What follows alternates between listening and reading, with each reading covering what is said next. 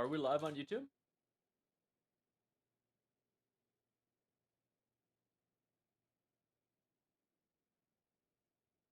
We are. We are. I haven't done a YouTube stream in years.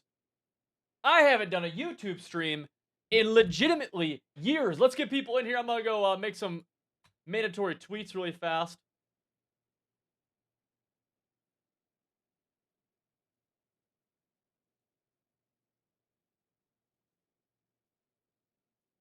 There we go. There we go, ladies and gentlemen. I'm happy to be here. If you can send me a chat, just so I can see a chat going on. Let me see. I'm new to YouTube stream. Well, I was actually we were one of the first people to ever stream on YouTube for Madden, many years ago.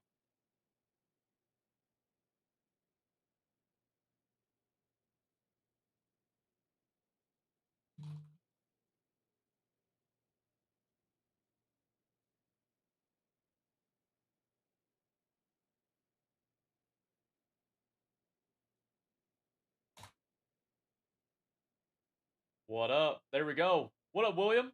Jay, what's the word? Good to see you, big man. There we go. There we go. There we go. As people come in here, let me know. Let me know if you're able to type. Let me know if you're able to see me. Let me know if you're able to hear everything very well. Let me go full screen on myself as we just get more and more people in this bad boy.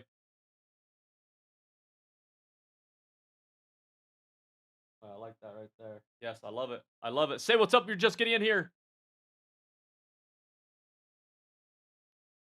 We are getting started right now.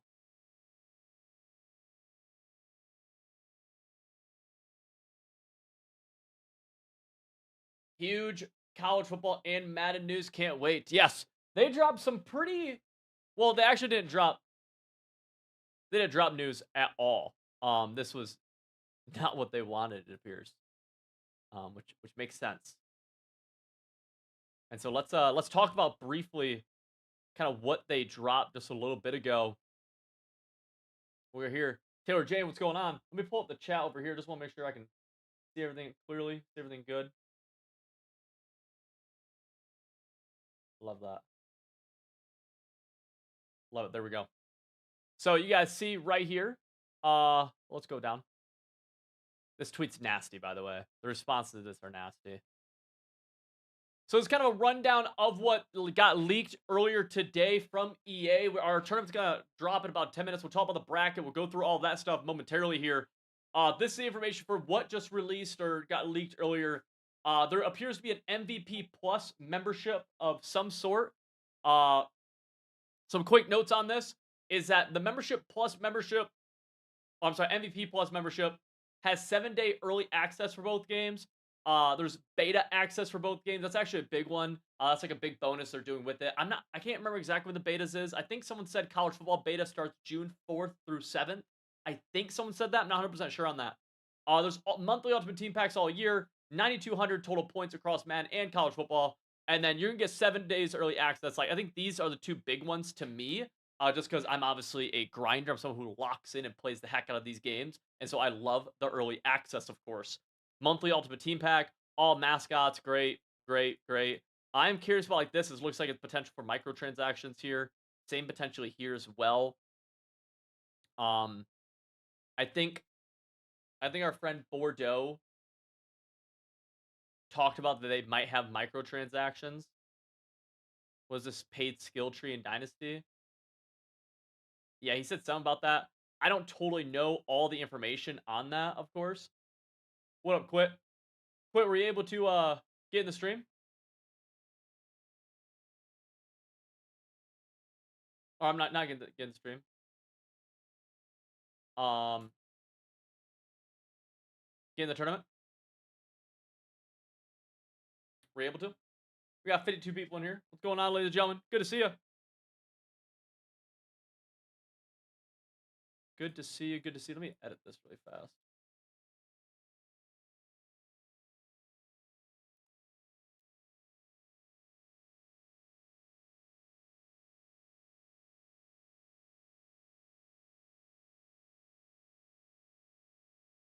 There we go. There we go. Much better. Much better. Much better. Rainmaker, you only get with that membership. Interesting. I wonder if there's a way, dude. This chat's a little bit small. Let's have this on the screen all time with me. Is it possible to just... I want it with me all the time. Is that possible? No? The chat for this is a little bit small. Alright. Can you do me a favor? Can you do me a favor? Can you type a 1 in the chat if you're in this tournament today? Just a simple 1 in the chat if you're in the tournament today.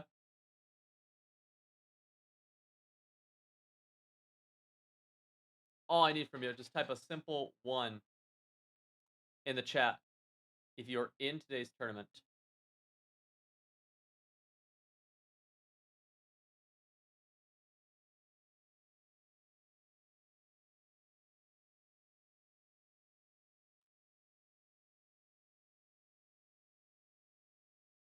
Boom. Some 1s, some 1s, some 1s. I see a 2. Awesome. We're going to drop the actual tournament bracket here in a moment, but we got to cover some ground rules. Zach Attack, I see you. What's up, big dog? We got to cover some ground rules, of course, with this. Big one. Let's just go here. I want you guys, if you're in this stream, look, the fact of the matter is that not everybody's going to be in this stream. I wish everybody was. They won't be. And so by being in the stream, you have volunteered yourself to be a leader. That means you're a leader right now. And so I want to talk to you about how this is going to go, tournament rules, and then a game start guide. We try to make things as simple as possible. We'll talk about the actual tournament app that this is on, tournaments.civil.gg. Pretty straightforward, pretty basic. But let me, can I get rid of this little tab right here? Thank you. So, official tournament rules. What does that mean? These are the rules that the tournament goes by, okay? Tournament admin is going to be Hexseed. That means try not to spam me, because I'm obviously streaming and hosting right now. Hexseed is going to be the tournament admin throughout this, all right? 5 p.m. Eastern start time. You get about a 5-minute grace period. If you're late past 5 minutes, we are going to boot you, so you do need to be active. If your opponent is a no-show, please tell an admin. If he does not show for 15 minutes, you're going to give yourself an auto win. That's a 1-0 auto win, okay? Game settings is going to be regular teams, play a friend, 4-minute quarters on a Heisman difficulty. Only exception is the first round will be 3-minute quarters, okay? That's for the sake of the tournament just moving at a good pace. Well, you can use any team. The away team gets to choose first, though. And the home team can't be the same team. So that we just don't have 2 teams playing each other. The home and away team is decided by seeding. The better seed is home. All right? Fatigue will be on. Injuries will be off. Weather, clear. Make it a normal, nice day. Right? Nothing crazy. 25-second Excel clock.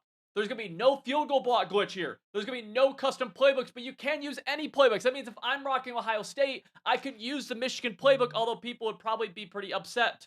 With that being said, home field advantage is the better seed, right? So the 1 seed gets home field advantage on everybody. The 2 seed would be away against the 1 seed. No play cooldowns or anything like that. We're playing to win without using the field goal block glitch or custom playbooks. I highly encourage you. Look, the majority of my audience, believe it or not, is adults. Also, the majority of my audience, believe it or not, is men. Adult men. We are adult men, which means if you cannot handle yourself in a tournament atmosphere where you cannot stop yourself from typing mean words on the internet, I will ban you. I hold full discretion. If you signed up for the tournament, you allowed me to hold full discretion. Don't make me ban you. Don't do that. You're a grown man. I'm a grown man. It's a video game. There's real world issues going on. Let's not get in a situation where I have to even consider. You shouldn't even make me consider banning you. That shouldn't even be a thing, right? Think about it. If you get considered to get banned from a video game tournament, what are we doing, right? Yeah, we're on the same thing. I have a zero tolerance rule for being a prick. I have a strict no idiot rule. All right. We're gonna be watching this on live streams. If you want to be featured on the live stream, please drop your link inside this chat right here. You see it? Tourney stream links. Pretty straightforward. Drop your link. I'm gonna try to feature as many people as I can. You get a chance to be on my YouTube channel, broken down by me. And we're gonna make some more content from this as well. So if you want to stream, please do. It helps us a lot, and it gives us content to actually watch. All right. Pretty straightforward, yeah? While we have the chat up, any questions from that? Anybody like, man, that just didn't make sense, Civil? Let's see. I'm going to be using my laptop to read the chat a lot. So just keep that in mind. Spam Civ. Yes, Craig. Yes. I'm a grown man. You are. You are. You want to play? We have 2 minutes if you're a Civil GG member.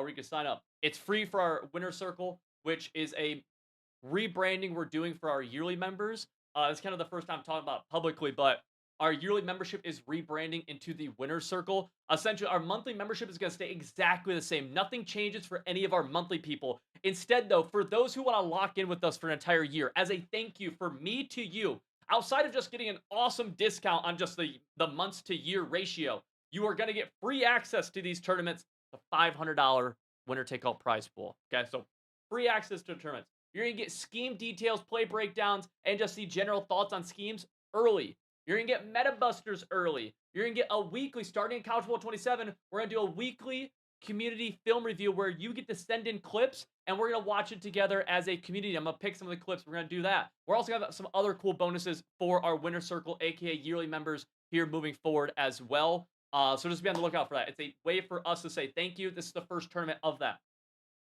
Do we do tournaments annually? We're going to monthly. We tested this idea out in January. Massive success. We held 2 tournaments that were awesome. Huge success for it. So from that, we're like, man, let's actually make this a thing where we reward people who are willing to rock with us, right? And you have a chance to make some actual money, get some real reps. One day I can guarantee you that if you play in this tournament, even if you lose in the first round, if you take it even semi-seriously, you will get better. My goal, everybody at Civil GG, whether it's Decroft, whether it's Hexseed, me, Slayin, Moshi, Sirius, anybody you talk to, anybody who's on our staff here, our sole goal is for you to win more games without having to put a ton of time into grinding, practice mode, and all that stuff. We want to make it easy as possible for you. One of the best ways to get better, though, is competing, right? That's true in sports, too, right? A lot of you probably have a sports background. This is true in actual sports. You know what teams do a lot of times before the season? They scrimmage. Why do they scrimmage? For fun? Maybe. But probably because scrimmaging gets you ready for the real things, which is you going into your dynasties, you going into rank, you going into gauntlet. You prepare for the next year. Don't worry, we'll be hosting more of these. So with all that being said, let's go over here. Boom. Let's check out the tournament. I built my own. I got so fed up with all the other apps, with all the tournament apps. We built our own. We said, you know what? Let's build our own app. And so we're doing it. But first, I need to sign into my admin account. I didn't sign in yet. And I need to have admin privileges.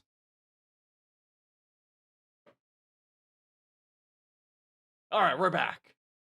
I'm an admin now. There we go. There we go. Iron sharpens iron. That's right. That's sports for you, brother. All right, we're about to launch this thing. Let's refresh really fast. Boom. Okay. This thing was supposed to start at 4. It's 4, or I'm sorry, 5 Eastern. It is 5 Eastern now, 5:02. I am going to first take a look at previewing the bracket. Actually, let's just manage the participants. Let's do this. We look really fast. Let me make one last look around, make sure everybody's good. There's no issue with someone saying they can't sign up last second, which is your fault, by the way. Let's take a look.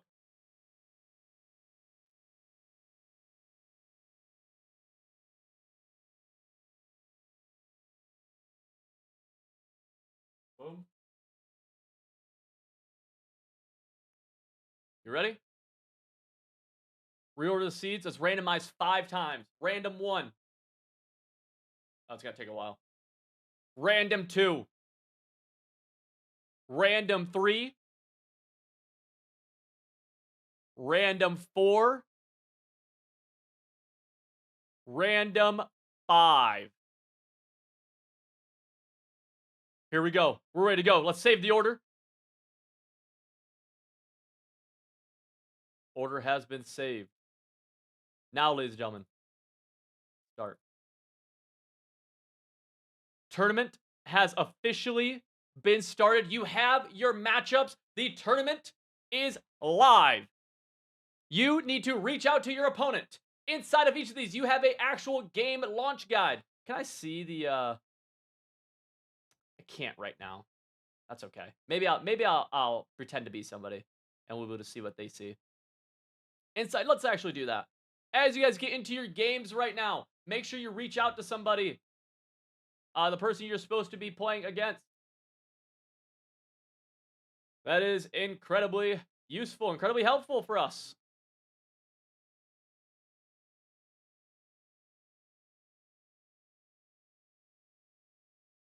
Let's see something here.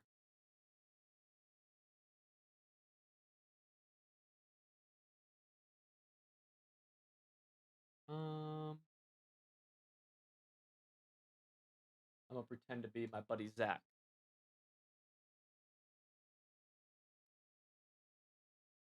Let's see here. Da da da da.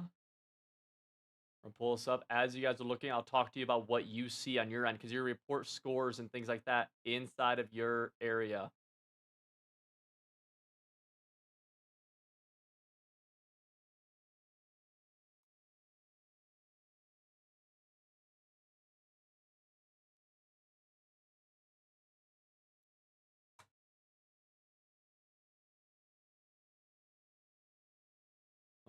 Let's go here.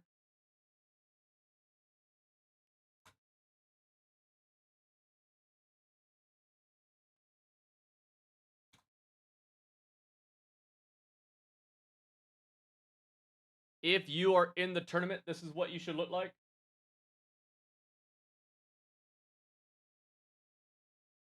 Yeah, you can't turn it off. So you are going to click Find Me. You're going to find the game that you're playing. And you're going to reach out to that player. You also can go up here and click on My Match. Very straightforward. Very straightforward. Click My Match. You're able to go into your match. And then you will report the score eventually. Whenever the game's done. Reach out to your opponent in the Discord. Please reach out to your opponent in the Discord. Make my life lovely. Ladies and gentlemen, as we get that underway, let's see what's going on here.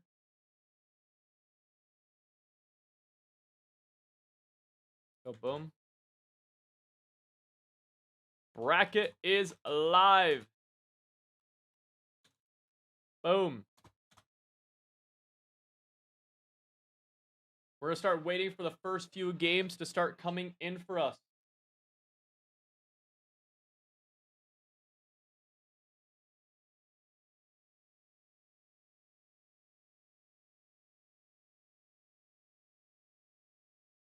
Remember, there is, when you click into the tournament, you can simply click up here, My Match. And it'll bring up your match, your opponent. When you're ready, you will click Report Score. And then you will report the score, of course. Make it easy to reach out to your opponent. The better seed is the home team. They will send the invite. The away team will select their team. For rules, please look right here. We also have in the Discord. No field goal block glitch. Don't do that. No field goal block glitch. If your game is ready right now, you may begin playing.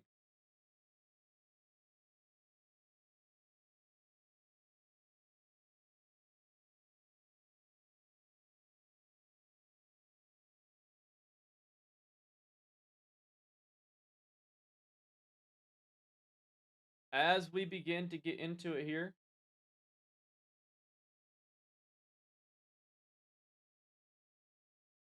What's good, little mama? What up, Isaiah? You playing? I am not. I'm hosting. I guess you got a free ride this round? Yeah, yeah, just the way the tournament worked out, there's some buys. What up, Robert? Except for the new game, I am. Wish I wasn't at work today. I'm excited for it. We do have a good amount of people streaming. I'm going to start pulling up some streams randomly. This entire Discord has a ton of streams. I'm going to put up Jack Frost. Just trying to find people whose names I recognize. Coach Pepe. Texan Hulk. South Park. You're not live, brother. Gunsmith. That's the 1 seed, I think, right now. He's in cut. Hootie. Okay. Jordan Nelson. Gaudio. That's my dog. He's not live yet. And Beanie. I probably missed one or two. The deeper of a run you make, the sooner you'll get streamed. How do y'all determine seeds? Randomized it 5 times. Randomized it 5 times. What if I have a bye first round? Then you will wait. Then you will wait. For round 1, if you have your game right now, please get into your game. Reach out to your opponent. Get into your game, ladies and gentlemen. That is how we're going to rock this bad boy. Make sure you're reaching out. Things are very straightforward. If you're playing in the tournament, just click on My Match. See if you have one. You can click here for the bracket as well. If you need to find yourself right here. $500 winner-take-all tournament. 35 players battling it out, all Civil.gg members. We will see who is the best player, who takes home the glory, and wins a cool 500 to end off College Football 26. This is regs. This is 3-minute quarters for the first game. 4-minute quarters the rest. So if this is your first round game, if you're a round 1 game, you are 3-minute quarter. Which, do we even have any? We literally have one. We have 2. Okay. And then 1, 2, 3, 4, 5. Okay, these can be. If you're in round 1, you're a 3-minute quarter game. If you're a round 2, you are a 4-minute quarter game. If you mess it up, not the end of the world. You don't need to restart. Got 500 on Thunder.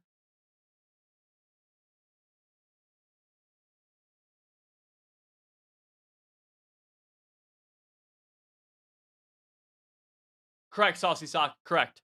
That's the goal. Am I a little quiet? Am I a little quiet for you? For anybody?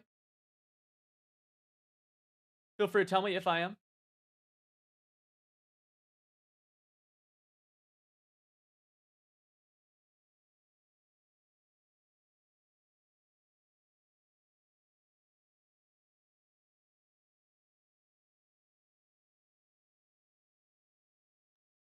If your opponent is a no-show after 15 minutes, so we have about another 5-10 minutes, we'll go. A little quiet. I'll bump up my sound just a bit. Where was I? What was that? 4.3? We'll go 2.4. 2.2. Let's do that. Oh, we'll go 3. We'll go 3. We'll see how that does. Not too much. We don't want to go too crazy on it. Now, with that being said, I'm going to be honest with you. I'm trying to figure out the best way to get this YouTube chat kind of going. I don't...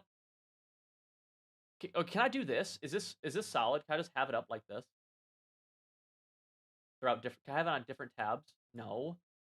Is it its own thing? It is. Okay. God, that's kind of brutal. I wonder what the best way to have that YouTube chat is. Because it's a little brutal.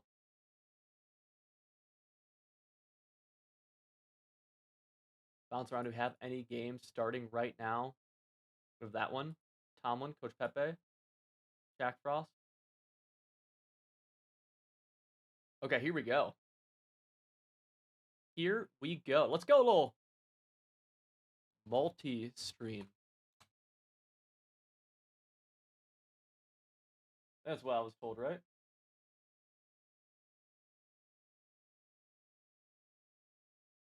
Multi-Twitch.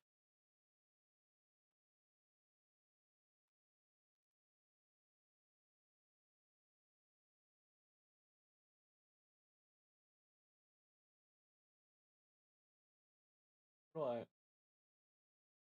Was it just slash and then the stream name? Yeah, it is. Okay. Slash Coach Pepe.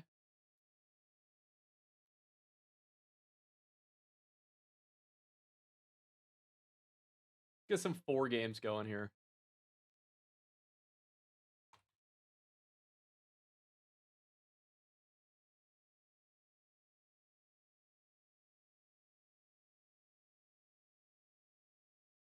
Awesome. I love it. I love it. I love it. I love it. Let's go. Let's just push this. See what happens. Oh, here we go.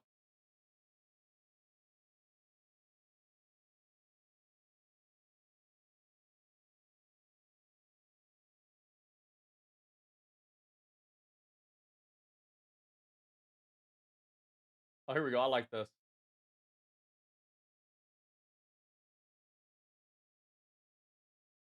Turn the volume up. Does the volume still need to go? Does the volume still need to go up a little bit? Or are we good?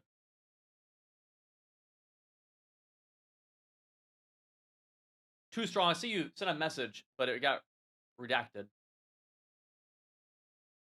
Unfortunately. I'm sad to see.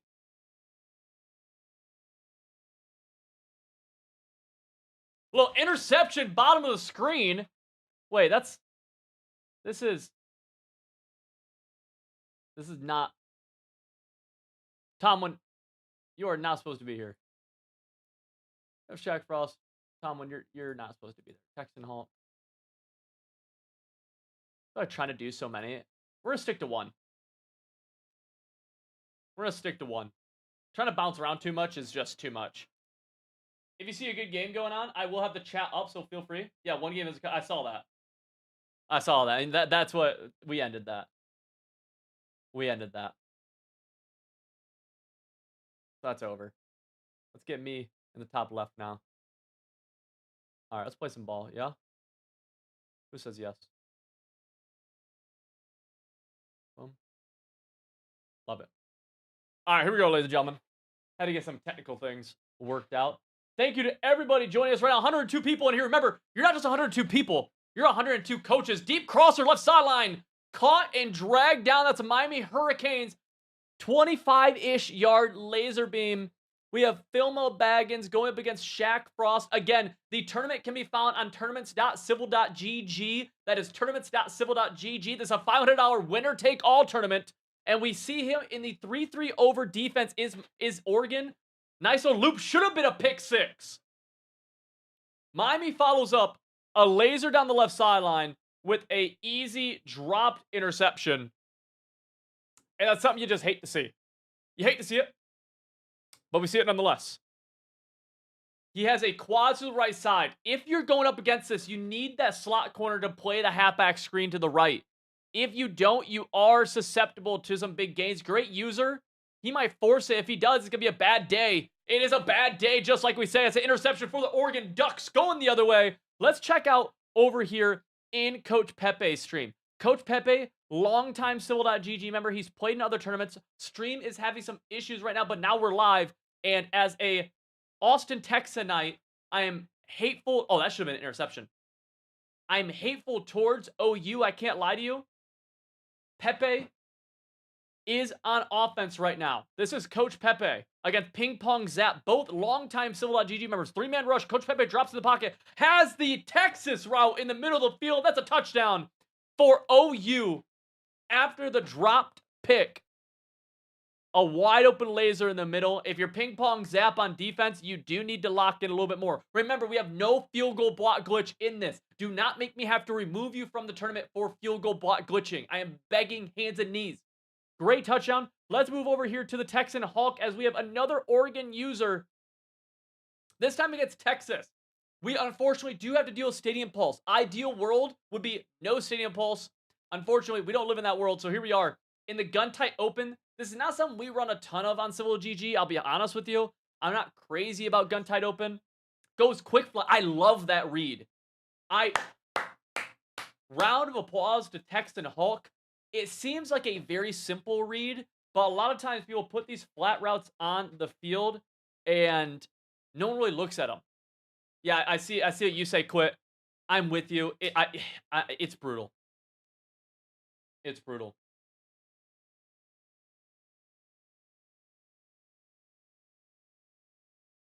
Yeah, it's tough.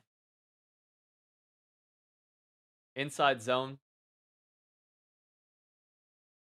Real quick, I just want to fix ever so slightly. See if I can get my tabs out of here.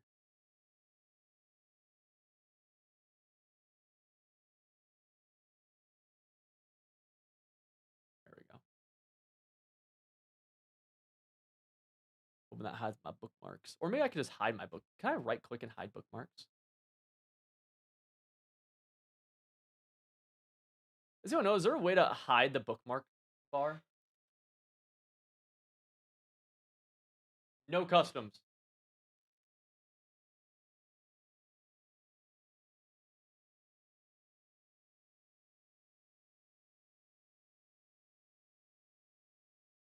Nice flat route. Good. Nice auto broken tackle, too. Oh, love it. There we go. Control Shift B. You can use any playbook, just can't be a custom playbook. We are in the Longhorns using the empty bunch. That's the Baylor offensive scheme on the site. We're gonna see what this looks like with the drop back. Corner route. He actually almost maybe had it if. Oh! Risky throw. Corner route broke weird. And we have a huge touchdown right there. We catch the very end of on your screen right there from Pootie Tang.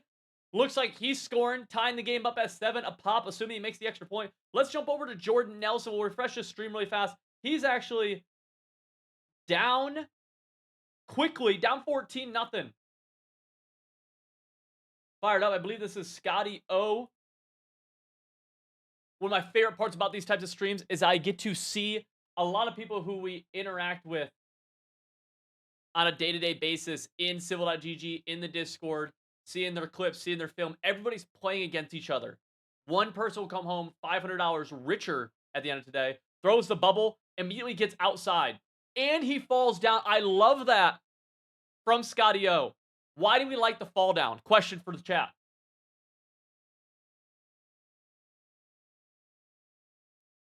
Question for the chat. Why do we like that right there?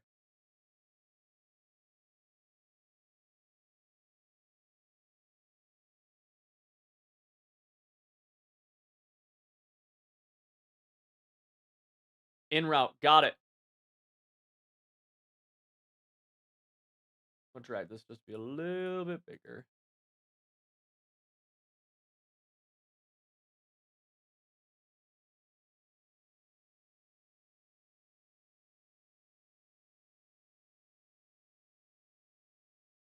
There we go.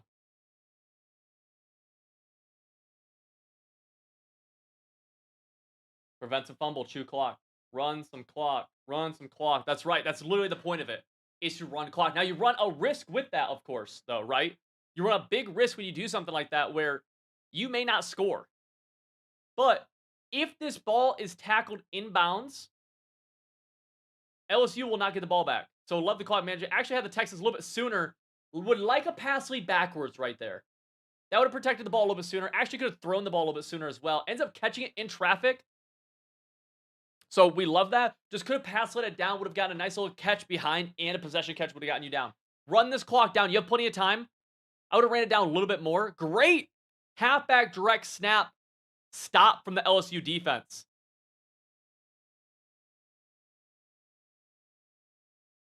Love that. This is a great end of half situation, though. Really for both players. I don't know who gets ball at half. I'm assuming Notre Dame. That's Scotty O. I think he is going to get ball at half just because the situation that we're at hand right here. And so he'll punch it in. 12 seconds left. Awesome. Assuming he gets ball at half, he has an easy chance to actually tie the game up. Great end of half management by him. We're going to go over to Shaq Frost with 11 seconds left in the first half. There was just a dot to the tight end. We're in split backs right here. Shaq Frost is on defense. Miami, you don't see many 0-0 ball games in College Football 26 at halftime. We don't know what led to this point, but what we do know is that this next 11 seconds could shape the rest of the game. Rolling out, good job with the user right there, taking away the Texas. Forced to throw, but I don't hate it in that situation. Now at zone 37 with 6 seconds, you really just got to get back. It's unlikely you can get to field goal range.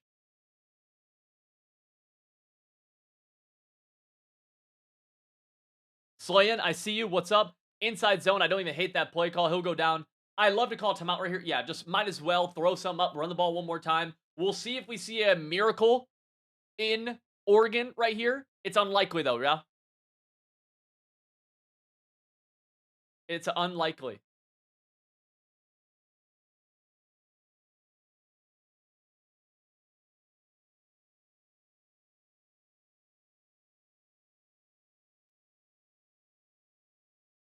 Love to see the chat helping each other out.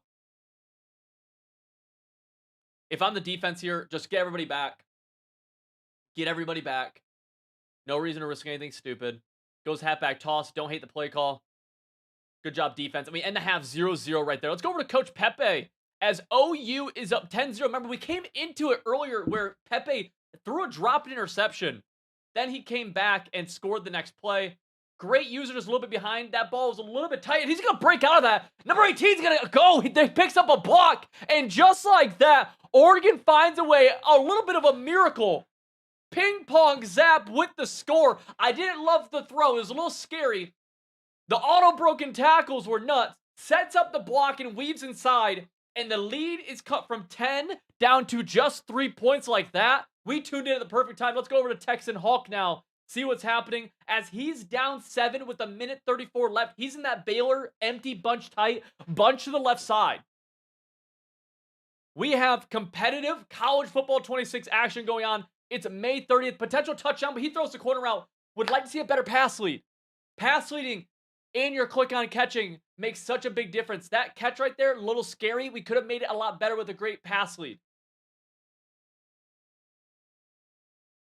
Dropping back, has that post route. Great job that time of getting an interception. He might be able to get out if he's able to make some people miss. He doesn't. Kind of a bad catch animation. I actually didn't hate the throw. I thought he clicked on and came back to the ball decently. He got that kind of jump up catch animation. I wonder if he even hit a catch option. A lot of times that happens when you let the CPU catch the ball. So I wonder if he just kind of let it go.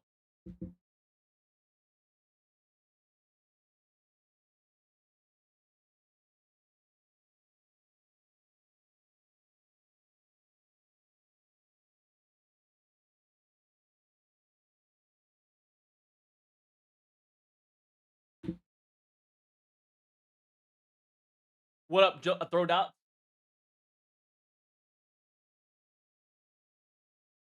Handoff inside leads to a broken tackle. A lot of auto broken tackles. If you're Oregon here, 51 seconds left, already up 7. You're in an awesome spot to kind of control the end of this half. I have not touched that wear and tear sub all year. Haven't touched it all year long. 4th and 15. Not only one route going the distance, though. 2, I guess. Bad route combo from Scotty O, and LSU goes up 14-7 with ball now.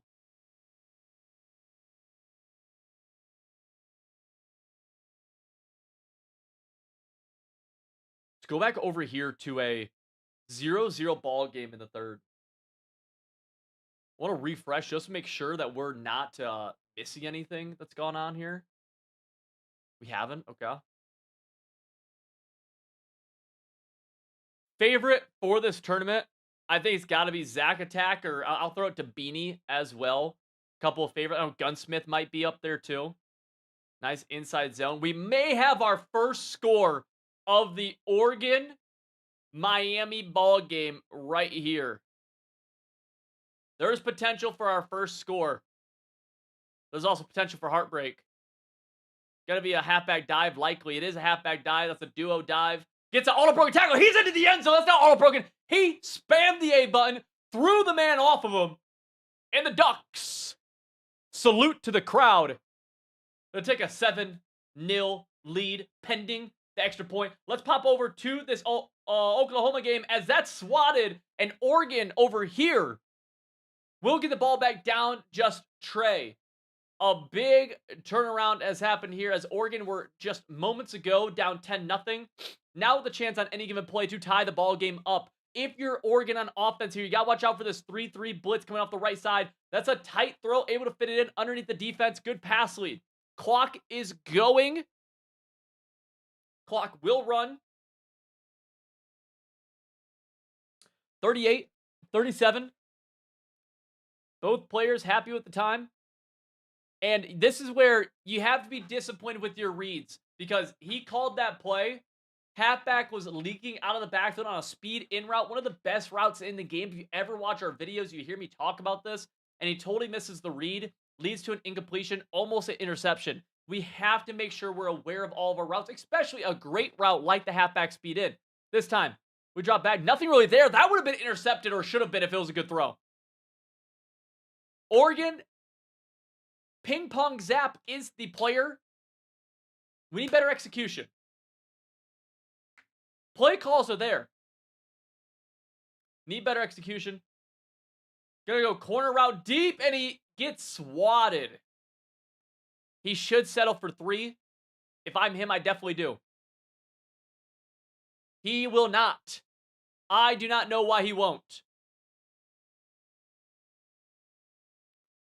He definitely should. After this conversion, we will take a quick look at the bracket. 3-3 over on defense. He's going to man up the halfback. Got to watch out for a deep curl route on the left side. Not a deep curl. Had the out route. Going to throw that instead. Has it through traffic. Numerous men around the wide receiver, but the Oregon Ducks fit the laser in. Sometimes you throw it, you're throwing a dart, you're throwing a rope. He ropes it into coverage, but between all the defenders. I thought we had some better options on that play. Had a deep out route that was open. Ends up throwing the laser regardless. Touchdown Ducks.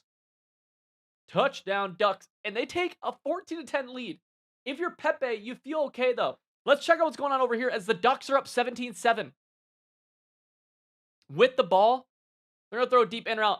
And honestly, it feels like Texan Hulk has this game pretty well underway. 4th and 10 conversion for the Buckeyes here to get into field goal range before the end of the half. We're clicking around just a little bit just to see what's going on here. Beanie scores a touchdown here. See him in the bottom right of your screen. He's going to take a 4-point lead. And as we're here, let's just do a quick little refresh of the bracket. This is a specific civil.gg bracket. You can find it yourself if you go to tournaments.civil.gg. That's tournaments.civil.gg. You'll be able to check out the bracket for yourself. We have numerous people playing right now. 35 players in all turned out for this tournament. This tournament is a free entry tournament for our Winner's Circle members. We want to do something where we take our yearly members, anybody who's investing in us in a year, right?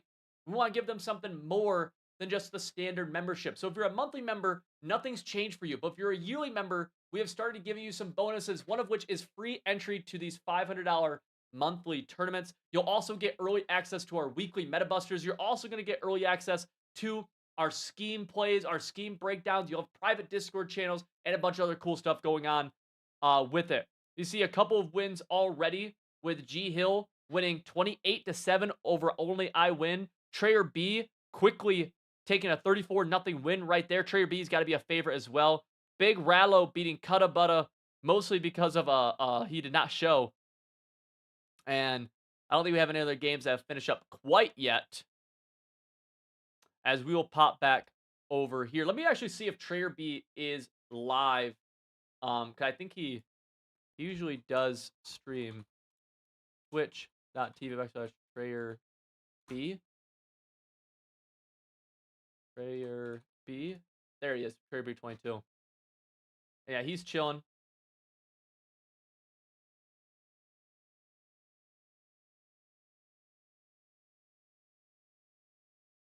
Zach Tag one. I'm outies. Nice. Halfback direct from LSU. Just milking this game out. Fired up. Scotty O looks like he will lose that game to Snugs. Let's go to Jordan Nelson as we have a nice game breaking out right here. What else do we have? Any big ones? Wow. We have one right here, ladies and gentlemen. The game that was 0-0 at halftime finds itself at 7-7 a pop with 2:28 left in the fourth on the own 37. Oregon Ducks have the ball. We have the Miami Hurricanes on defense. This is Shaq Frost. Shaq Frost, somebody who joined the tournament, has been a Civil GG member, goes halfback duo, and he's looking just to get into field goal range. To make it a good field goal, to make it easy, you need about 30 yards. To make it a field goal in general, you need about 20. You're going to let this clock go. If you're the Hurricanes, at some point you will use your timeouts, most likely this drive. Both players, though, have played enough defense where we'll see what happens. If you're in the chat right now, let me know. If you're the defensive player, what do you do? Do you go blitz heavy with the hope of forcing a turnover or giving up a quick touchdown? Do you go more conservative? Do you go all out to defend this first down? What is your defensive strategy if you're the Hurricanes? Because this is a very intense spot to be. There's a lot of different ways to skin the cat here. Goes safety, the user ends up making the tackle. I talk about it so much in our videos. The most important player on defense is the user, and that's who prevents the first down. 3rd and 3, clock is still going. Neither player will use a timeout yet. If I'm on defense here, I probably, we sell out for this for defending this right here. Goes drag route, bad pass lead, as he would have caught it likely for the first down. And this brings up a 4th and 3. Had the catch. A really bad pass lead. I see some blitz heavies in the chat. 143 people in here. I appreciate everybody watching right now. $500 on the line. This is a first round game coming down to the wire. Minute 40 left right here. On the safety. Pressure gets picked up, but there are some sheds. Gonna have the crosser. Throws the crosser. Catches the crosser. Gonna get tackled inbounds as well, which will get the clock going. That's a massive difference maker. And a dot delivered when it was needed the most by the Ducks. By Shaq Frost. Now you have to sell out for the run. First down, sell out for the run. Does not do a great job of it. Makes the tackle for a 2nd and 3. You got to use your timeout as well. He won't. He'll hold on to it. You can do that. It's just a 40-second runoff. He uses the timeout now.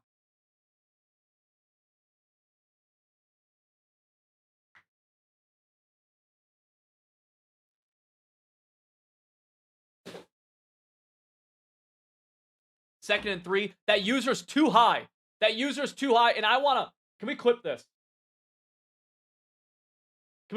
I want to go back to what just happened right there because that was a huge mistake. Huge mistake. We'll watch that back in a moment.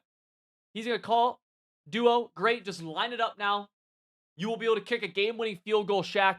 This is very, very bad from the defensive player. And you know why? 2nd and 3. Everybody and their brother knows it's likely going to be a run, right? Look at where the user is. If you know it's going to be a run and you cannot give up the first down, our user has to be at least about 7 yards off the ball so you can come down. Look at where the user's not even at the first down marker as the halfback is crossing the line of scrimmage. Bad play call, bad alignment from the defender. We have to play a little bit better. We have to. Now, if you are Shaq Frost right here, I do not know why you're calling the play. You let this go past the 40-second marker and you call a QB kneel, assuming the ball's lined up, which it should have been. Okay, well, now you have to line the ball up. What up, Zach Attack? I see you. Lines the kick up a little bit more. Let this clock run down. Call your timeout. Remember, there are no field goal block glitches allowed in this tournament. That is not allowed.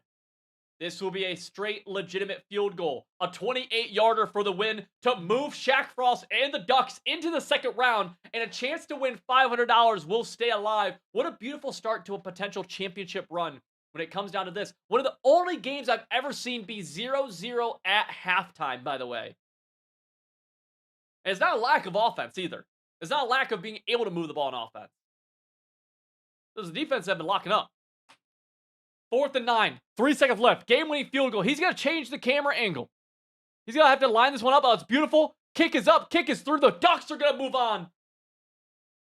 And down go the Hurricanes. Let's move over to this game right here. As at one point, we had Coach Pepe. Believe it or not, Coach Pepe was up 10-0. Now finds himself down 11 with 2 minutes and 15 seconds left. He's going to flip his formation. We need to get this snap off, though, soon. Trying to preserve a lot of time before that 2-minute timeout. He's going to snap the ball. He might have to roll. He has potential roll. He's going to throw that instead. He will catch it in traffic for the touchdown and go for 2 now. Looking to cut the lead to just 3. Most likely going to be a QB blast or a halfback direct on this play.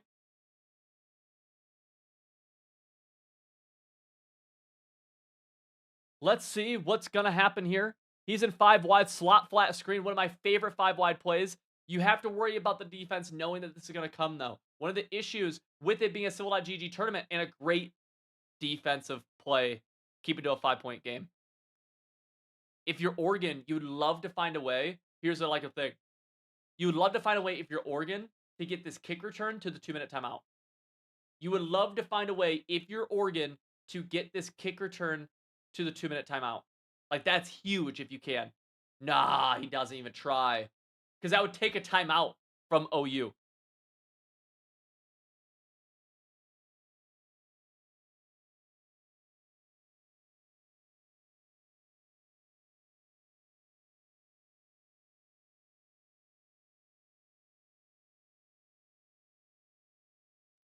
OU in a very blitz-heavy style defense. That's great in that situation because that's going to blow up the run right there. Going to bring it to the 2-minute timeout. But notice that's why I was saying earlier, if you're Oregon, you'd love for that kick return to be able to just to milk off 5 seconds, which is hard, by the way. But if you could, then that would have forced OU to use a timeout already. Instead, now you won't have that. We're gonna see those flats were a little bit okay. They end up being fine. When I saw the player for a moment, there's the first timeout used by OU.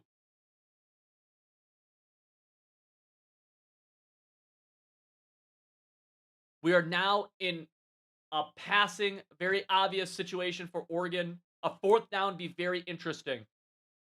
Corner route's there. Corner has a bad pass lead, though. He's going to catch it. But a very bad pass lead. There's still life for OU. But the chances have become slim. One of the big things we have to have happen if we are on defense here is to blow up this run. This run, we know it's going to be a run. It cannot get a single yard. And we do a great job of it. Burn our timeout immediately. We have a chance to get the ball back within about 20-ish seconds, depending on how these plays play out. That is life in College Football 26. I don't know about you. I've been in this situation both on offense and defense with the ball, or playing defense against somebody with the ball with 20-something seconds left, and I've either won or lost. That is enough time. I've seen craziness happen. I've seen greatness happen. And Dub P needs to find a way to come back. He's the Ohio State or the OU user. That's a first down. It's going to cut the game off. Ping Pong Zap finds a way to win. He was down 10-0 at one point. Comes back to go up 21-10. Then secures the needed first downs. Go into the victory formation, my brother, because you are moving on to the next round. Let's go over and see if we have another great game going on. This game is apparently over. Let's go here. End of half. That game's not looking great. Jordan Nelson, 4th quarter. We have a 3rd and 7. If he gets stopped right here, he could kick 3 to tie it. Texas 4-man. You gotta watch out for the scramble when you do that. Boom, goes in route instead, gets the first down. He might fight for more. That's gonna be all the way to the inch-yard line. Sometimes, some people call it the hardest inch to get in America. That's what I've heard, but I won't lie to you. This defensive front that he's in right now is gonna give up the QB sneak. Gives up the QB sneak. He got 4 yards on the QB sneak. Need QB sneak defense. Need it. Need it, need it, need it. We will come back to this game momentarily. We're going to click around really fast. See what's going on here. Stay alive drive. Beanie on defense. Beanie a favorite in this one right here. Stay alive drive from Ohio State. Ohio State's going to try launching it. It's going to bring up a 4th down. I do want to take a gander and see what other streams are going on here. Shout out to everybody who is streaming for us. You guys are absolute legends, absolute G's. That's a 28-0 ball game, and I am going to leave this. Sorry we tuned in. I'm sorry. Better Call Saul was streaming, I think, but he's gone. If you know of a good stream, please make sure you say it in the chat. I throw dots. I saw you talking earlier. Who are you playing? Oh, I think, are you playing, not sure. Are you playing Beanie? Might be. Go back to this game. Because Ohio State's going to throw the tight end flat. He gets a weird animation upfield. I actually don't know what happened.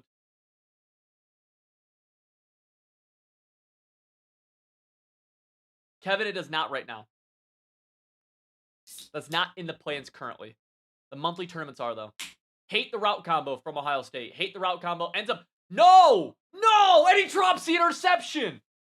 And he drops the interception! No!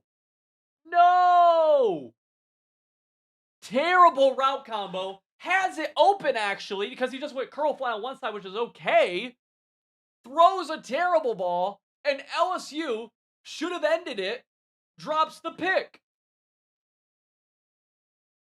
So now, we drop back to pass. Pass rush is picked up. Goes A over the middle, has it. If you're LSU, you're sick, though. You're sick. Let's watch this play back and see why is Civil so dang upset about it. Well, let's see. 3rd and 3. This is not a great route combo when you take your outside left wide receiver and put him on this streak. This streak is not open. It won't get open against anything. Curl flat on the right side, that's fine. This little snag route, fine. And what really upset me is that the route combo on the right, this is the read. That's the read. You're reading high-low on this right side. Instead, he forces the ball outside, throws what should have been an easy interception, but now he stays alive as Ohio State picks up another first down. He's down 4, so 3 points will not do it. He will need 7. And if you're on offense here, you do need a 2, and that's great clock management by him. That is awesome clock management by him. I love the defense selling out for the run too, but he ends up squirting out of there somehow. If you're LSU, you're sick. No way around it. If you're LSU, you are sick right now.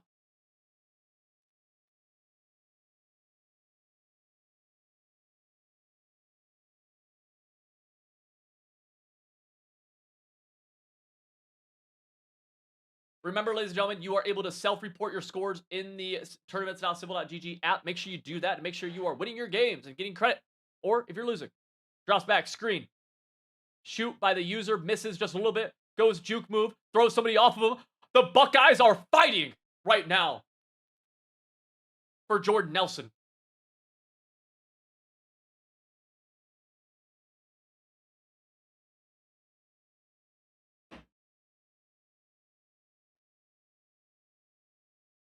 Looks like a potential inside zone. I think it will get shot by the LSU user. Notice that gap shoot angle right here. Look at it shoot right through here. Like him a little bit on the right side right here.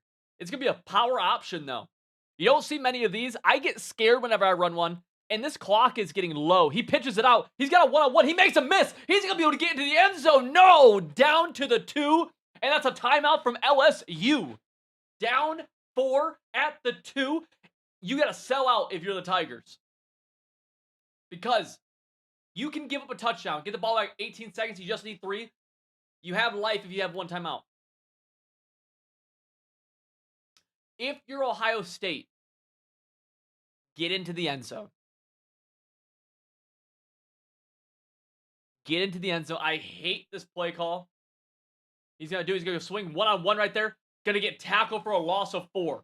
That's going to bring him to the 5. This is do or die time now for both players. There is no longer enough time for Ohio State, or I'm sorry, for LSU to answer back if they give up the tutty. Second goal from the 5. This is Jordan Nelson versus not Tim Cheese. I do not know that reference. We have bunch wide. I'm worried about an RPO right here, but he's going to go to the wide trail. Love it. Has RB back down. He's going to go troll. A bad read into double coverage. Had the touchdown. Highball that pass, lead it down. You can snag it. He doesn't. And almost bad news. 3rd and goal from the 7. Stem down corner route, left side. Potential drag or Texas route. He's going to throw the drag. Drag is broken tackle into the end zone. If you're LSU, I'll say it for you, you're sick. Throws it into traffic. Gets the broken tackle. Then falls into the end zone. LSU with just 7 seconds left to find a way to get 3 points. If you fair catch it and get it at the 25, you could... Yeah, that's what he's going to do. At the 27, you could get into field goal range in 6 seconds. Maybe if you throw a seam. But it's not looking pretty. And it's not looking good. Cover 4 is the right call for the Ohio State Buckeye defense. And just run backwards. Do not give up the seam.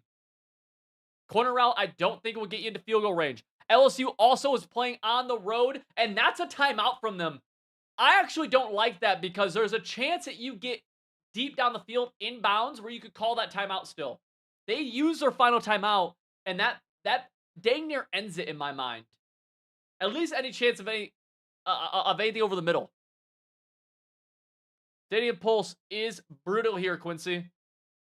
It really is. Like, because if you take a false start, I mean, false start, yeah, you don't run the time.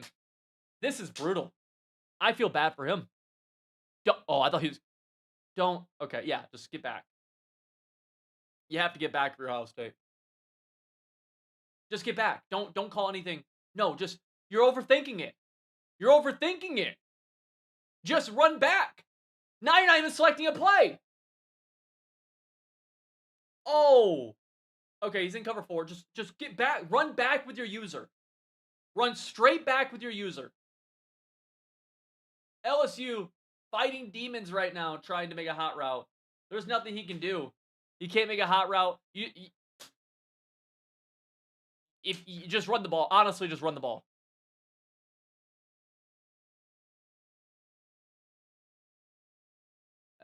Yeah. Just run, seriously, run the ball. Like halfback draw, inside zone.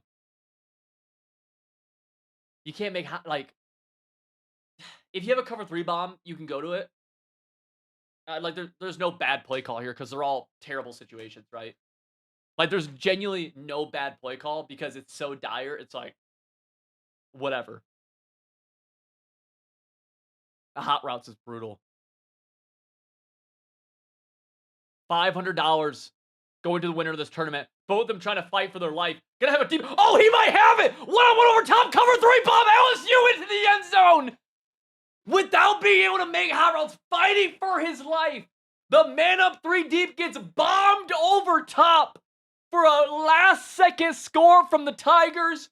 If you're Ohio State, you are sick right now. I said it didn't matter what he did.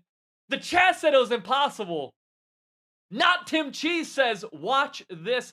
He's going to move on.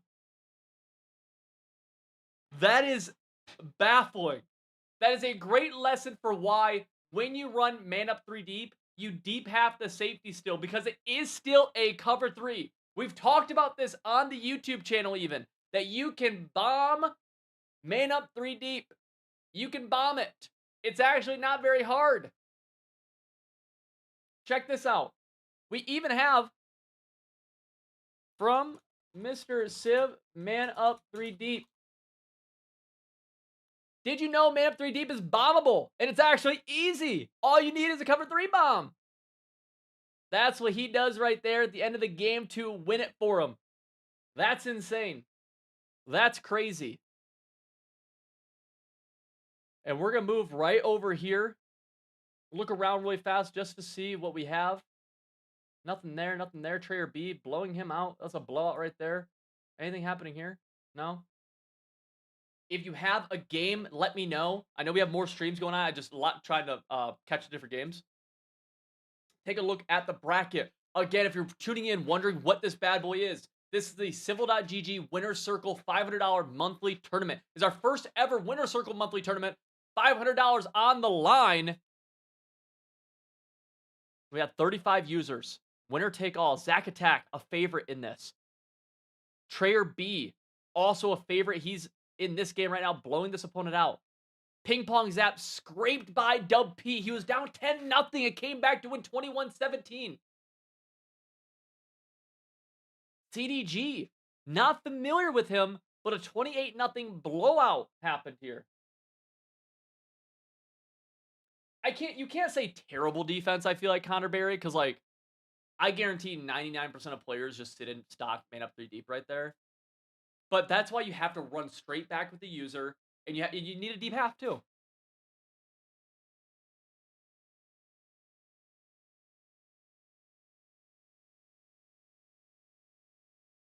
I'm more mad at myself than you are. Tourney pressure turned my brain off multiple times in that game. And I'll tell you, you're not the first person to do that. I'll give you an awesome example of when this happened in an actual tournament. And this was for like $75,000, so a little bit more than what we're playing for here. A guy named Fancy, a good friend of mine, was playing a guy named Ghost. This is maybe Madden 23. And all Fancy has to do is punt the ball deep. Just punt the ball deep and you win the game. There's like 6 seconds left. He's up 3. And it's 4th and 20 or something. Just punt it deep. You win.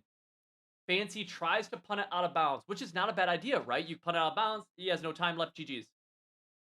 Fancy shanks the punt. The punt goes 5 yards. Ghost kicks a game time field goal now because of this. Fancy is one of the greatest Madden players in the history of ever. One of the greatest college football players in the history of ever. Shanks a punt. He ends up winning in overtime, but he nearly lost because he shanked a punt. Brutal. Yeah, I mean, it is brutal. It is brutal. I'm going to give it to you. But the reason I want to host these tournaments is I want you to, as much as like these are real stakes. $500 is legitimate cash, and someone will win actual $500. You will take it out of my mouth. I'm paying, right? It's not $500 in value. It's 500 American dollars, which could be worth less tomorrow, or maybe worth more, whatever the economy does. With that being said, though, I want you to take what you're learning from this, and when you go into your next gauntlet, your next ranked, your next dynasty, you don't make the same mistake, right? Because those things are going to be more important than this, likely. It does happen. I've made some real bad mistakes.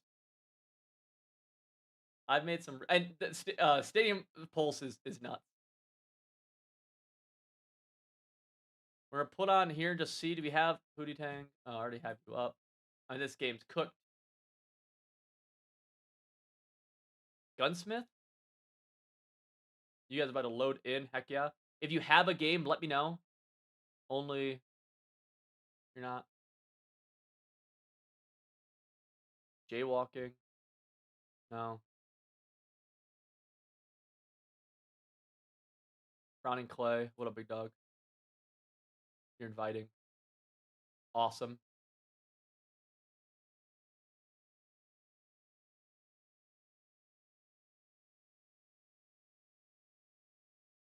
We'll have this on as I talk to you for a moment. One of the big things that's changing every year, I try to. What a lot of people don't know is that I run the majority of the behind the scenes on Civil GG, and so we have staff, right? Hexy, Decroft, Slans, other people. But a lot of the technology behind things, the site, a lot of the business decisions, stuff like that, is made through me. And a big one that we try to do every year is like, how do we make the experience better for members? How do we get people to win more games? Interception LSU. Like our goal, our mission is for you to be able to win more games. Regardless if you're a 45-year-old dad who only plays after work and just wants to beat up on his buddies in a dynasty, regardless if you're a 20-year-old kid who just plays after college, or you're someone who's trying to get competitive, right, and play professionally, maybe win money. We had people of all walks right there win more games. And consistently, what we're trying to do is to help people win more games. That's all I care about. That's all I want to do when it comes to this stuff right here. And so this year, we added in play call sheets, which was awesome. We were able to totally redo the website to where now you're able to track your scheme progress. We added in bonus guides. We have weekly meta busters released every single Thursday. The Discord got redone. A lot of stuff on the back end got redone too, so we're able to post more schemes this year. And we're not over yet with this year. Across Madden and college football, we produced 45 different schemes. 45. And these aren't just like willy dilly. These are by one of my favorite facts about Civil GG of our coaches, which really encompasses myself, Hexseed, Decroft, and Sirius, is that I am the worst coach when it comes to playing the game. I'm the worst, skill level wise. And that's awesome because I'm pretty solid at the game. January, went 203-15 in online play when I grinded ranked. Won tens of thousands of dollars playing competitively, yada yada. And so the reason I say that is that we have 45 schemes produced by people who are incredibly talented at the game. And so it's never just nonsense. It's always stuff that we believe will actually help you win more games. The big thing that we're doing this upcoming year, there's a few different things, but we really want to reward people who are locking in with us on a yearly basis. Not only by locking in with us on a yearly basis are you getting just a ridiculous discount in terms of like months paid. I think for a monthly membership over the course of 12 months, it's like $360. For a yearly membership, it's $240 before discount codes. and so we offer a lot of discount codes. You watch any of our content, you know that. And so the people who are willing to do that with us, we want to reward. And so we're doing these monthly tournaments, which are free entry for our winner circle, which is our yearly members. Free entry, $500 in line, chance to have fun, be broadcasted by me. We're gonna make YouTube content from this too. So if you've been a part of this stream at all, there's a good chance you'll have something on YouTube. Additionally, for those winner circle members, which is just yearly members, we're gonna start doing once Couch Wall 27 comes out, weekly community film reviews. Nice laser. All that is on a weekly basis, you get to send in your film and you'll have it reviewed in front of everybody by myself or by another coach like Dcroft or Hexseed. You'll also get early access to our meta busters and to our scheme breakdowns, scheme plays, and details, but also some other cool stuff too, which I'm excited about. If you're a monthly member, nothing's changing on your end in terms of you're not losing anything by this. And in fact, as the website continues to get better, we release more bonus guides, things like that. You'll be a part of that as well. We really want to say thank you to the yearly members as they keep on coming on, especially as we get into a new season, which is incredibly dope. I'm incredibly excited to get into College Bowl 27 and Madden 27. With that being said, we're gonna check over to Oregon as they get a massive touchdown. What up, Raider?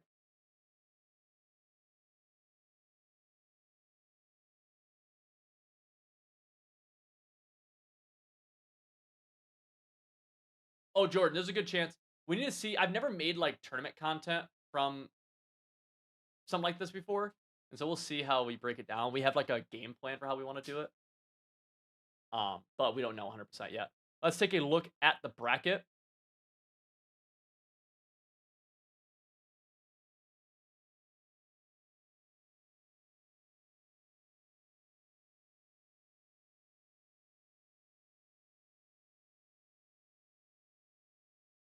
Yeah, bracket's a little bit behind in different places just because of the odd number of people playing.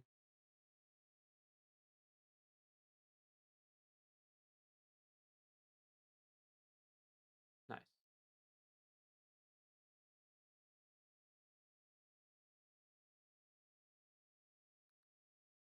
Just skim through these really fast. Always want to try to get high action stuff. If you know of a good game going on, feel free to tell me as well. I'd love to hear it. Not a good game. A lot of games just starting. Yeah. There's never content like hidden from monthly members, by the way. It's not like, oh, we're only releasing this stuff. Monthly membership stays exactly the same. UAB got broken down in a meta buster earlier this week. I talked about it. So yeah, that's up. It's never like, oh, we're like monthly memberships stay exactly the same. Nothing's changing. Yearly members, we're just giving content a little bit earlier, and we're giving you some bonus on top of that, like our weekly Discord calls, like free access into these tournaments, like our meta busters and our schemes a little bit early, just as a thank you for those people. Yeah, yeah, we want to do it on a monthly basis. Um, what my tentative plan is right now is because June's kind of like I don't think anyone's gonna play in like the end of June. I think July we're gonna do two. Oh, sack fumble. Oh, Oregon's gonna get it. Oregon's gonna pick it up and scoop and score at the end of the half. This goes from Indiana about to at least kick a go-ahead field goal to instead Oregon scoops and scores the other way to go up 7 points. That's 14-7, assuming the extra point goes in. That's a big deal. That's big time.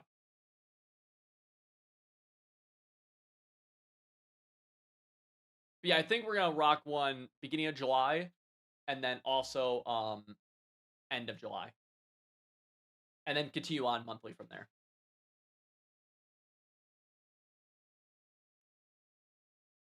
I respect that challenge.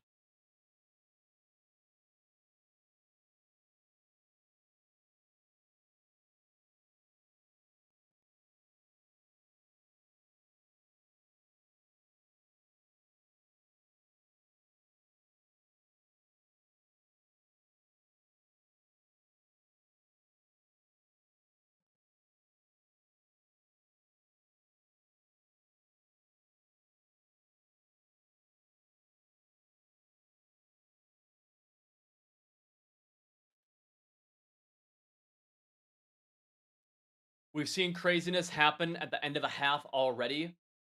Indiana down 7, end of the first half, 8 seconds, 2 timeouts on their own 14. If you are the defense here, you have to just get back. We have to. Even this, I hate where the safeties are here. We're gonna give it that corner route. It's gonna be a throw. Thankfully, it's just unlikely that anything really comes from this other than a Hail Mary. But we just get back. Everything has to be back right here. Cannot let something nonsensical happen. I don't even think we call cover 3 cloud here. Especially not how he is. You better back off your coverage. He's not. This is big bomb opportunity. I can't lie to you. And he has it. Oh! This is something that we saw in January with our tournaments as well. We have to lock in when it comes to the end of half defenses we call. Clock management as a whole is huge. Situational play calling as a whole is huge. We have to be better because right there, Oregon's defense to end that half was objectively terrible. Like, terrible. Why would you be in that? 2 seconds left. He has to go 50 yards. Back everybody up. Don't press at the very least. Begging for the big play. Skip around a little bit. See what's going on. 7-7 ball game here with Beanie, one of the favorites in this tournament. He's going to drop back. Not really there except for the drag. Late going to throw that drag. Got it. Just under a minute to go in the first. Trader B, nothing going on. CDG, he's off. Good game over there. Tomlin 99 there. And Texas LSU. We're going to watch this. Got to watch out for the RPO. Not going to go RPO. Going to go curl flat instead. Gets the en route for a gain of about 11. Let's go back over here. This is our only second half game right now. Gun cluster for Indiana. Indiana had the unfortunate sack fumble 6 to end the last half. Was a sack fumble 6. They easily could be winning 10-7 right now. Instead, they're down 14-7. Halfback draw. Nice gain of 10 right there. Well, 2nd and 10 got exactly what he needed for the first.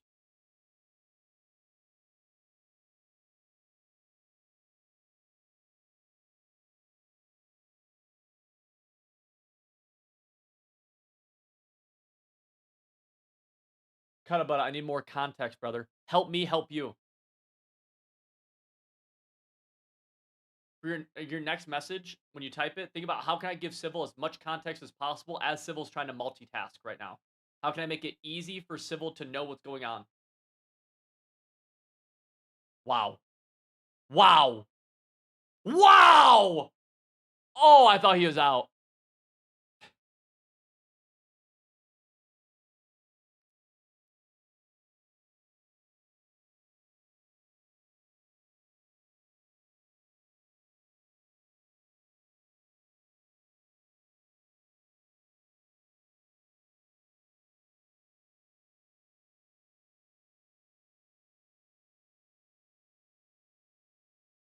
Gun cluster, play action.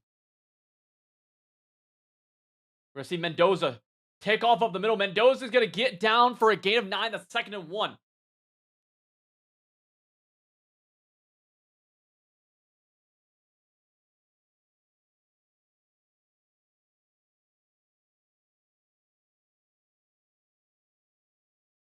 Gun cluster left side. Goes draw. Gets a nice little speed burst. That's going to be in an IU touchdown. Halfback draw just destroying this run defense right now.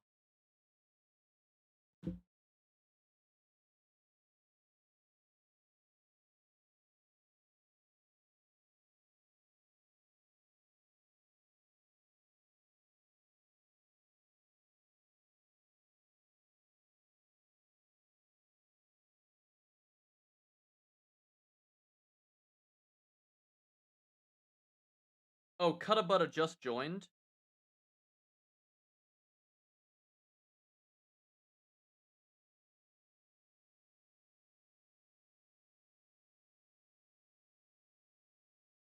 Yeah, Cutabutta, you just joined the Discord 9 minutes ago. Tournament started about an hour ago, brother.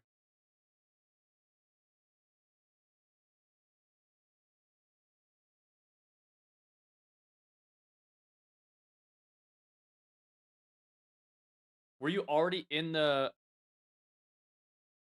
Oh, no. Oh, yeah, I see that. Yeah. I mean, you didn't tag him, but what's the situation? Where are you guys?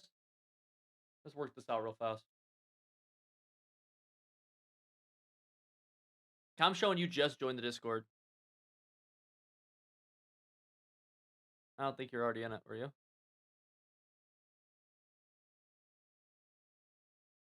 I had a first round bye. Got it. Yeah, but why didn't you where are you at? Has the other game started yet? I don't even know which one you are, Katabata. Trying to look for you. You're over here somewhere.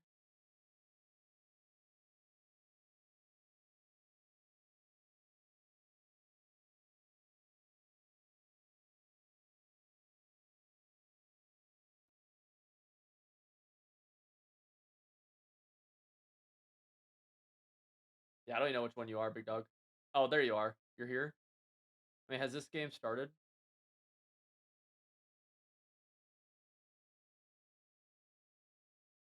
I mean, oh, dude, you got tagged an hour ago, big dog.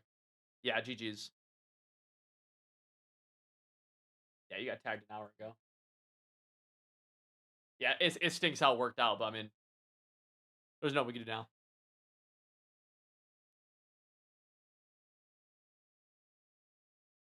Is B Clay? Ooh, good one. I'll take a look.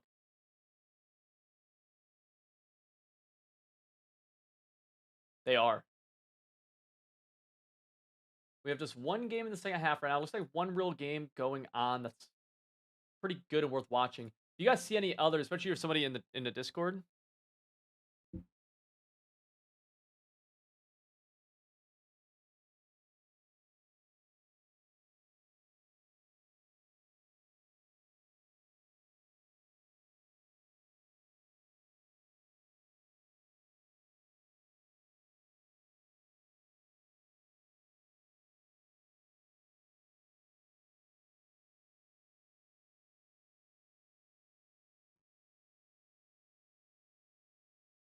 We had a tournament issue.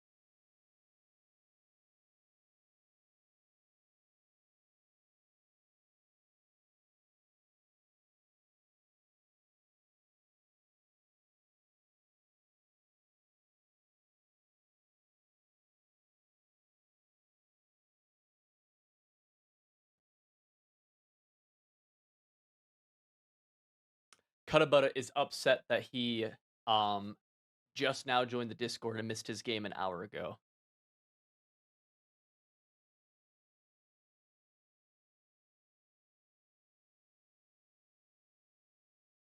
See, first and goal from the 8-yard line, inside zone. Oregon gonna get into the end zone.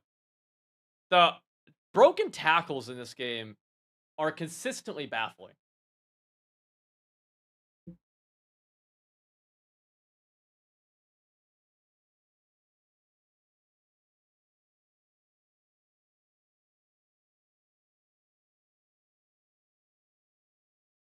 Are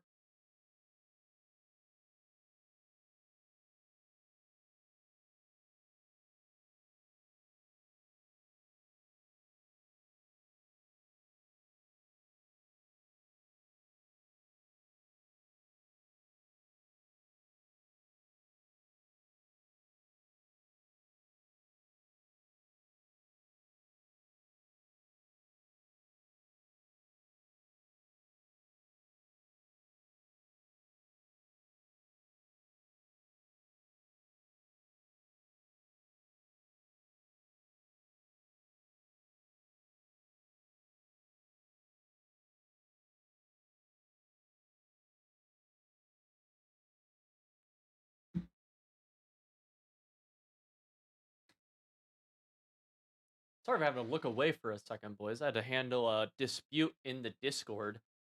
Two people had a first round. Wow, that's a bad sack right there, down to zone 1. Had to look away for a few minutes. Had people with a dispute in the Discord. Someone was upset that they missed their game by an hour and just now joined the Discord. Had to unfortunately tell them that you are disqualified if you miss your game for an hour. That does stink. I'm with you. That also is reality. Indiana takes a terrible sack, gets down to their own 1, and now we have a pause from Indiana. Not totally sure what the pause is about, but as they get that figured out, we're going to move over. Jordan Nelson, that was that very upsetting end of game over there. Trayer B, favors, 2 favors right here, Beanie and Trayer B. It's going to be a deep kick. Ole Miss going to be on a little bit of a stay alive drive with 1 minute left in the first half. And we're going to tune in over here, check out Beanie, and say, he's playing Dang I'm Good. I see Goat Geezy in the chat. What up, Goat Geezy? You know Big Dog got to eat. I mean, someone's got to eat. He ain't going to eat by... no one going to eat for him. 2-4 single mug for Beanie. He's been running a lot of Tex 2-man likely, containing off one side, then running the Tex off the other side. Watch this right side right here. Likely going to be a little Texas 2-man. You see it right there? Gets a... Not a shed. It's going to be a bad throw. Almost picked off. Would have been GG's likely. Drops the pick. Beanie's upset. Beanie, if you're watching this, by the way, I recommend a ring light. Spend $20 to $80 wherever you feel comfortable with. You will likely get a better ring light for the more expensive you pay. $20 to $80. Get a slightly better ring light. Will light up your face a little bit more, my brother. We're going to see another stunt right here. Maybe a Texas 4-man. 2nd and 10 for Ole Miss. Trying to stay alive. We can't make another bad read like we did before. Pressure right over the middle. Gonna throw it. Gonna get deflected by the offensive line. Hit as he throws. 57 seconds left in a 3rd and 10. Beanie playing on PlayStation. Something PlayStation players are notorious for is clipping and watching back every single play. He clipped right there. Nothing to clip. Respectfully. Nothing to clip. We have pressure. A stunt on the left side. Contain on the right. Half stunt, half contain. Actually, it was double stunts. The play art was bugged. Good user. Gonna be a 4th and 4. I thought it was a 4th and 2, but 4th and 4 for Trinidad and the Ole Miss Rebels. This one, if we don't pick up the first here, you don't want to call a game this early. You don't. But Beanie is the type of player to make this a GG's. I'll say it. Now, where you can go wrong if your Beanie is over-adjusting sometimes. I will say I hate the offensive formation here. Pressure off the right edge. I think Beanie gets a stop.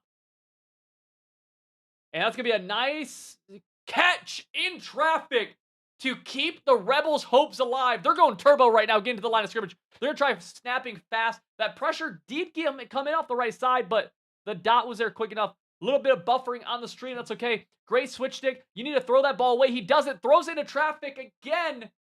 And it looks like it was a gain of nothing and a timeout. We are now buffering in the stream. Let me refresh to see what's going on. Ole Miss versus LSU. Beanie on defense as LSU, looking to end the game on this drive potentially. Ole Miss is fighting for their life. I don't know who gets ball at half. That's a huge difference maker in this. Crosser, gonna throw it. Great pass lead, but ends up being taken away, knocked out by the Tiger defense. Each and every person tuning in right now, I appreciate you. This is a different streaming platform for me. So if you're tuned in right now, I would love to get some feedback from you. Do you know me from other places? Do you only know me from YouTube? How did you first find out about me? Do you just watch our videos? Do you not watch any of our videos? Give me some feedback. It's just helpful for me to know where the audience is coming from. Helps me know what to talk about. Throws it into traffic again. This time, it will be picked off by the Tiger defense. Not a pick six, though. I thought he could have made that happen. Gets tackled as an own 48. And let's go back over to the Shaq Frost game as we are now in do or die territory. 2nd and 3 from the 27-yard line for the Indiana Hoosiers. I'm from the Midwest. I'm born and raised Southern Michigan. 10 minutes from the border between Michigan and Indiana. And we're going to see an RPO read Y flat. Throws it to the tight end. Tight end tackled short for a 3rd and 1. 7-point deficit. 3rd and 1 on the 25-yard line. You want to play the clock game some here too. You want to end this game end the fourth quarter, rather, scoring a touchdown, and then you decide if you want overtime or not. You decide. Goes to another RPO, gets a speed burst through there too. If you're the Hoosiers, you want to run this clock down. Get it underneath 40 seconds before you snap this next ball. You have all 3 timeouts. You have all the time in the world. You want to make sure you don't score and give the Ducks plenty of time. This has to be a true clock situation. We cannot snap this ball yet. I'll be very upset. Kenny is upset right now. Sybil's upset. Should have ran that clock down more.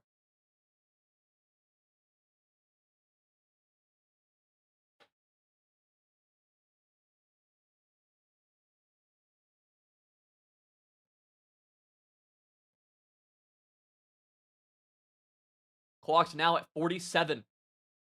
Hoosiers in the doubles. Doubles to the left side, halfback right. Mendoza takes the snap. Pressure up the middle. Mendoza tried hitting the open drag, but that pressure was too fast. One thing you need to make sure you're doing is setting your auto base protection to empty. It'll help a lot against a lot of these stunts. I don't know if he's doing that on offense, but if he's not, that's something he can do to help. It will not always negate it, but it will help it.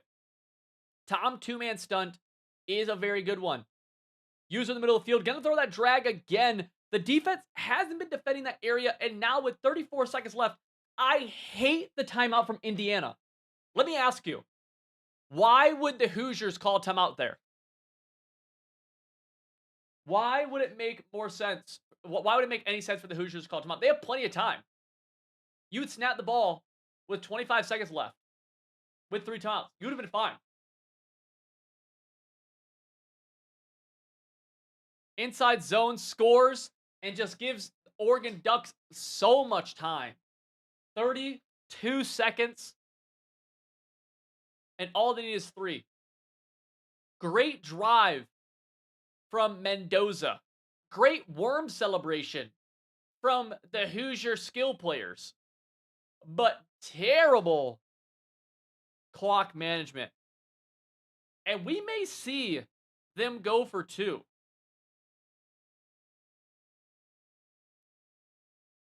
We may see that, which makes the timeout call even that much more bizarre if they do. They won't. Okay. Extra points up. Okay. 21-21.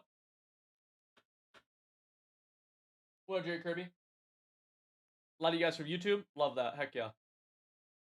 Love that, love that, love that. Appreciate y'all. Hoosiers will kick deep. Oregon will likely fair catch this in the end zone. They should. They do. 25-yard line, 32 seconds. Just need to get in field goal range. Need about 35 yards to make it a realistic field goal that I'm confident in him potentially hitting. Yeah, John, I was very close to Angola. We went to Angola a lot.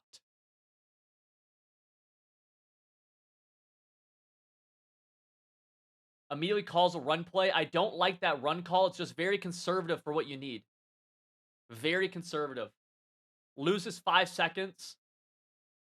Loses 6 seconds for 7 yards. Not a good return on your yards. On your time.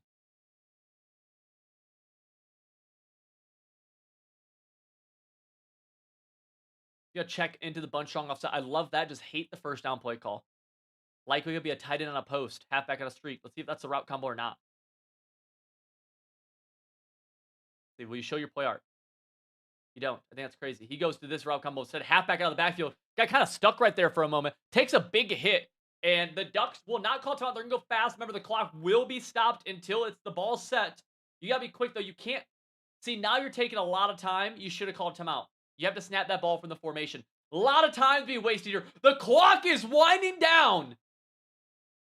And what is he going to do? He has the C route on the left side wide open. Had the field goal range dot wide open. And the Ducks squander it. They kill a bunch of time. They're now going to take timeouts into overtime likely. And they missed the wide open laser to the top left of your screen to get into field goal range to make all the mistakes not matter. A clock management blunder. There's still life if they can get to field goal range. But a big, big mistake right there. Has the halfback. Going to be an overthrow. We would have seen a sick field goal right there, actually. If he had caught it, would have been 60-something, I think. And we're going to get our first, I think, our first overtime game of the broadcast, barring another man up 3 deep Hail Mary touchdown.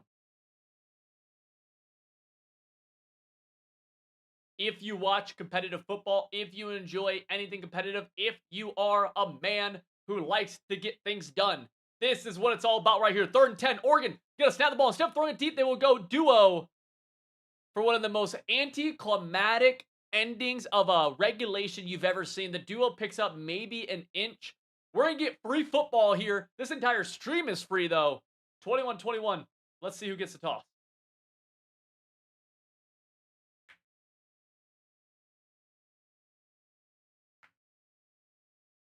We will see Indiana and Mendoza take the field on offense first to begin this overtime drive. Remember, they will get the ball beginning at the 25. Regardless of what happens, we will also see Oregon get the ball at the 25. 21 apiece. Gun tight open for Mendoza. Halfback to the right side. Mendoza claps his hands. They're thinking. They're looking at the front. They're going to snap it. You're going to see the play. That's mesh post. Great defense. Mendoza, this player has the issue of walking backwards. We saw it earlier. He took a sack to the 1-yard line. We see it right there. We're on the first play of OT. The biggest play of the game so far. He walks 18 yards backwards and takes a sack. If you're watching this, sir, who's using the Hoosiers right here, if you're watching this, you must improve your pocket presence because what just sacked you wasn't even a pass rusher. It was a contain. We have to improve that. We've put ourselves in a terrible situation, not even in field goal range anymore. And we're going to get another big-time sack to a 3rd and 40. We have lost 30 yards to sack yardage. That time, the twist in the middle of the Oregon Duck defense comes free to take down Mendoza, and it comes to a 3rd and 40. I'll say this, though. If you've ever defended in this situation, you know you're scared. I get scared here because I always give it up. I can't lie to you. 3rd and 40 might as well be an automatic first down for my opponent. He's going to throw the deep corner route. That's going to get caught somehow through the interception, and he accidentally falls down. He was spamming X or square or A or X, whatever, and he's going to settle for 3 now. Should have been at a minimum incompletion. Instead, he gets rewarded and now has a chance to kick 3. He's going to kick it. That kick will be off the mark in an absolute overtime collapse for the Hoosiers. Mendoza and the Hoosier offense. Total 3 plays in overtime of snapping the ball. They lose 3 total yards combined and then miss the field goal. If you're the Ducks here, you don't need to get pretty. You don't need to get crazy. You just need... Honestly, at this point, I would kick right here. Running back did whiff the block on that twist. You know what? I've seen that happen in real life. Running backs whiff the block sometimes. You hate to see it, though. You do. I'll even call out the blocking, though, more of the halfback shouldn't even been blocking right there. It was a clear 4-man rush. Should have the halfback in a pattern. We're going to see the Ducks pass right here. I don't like it. I don't like that at all. It can work, but I don't think it's going to... See, I think you kick because you made that... Now it's a hard field goal. Grand Rapids is dope. Now it's a hard field goal. He's going to cut back in, but he falls. He gets a favorable fall animation to the left side. 4th and 3. Game-winning field goal right here. Remember, no field goal block glitches are allowed. If we see it, it's done. Oregon wins. We need a legitimate field goal. We will see if it gets iced right here for Shaq Frost.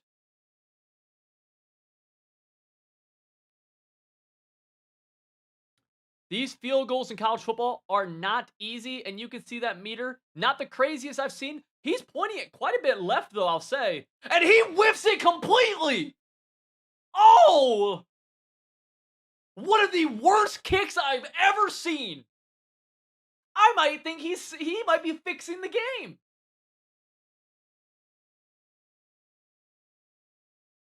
One of the worst field goals I've ever seen ever in my life. It was obvious he was going to miss from the way he pointed it. I might make both of these players lose.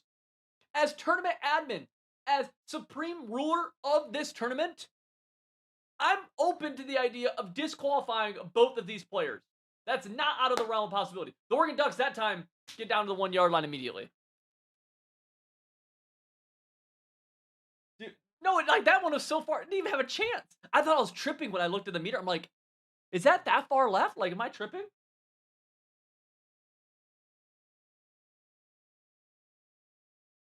Gets down to the 1. We're not even in goal line defense at all, by the way. But he almost shoots the gap. Touchdown, I guess. Touchdown, I guess.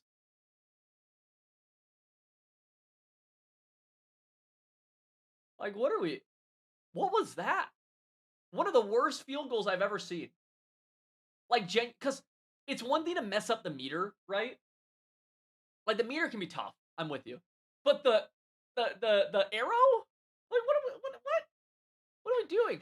Going for 2 right here. Oregon Ducks trying to take a 8-point lead. Gets the zig route. One of my favorite route combos. Flat zig in the red zone or in the open field for short yardage. Gets an 8-point lead. Remember, after the first 2 plays of Indiana's offense on the first possession of overtime, they gained a total of negative 30 yards. They were on a 3rd and 40. Then cut it to a 4th and 13. Then bricked the field goal. We will see if the Hoosiers can get a positive yard. And I think when they go gun deuce close, I'm going run play or RPO. There's that RPO with the streak to 13 or like post route to 13. What's he do? He goes RPO to it goes flat instead, but it's that RPO. Yeah. One of the biggest things you can do is try predicting plays. You see Indiana going fast. Gonna check into deuce close, halfback to the right side. Might go RPO again, though. If you're the user, you gotta defend this RPO.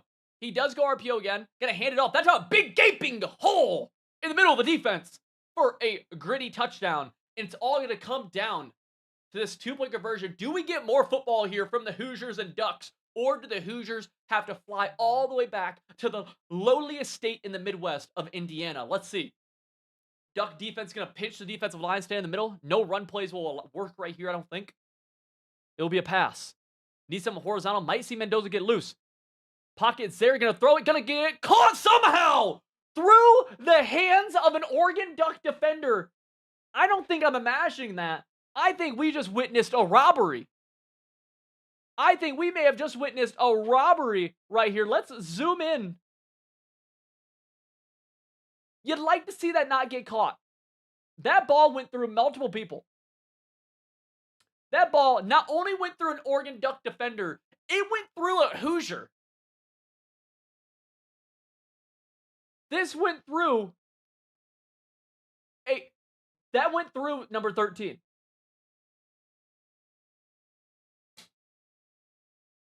I don't know what you want me to say. I don't know what. Okay. It literally went through 2 people for him to extend this game. like what? I'm genuinely like, I don't know what you want me to say. I'm just here. We're now in a 2-point conversion off. Indiana gets their 2-point conversion. And somehow, after everything, all of the pressure is on Oregon. I don't know how it came to this.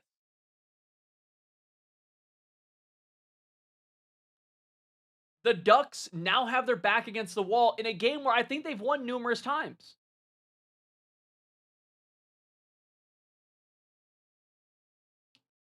Bud Strong offset to the right side. We have 4 threats to the right. Halfback out of the backfield. Not really there. Gonna be in route. Back in the middle. Swatted by the Hoosier defense. And somehow, after the first 2 plays of overtime results in the Hoosiers being on the 3rd and 40. After the Ducks having a chip shot field goal. Somehow it's the Hoosiers who move on to the next round. We're going to go from there and tune in to some of our other games, see what's going on across the league. Let's get some refreshes. Let's get a lot of streams I think are just done right now. I don't really know how that was possible, but that was crazy.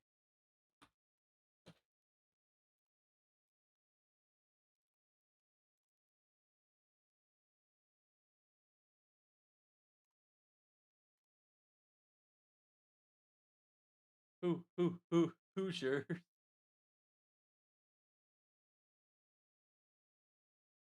We are in need of some streams, ladies and gentlemen.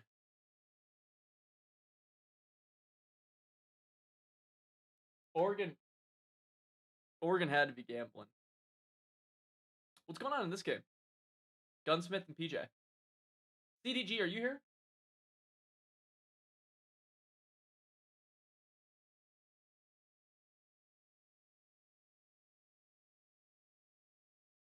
That game's over.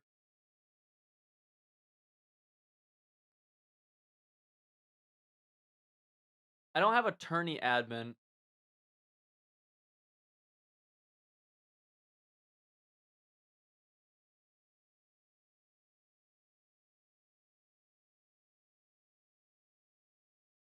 You won? Did you submit your score?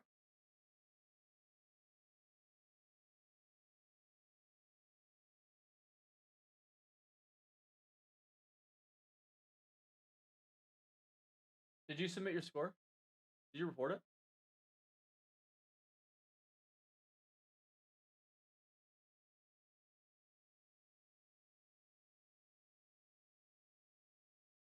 Do you have a stream from Craig? Tiger Attack, thank you.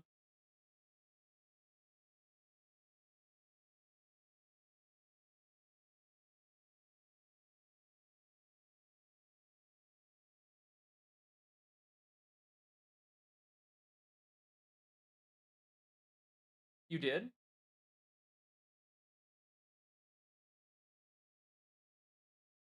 Sure you did you just do it? How long has this game been done? Yeah, yeah, yeah. Alright, you guys get after it. I fear was this game get done for a while? I fear it may have been.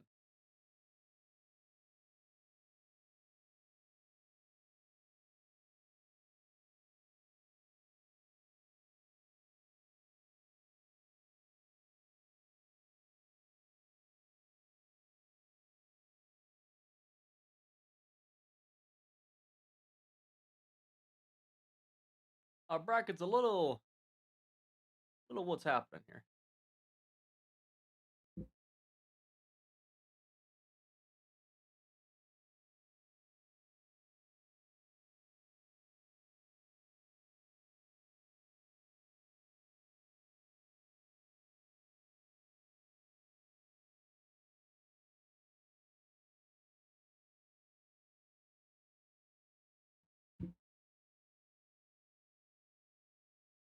Minutes ago. Phew!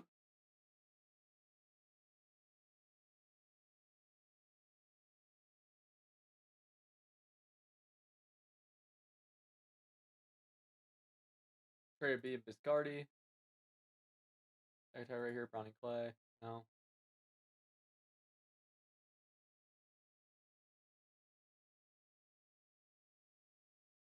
$180 in the chat.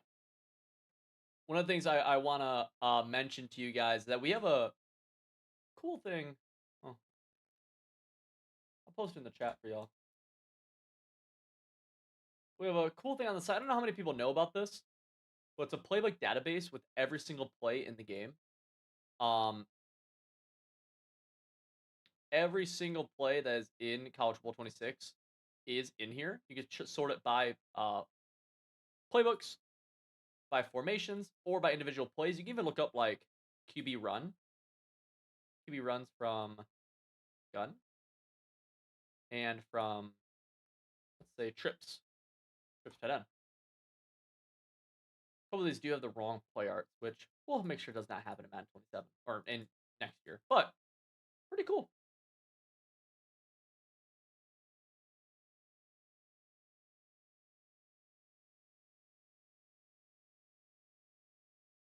I posted the other day.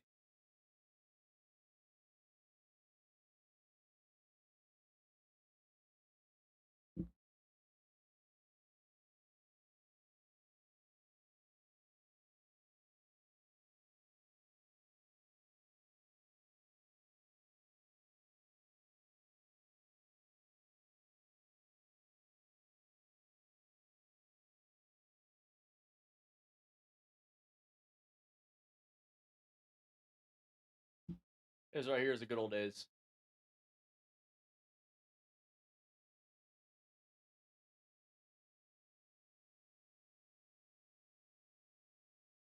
Simpler times.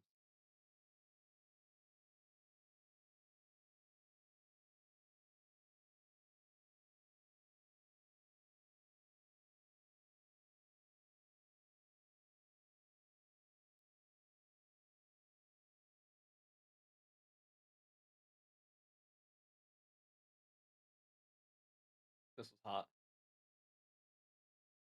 Pew.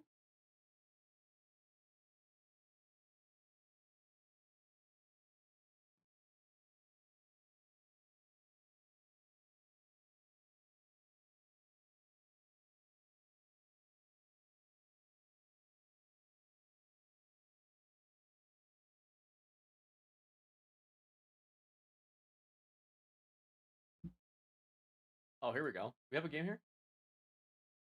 No.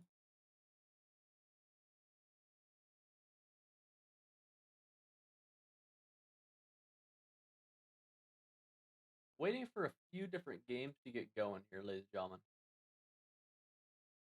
I do apologize. Time to play, man. Back in the day.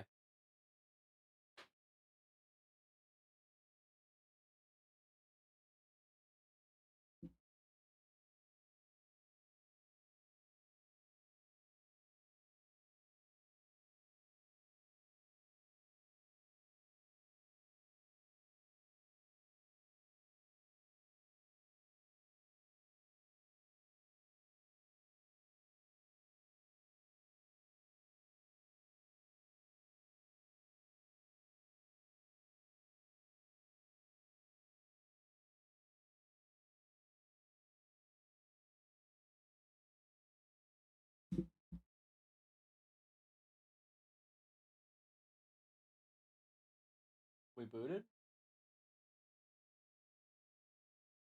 I wonder how long.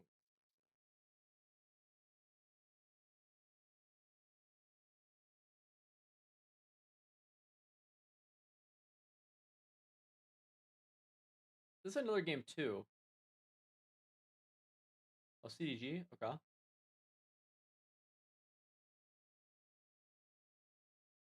Does Craig not have a stream? I thought Craig did.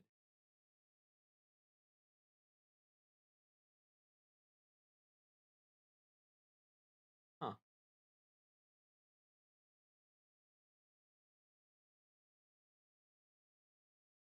I'll be honest, we're just kind of waiting for some games, boys. Like, we have a couple that just started, I suppose. Refresh this.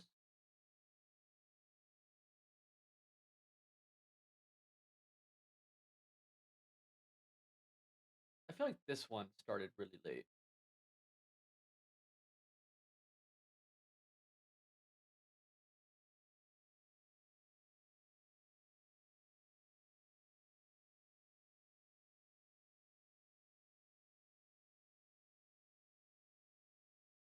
Beanie, what's going on here? Is this game just starting? XJX.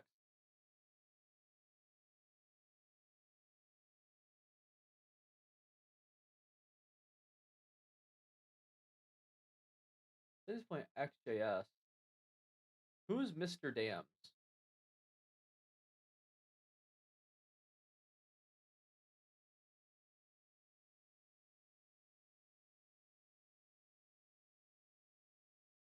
Nah, I'm running the tournament, hosting.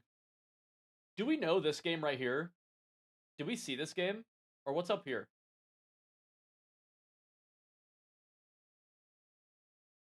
Big run. Big run. He's out.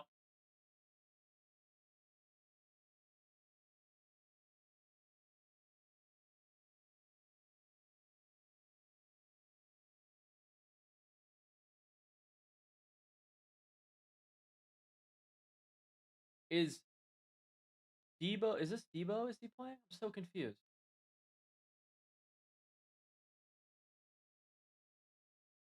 Because his name isn't either of these.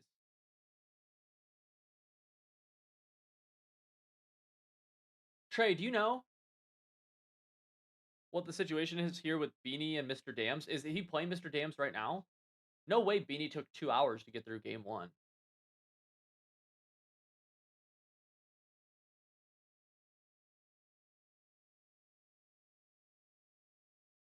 Right?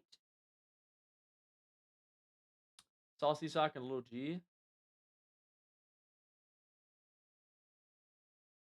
People are not reporting games very well.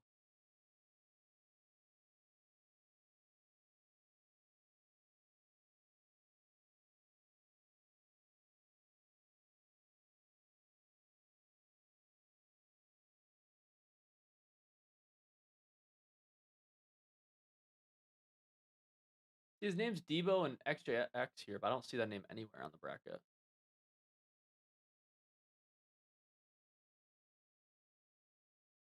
He's playing. Okay. Thank you. Okay, we got report scores, big dog.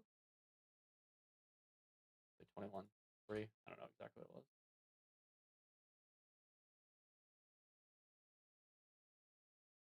All right, so he's playing Debo now. Awesome. Okay, that makes sense. We're all out of the second round now. Yeah, I had to tourney admin this one myself. And so J-Rod and MB Craig, I don't know what's going on with. That's okay. Trayer B is here. Zach Attack's there. And then we have 2 games here. Okay. Okay. Here we go. We're back. We're back to an understanding what's going on. Yeah. Make sure. Oh, he posted in here. That's why. J-Rod beat Thrilla B.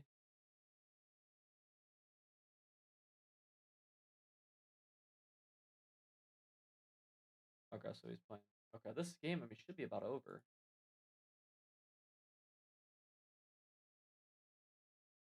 At J-Rod and Craig. That was over an hour ago?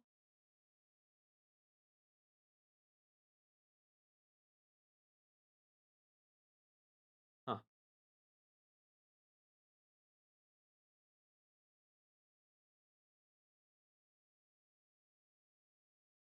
Alright, so we have these 2 games. CDG and Beanie. 4th and inches for Texas. Archman at the helm with an RP. Oh, it looked like an RPO for a second. I don't know why. The player looked like an RPO. Drops back. Has the zig route. Gonna throw it. Get a possession. Catch it. And whoa! A straight up drop. Oh! Just a plain drop from the receiver. Oh, that's disgusting.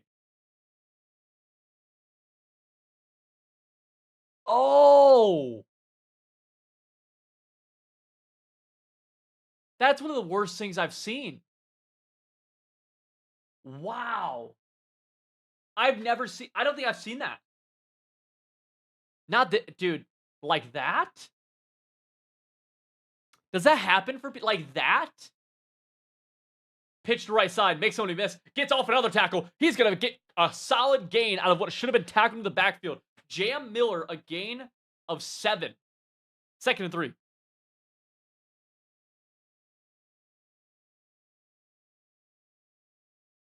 Ladies and gentlemen, this is round 3 of the Civil.gg Winner's Circle Tournament for the month of May. $500 going to the winner here. All Civil.gg members, people who have grinded all year long, been members for a while. This is our Winner's Circle. Down to the 19-yard line is Bama after the RPO. And now he's going to go bunch strong offset, likely bunch to the right side. You know what that stream link is for MB Craig? It's going. Awesome. Thank you so much.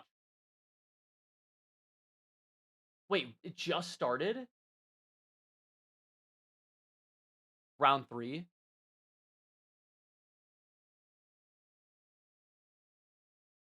How did it just start? These games are neck and neck. Wow.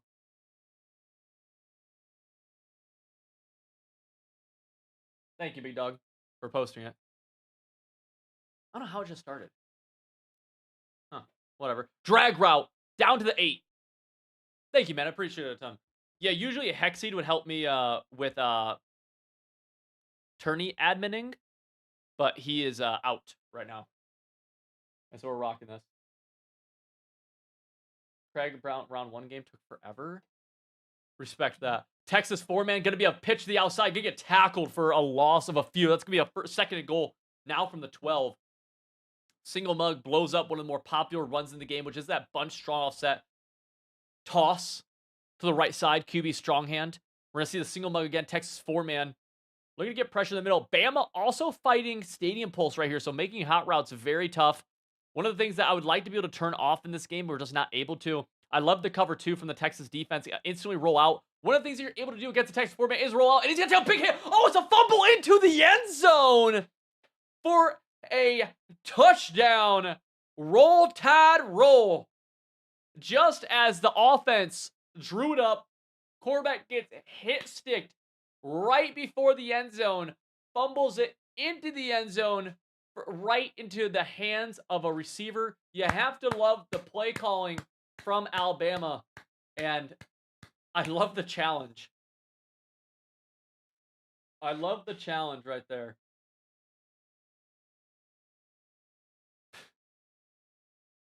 The old fumble Rooski. We just watched the defense challenge a fumble, hoping that it would not be a fumble. One of the first times you'll see that. Potentially the only. Let's check in over to Beanie's game as we see it's a 10-7 ball game against XJX. That is Debo. Or what's his name? Let me make sure I get his name right. That is going to be Debo. It might be, I don't know. Is it Debo? Regardless, 2nd and 5 for the bunch strong to the right side. Corner strike is the play call. We're going to see double drags. I hate that. Those guys are going to run very similar to each other. Actually, good spacing. Gets corner route. Great read into the shaded part of the field. What's nice about the shade over there is that as an offensive player, you can hide. But even better, as a defensive player, you can hide and come out of nowhere. You never see it coming. You're going to go inside zone. Cuts it upfield for a gain of 3 or so. Clock management is a thing you have to be worried about here. If you're on offense, what's the goal clock management-wise? Quiz for you. What are you trying to do here? The question. Throw your answer in the chat. I'm curious. I'll say mine in a moment. Either go 2 streaks, looking for something deep. Actually has it right up the seam. He's got it. Seam buster for a big gain. One of the things, though, is at 40-second play clock, 3 minutes left in the half, you could really milk out the half pretty easily without changing your plays a ton. And make sure that the offense can't get the ball back. Instead, big play, though, right there. No matter what, Beanie, who is LSU here, he will be getting the ball back. Just something to keep in mind. Bunch strong right side. Would like to see him take this underneath 240 before he snaps, just so you can take it to a 2-minute timeout. He doesn't. Good gap shoot, but the missed tackle. And the Ducks are going to gain 6 right there. Really poor clock management, though, because you could have ran that naturally down to get to the 2-minute timeout here. He's not worried about time at all. I understand that. But it's wrong. I get it, but it's wrong. Nice route combo here. Has the halfback in the seam. Gonna score a touchdown. But the LSU defense, LSU as a team now, plenty of time to strike back. LSU's only thrown 2 passes, and they have 10 points already. Let's check back in over to CDG. Bama 7, Texas 7, minute 35 in the first quarter. This game is young and spry. Halfback into the backfield, got it. Notice a halfback against zone coverage. One of the best ways to beat it is on that little seam route, little halfback streak. He goes horizontal, then he busts up.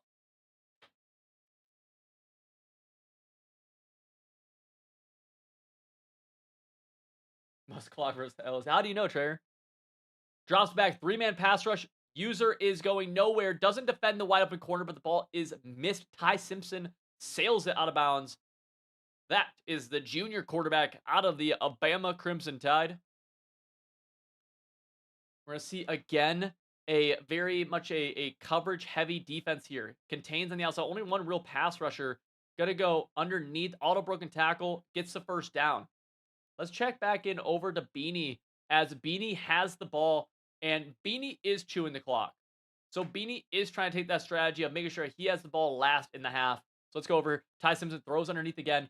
One of the biggest things I always talk about as a foundational rule to getting better at the game is we have to protect the flats. Right here, you can even see his flats are very far back, so he's going to give up the drag again underneath pretty easily. And we just have to do a better job than that, right? Like, we have to hold ourselves to a high standard to make them have to work in offense. And giving up drags, giving up flat routes, table routes, things like that, we just can't do. Very underwhelming defense from CDG at this point because of the zone drops being so far back.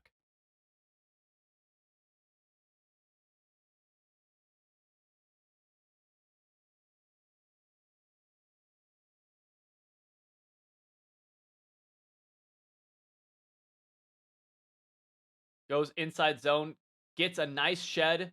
Second and goal from the 2. Big opportunity for the Texas defense to stand strong.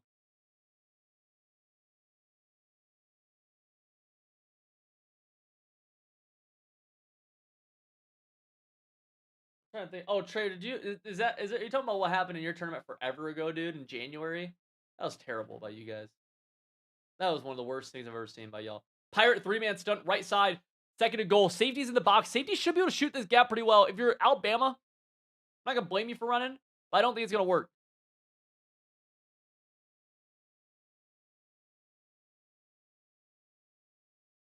Let's see what the play call is here. He takes it to the second. Okay. I'm upset about that. Zagatab, what's the situation in your game? Go on. Oh, great playmaker. LSU with the playmaker up. Gonna get out as well and into the end zone. Great playmaker from Beanie.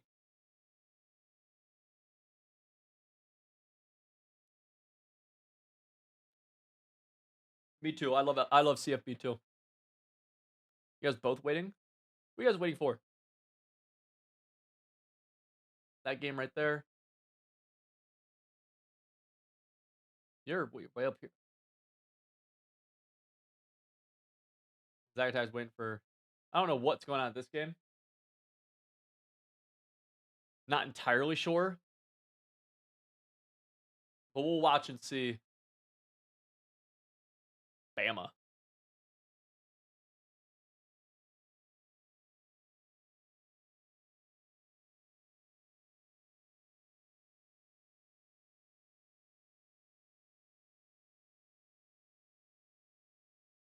Inside zone. Bad run defense. Gets in easy for the Bama tutty. Ginobili asks, just curious, why don't you stream on both YouTube and Twitch?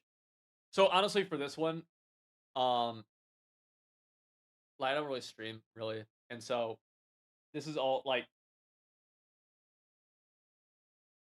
Twitch. I don't think Twitch would add a ton to what I'm doing right now. If I was like a consistent streamer, like, yeah, then 100%, like, I'd probably, at least I'd look into it more.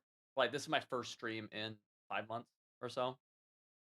And so I just want to boot up on YouTube. When you add in like another platform, like, I just have more setup stuff I have to do, right? I haven't set that up. And so I did this. And so the reason I did it on Twitch or on YouTube instead of Twitch when I chose one is because on YouTube it can stay up. And YouTube's gonna reach more of my actual audience than Twitch will for me. So that is why. Bad route combo, by the way. Great pass lead, but bad route combo. Yeah, Ginobili, I mean, they're cool, dude. I'm not a streamer, though. I'm not a streamer, man. Like, it's just not what I want. It's not what I do. Great gap shoot from Bama, and now Texas on a 3rd and 11. Yeah, stream is cool. I think streaming makes sense to in some situations. I felt like years ago it stopped making sense for me, so I stopped.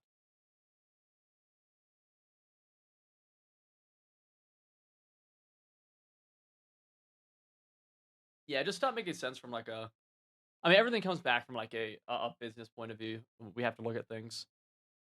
Got a max protect right here. Gonna go basic flood concept to the right side. Texas 3rd and 11. They're gonna drop back. Drag route, not there. He's gonna throw over top. He does have a step, but it's a tough throw. He's gonna catch it in stride though. 3rd and 11. The route combo wasn't really there, I'll be honest with you. It was a streak, a corner, and a drag coming from the ISO, but the streak bombs over top, and I'm curious if we clip this, can we catch it?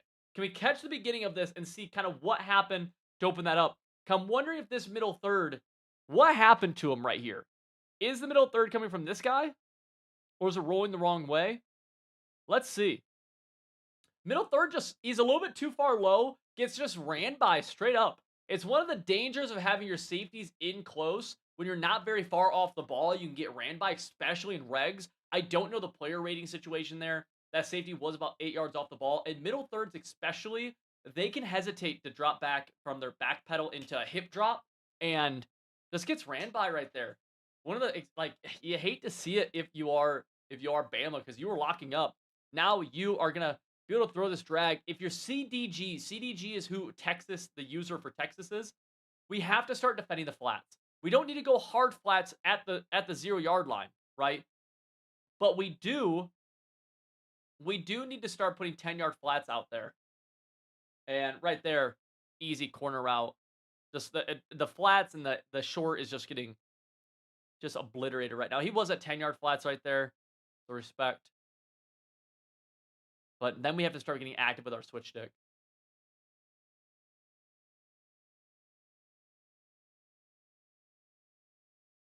A lot of odd adjustments, right? A lot of odd adjustment right there from the user. And honestly, there was a touchdown to the left side. Wide open touchdown that Bama misses. And just some sloppy play from both defenses. And right there, I mean, the offense misses a wide open touchdown off the left sideline. Now we have a Mabel coverage on the right.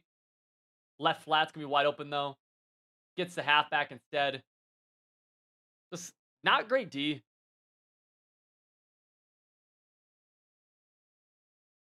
Not very good defense at all. And really just like there, you just look and you shake your head, really. You look and you say, dang, that stinks. That's no bueno.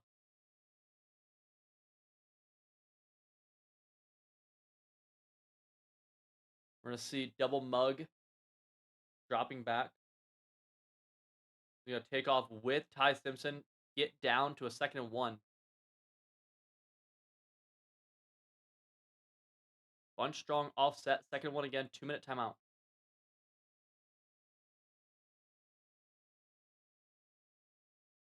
This should shoot any kind of run up the middle. 2-minute timeout.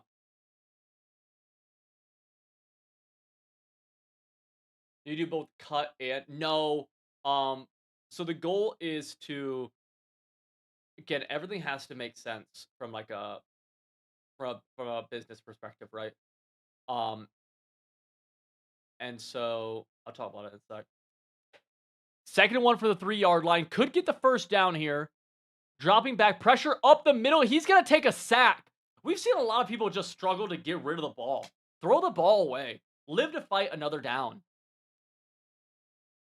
Now we're going to have a 3rd and 11 from the 14-yard line.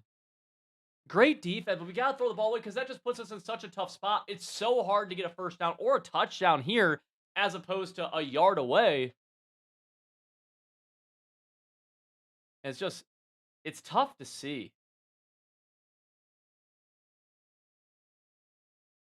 I'd like to see inside quarters. Got to watch out for a potential corner route here. Looks like the Cloud Flats should do a pretty good job. The middle is going to be defended pretty well. Great job. And you just got to throw the ball away. Oh! Almost a D-line pick, and that would have went for 6. We're going to let Bama just kick the 3 and say, good defense of Texas. You just got to get rid of the ball sooner if you're Bama. The QB's holding on to the ball way too long, resulting in bad situations, resulting in almost a pick 6 the other way. Kick is up, kick is through. They take a 3-point lead, but it's been sloppy from both players. Yeah, so the goal for the tournament is to make sense, right? We have to have as many players playing in the tournament as possible, right? And so any cut player can play regs, right? Because reg, you just load up. Any regs player, including Dynasty, cannot play cut just because you have to have a team. And so with the purpose of let's get as many people to play in these as possible, Has to be regs. Has to be regs.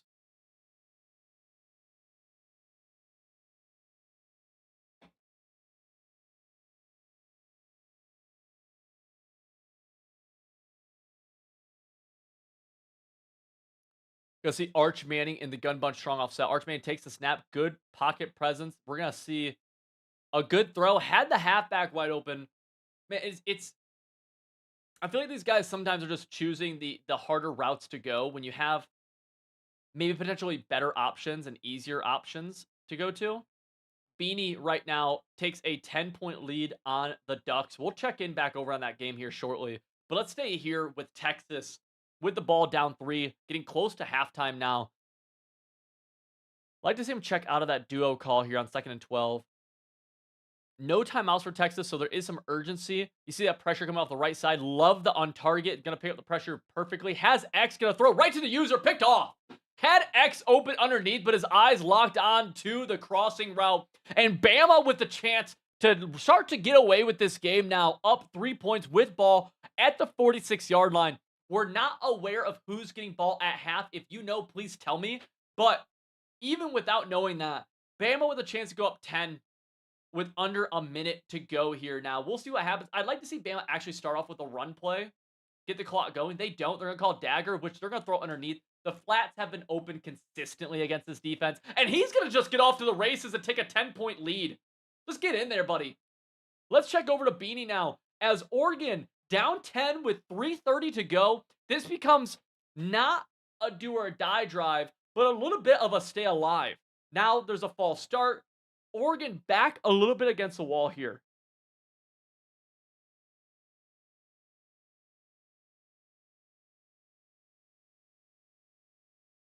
Gun off trio right side, cover 4. The issue with the cover 4 here, although Beanie is pretty good at the game, so you can switch stick, but one of the issues with it is just defending that middle. One of my rule of thumbs for Civil GG defenses is having at least 2 yellow zones, one of which is your user. Just because only having your user in the middle, it is tough until you get into that kind of elite user, elite switch stick stance, which Beanie definitely probably is in. We'll see though. 2nd and 14. We're going to go that auto motion to the right side. Halfback is open. He will throw that halfback, and that's kind of an example of that, where it's just hard to defend everything in the middle of the field if your opponent's putting good route combos on, and he gets that quick dot left side. We might see Beanie start to get more aggressive with switch sticking around, trying to take away a route like that. And he's actually going to do that. He's going to get help in the middle of the field with that second yellow zone. Texas off the left side. So look for that stunt off the left. Goes RPO. RPO's wide open down the seam. Oregon strikes back to cut it to a Trey point lead. Let's go back over here as Bama's getting the ball back. Up just 3 points. Texas struck back fast. And Bama with the kick return to the 40, the 30, the 20. There's number 11 may make the tackle. He won't. Bama took a 10-point lead. Texas cut the 10-point lead. And Bama gets a 10-point lead right back. 31 seconds left in the half. Huge swing after swing after swing. Let's go back over to Beanie now as we have a 24-21 ball game. Beanie has the ball. Chance for, we'll see what he does. Needs to get 7 one way or the other. We'll see if he mixes in some clock chewing here.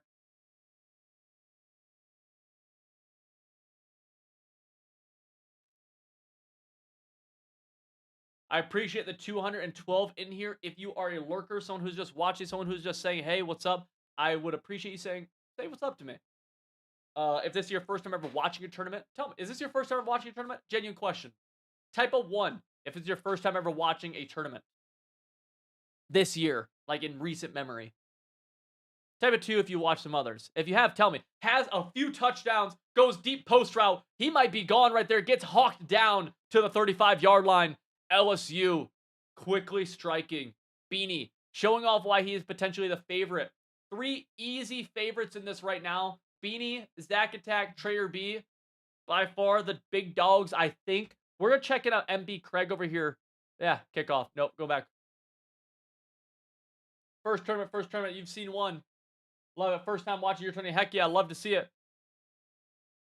Has that crosser, he playmakered him up. Beanie gets tackled right in front of the goal line, 8 yards away, lined up with the goalpost.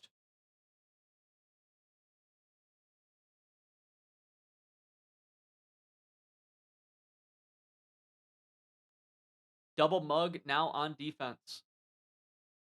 We're gonna see him check into the trips tight end offset. Inside zone. Hands it off. Juke move. Oh, immediately goes into a truck. Bad ball carrier move. Could have been a tutty.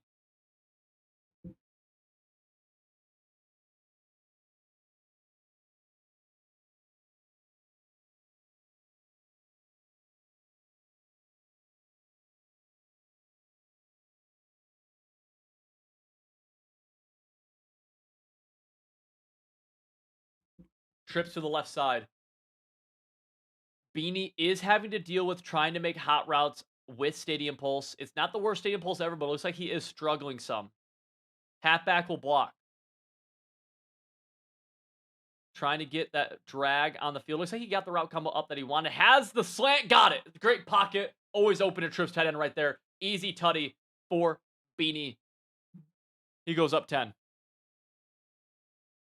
Let's check in over on M. Craig. M. Craig, been a loyal Civil GG member for a while now. We haven't really gotten to watch any of his games, so I want to tune in over here, see what's happening. And just because someone isn't a favorite doesn't mean they can't win games. We've played this game long enough.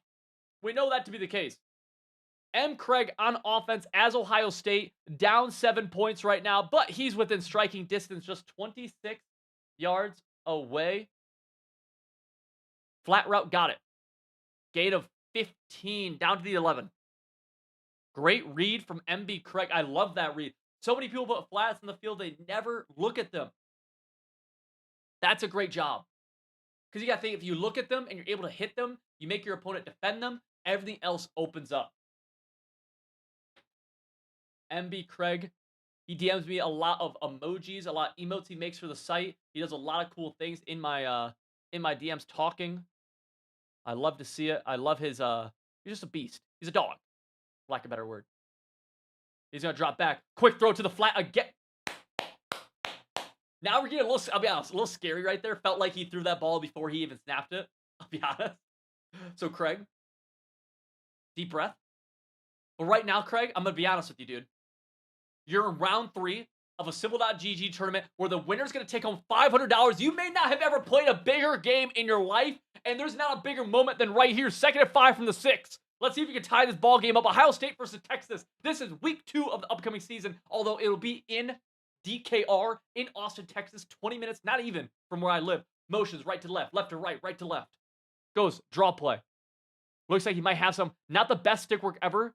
Bouncing around, gonna get a nice fall forward to a 3rd and 1, a favorable spot. And we'll see what he does 3rd and 1 from the 2. Sometimes these are the weirdest spots to be in. My hands tremble, I'll be honest with you.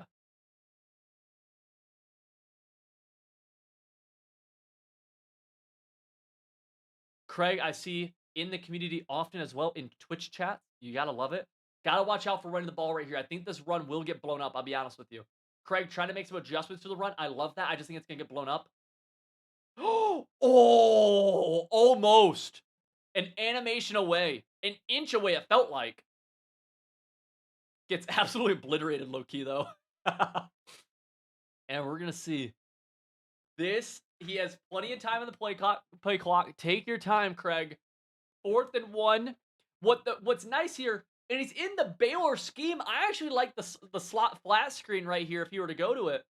I don't think he is, but I don't hate it. He's running a little bit low on the play clock now, just something to be aware of, although he does not have to deal with Stadium Pulse.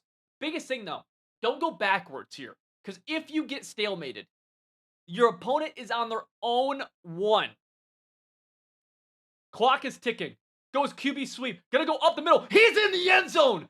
Craig standing over top of a Texas player. That's a touchdown. And he's an extra point away from tying this game up and going to make Arch Manning in the horseshoe drive down in the 4th quarter to take the lead with a bizarre Stadium Pulse in his head. Let's see if the extra point is up and through. He changes the camera angle. I don't love it, but it doesn't matter. What I like Craig's in control right now. That extra point's up. It's through. It's 14-14. Let's check over to Beanie and just see what's happening here, as Beanie will be getting the ball up 3 points. His ball. The Ducks were able to score, it appears, but now Beanie just needs, depending on how this clock works out, 3 to 4 first downs, again, depending, to be a GG's. You're going to see him open off with a run play, which I love. Love this. Get the clock going. You're only a few points away. He's going to have a big gain, actually. He should just go. He should just go. Who cares about clock when you get a big play? Stay in bounds, though. He does. And that's now run that clock down. Run the ball again. Run the clock down. Run the ball again. He runs it down. Beautiful. Love it. Love to see a man with great clock awareness. Hands it off again. Great gain. That's what you're looking for, right? Run the ball, keep the clock moving, easy gain of 5. Let's check back in just briefly over to Craig as Texas snaps the last play of the third quarter, goes to a toss to the right side. Gonna make somebody miss. Number 5 with a big gain down to the right sidelines. Go over back to Beanie. Beanie, 2. This should be the final play before the 2-minute timeout, assuming it is caught and inbounds. Pressure, potentially. Love the defense from the opponent with the buffer. You never know if you're setting pressure here, if you're bluffing. Halfbacks going out wide. Now that safety has to get out. Love the recognition from Beanie right here. Safety now can't hover because the halfback's out. That's elite. Corner route was open. Beanie misses a read. Drag's open too. Beanie misses a read as well. Not sure where his eyes were. The strong side of the field was open, both corner route and drag. Misses both of them. And gets a throw out a sack for an incompletion. That stops the clock for the LSU or for the Oregon defense, giving them a little bit more life. And now look, he's dealing with a lot of stadium pulse. It's loud. You can't even see the routes right here. Gotta watch out for a potential blitz from this double mug. He's not hovering with the safety, but still could send the pressure. If he does, that right defensive end's coming free, and Beanie is struggling to get his route combo off. 17 seconds before the 2-minute timeout. 3rd and 5. Play clock's running down. He's going to snap the ball. Buttons are hidden. Has underneath. Didn't throw it. Nothing really there. He's going to throw underneath late. Beanie again misses the read. Had the tight end early. Misses it. 4th and 5. Had plenty of time. Had the tight end immediate. That zig, a lot of people, like day one person who puts a zig on the field is trying to throw that zig late, right? It's a sideline route. But a player like Beanie, he should know that zig is open immediately. That's a pocket for you to throw. Right here, loud. The Ducks are getting angry. Potential touchdown to a streak on the right side, though. I'm curious what that looks like. It's scary to look there, though, because he could be sending the dogs. Let's go. Pressure is picked up. Has the drag, has the crosser, too. Throws a crosser. He's going to catch it. No contact. Touchdown. Beanie, really thankful because he missed some reads, and that could have been scary. Let's check over to M. Craig, who is playing defense against Texas. We are now at 3 minutes left in this game. It's 14-14, Texas, Ohio State. CJ Carr is manning the Ohio State offense. Let's see what happens. At the 45, field goals are not a given in College Football 26. Field goals are certainly not a given in Civil.gg tournaments. We've seen numerous missed. Let's go. Craig looking like he's going to prepare for a run. 2nd and 17, though, so I don't think he should be. Drops back, corner out. Gotta make sure you switch stick up right there. Oh, late throw, catches it. Great defense from Craig. Late throw from the Ohio State offense, or from the Texas offense, rather. I misspoke a little bit. CJ Carr is manning the Texas offense. Craig is on the Ohio State team. He is on defense.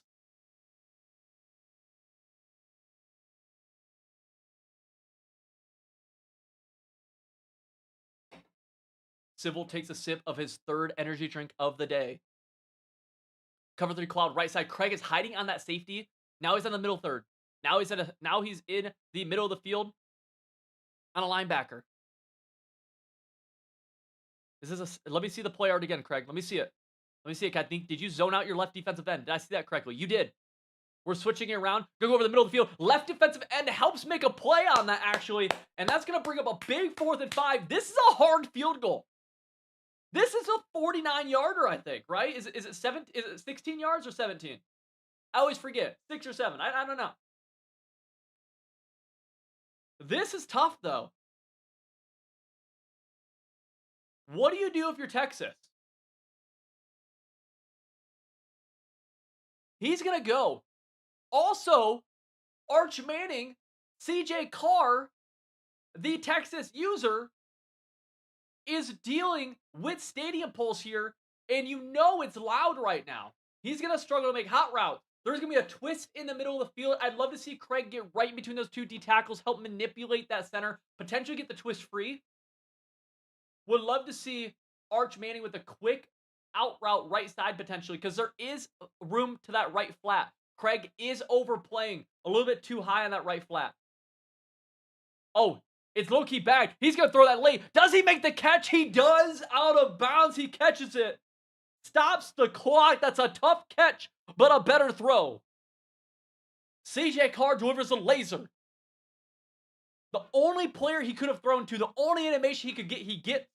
He throws, and he keeps the drive alive.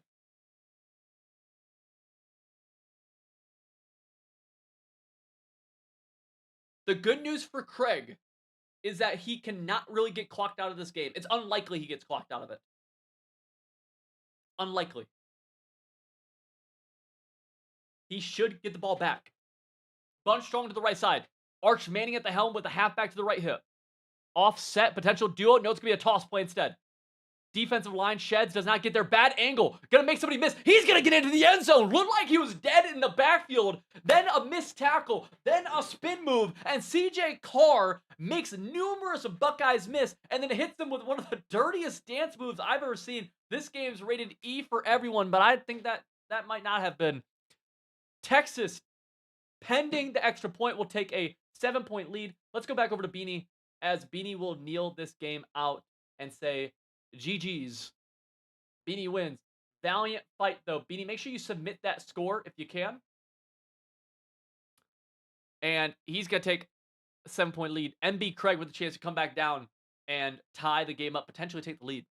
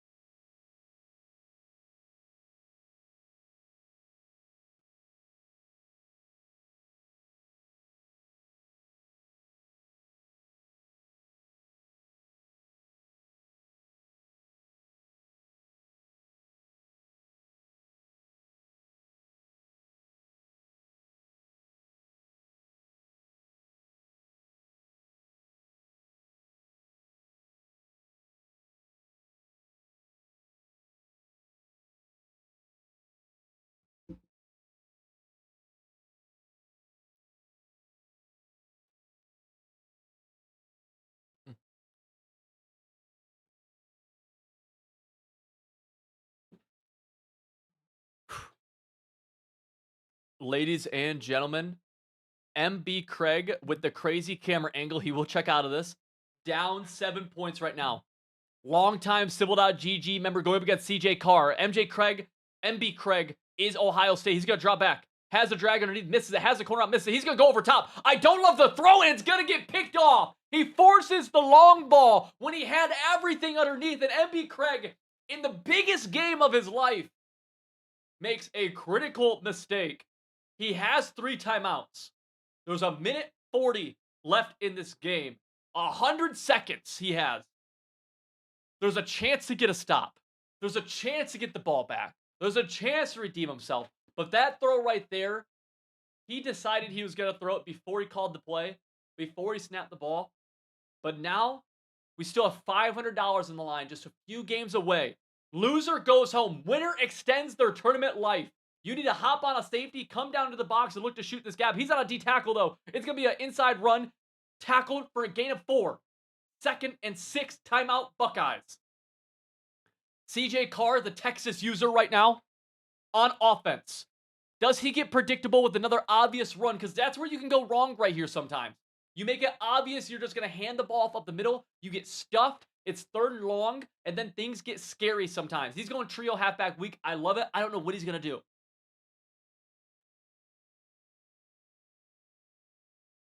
$230 people watching right now.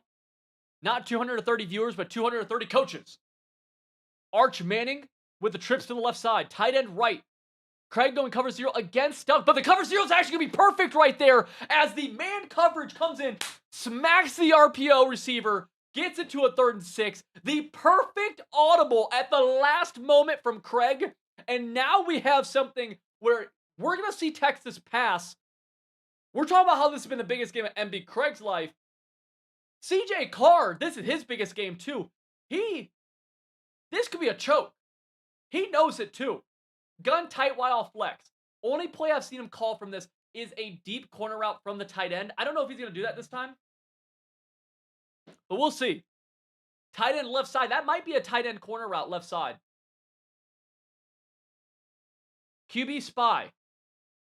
Tight end is on a crosser instead. Curl route left side. He's going to go deep. That's a terrible ball. It's going to get picked off by MB Craig at Ohio State. Now he's off to the races. He's going to get back to midfield. He might have more, though. He's going to go to the right side, get tackled at the 45-yard line. Had the curl route wide open for an easy completion. Would have almost ended the game. It would have ended the game. He goes long ball instead.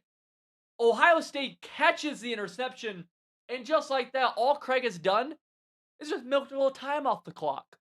He says this is exactly how he drew it up. And I respect it. You have to. You have no choice.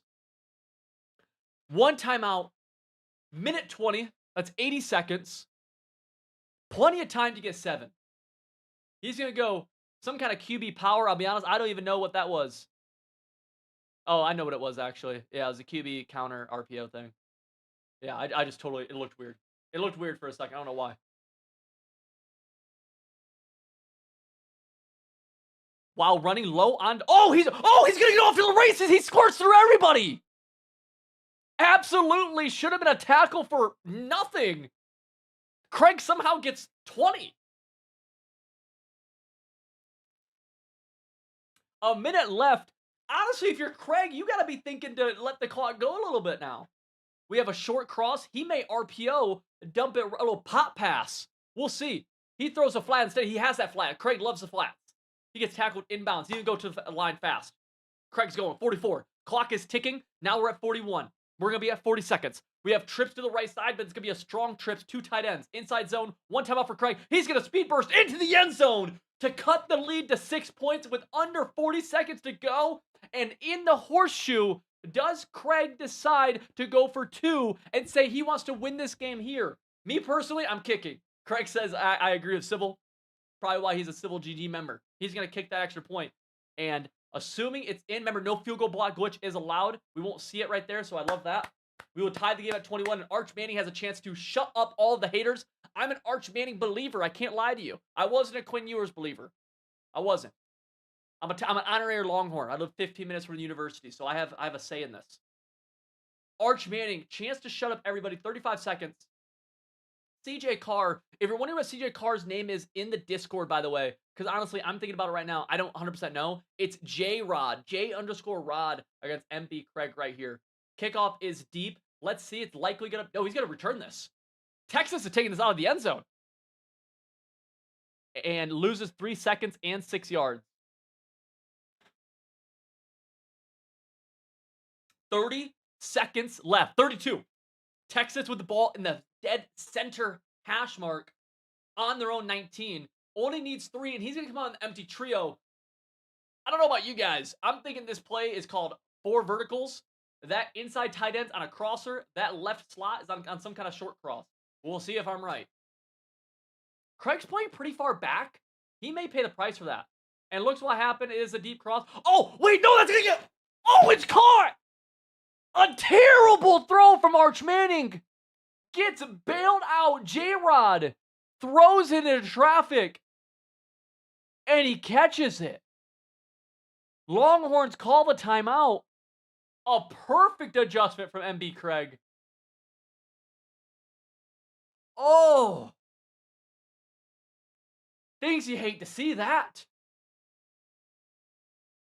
Things you hate to see that if you're MB Craig. You like to see that ball get knocked out. Oh. And now we have a pause, an intermission, a commercial timeout. And with that being said, as it's well, we're not in the commercial anymore. Never mind. With 5 wide again, we have to watch out for that crosser. But I'll be honest, he played great crosser defense. It was great. Crosser D. He bagged it.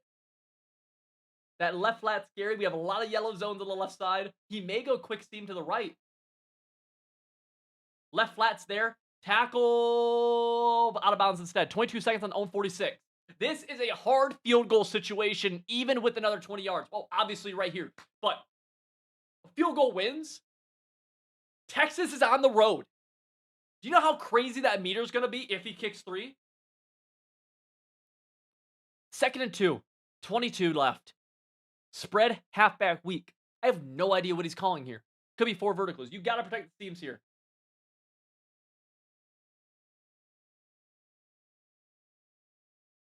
Craig selects his play call. Tie ball game. Arch Manning, halfback to the left. Spread. So we have slots right side, left side. Gotta watch out for that right seam. I love the movement from Craig right here, help protect the seams. Although that right tight end could still bust it. Not going to. There's a wide open slant, and it's gonna get tackled at the 35. Texas, no timeout yet. Do they just try to get to the line and call another play? They will. This is a tough field goal, though. This is not done yet. Craig gonna hop on the high safety. Big run, though. Makes this much more manageable. And if you're Ohio State, you might just kneel the ball for a second to milk a little bit more time and kick your 3. Not a chip shot, but not nearly as hard as it was a moment ago. That run was huge.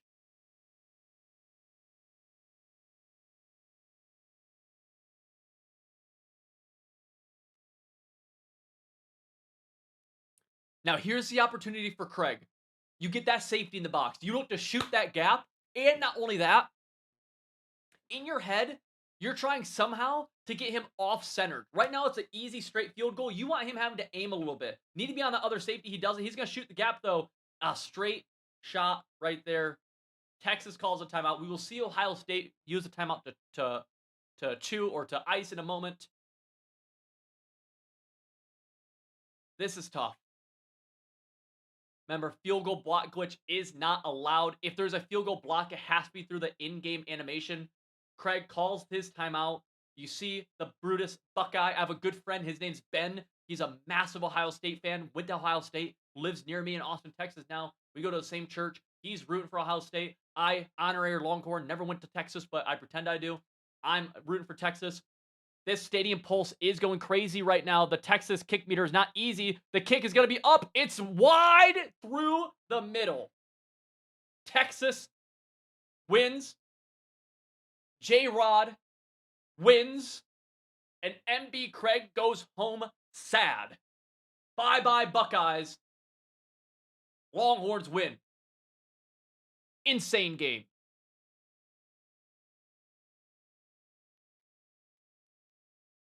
Wow. Absolute insanity. Can't remember what this game was. We'll call it 28. What was this game? 38, 28, we'll say. I can't remember.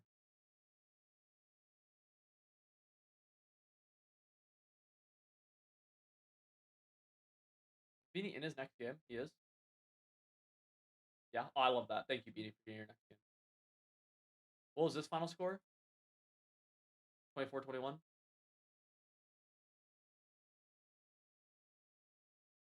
Wow.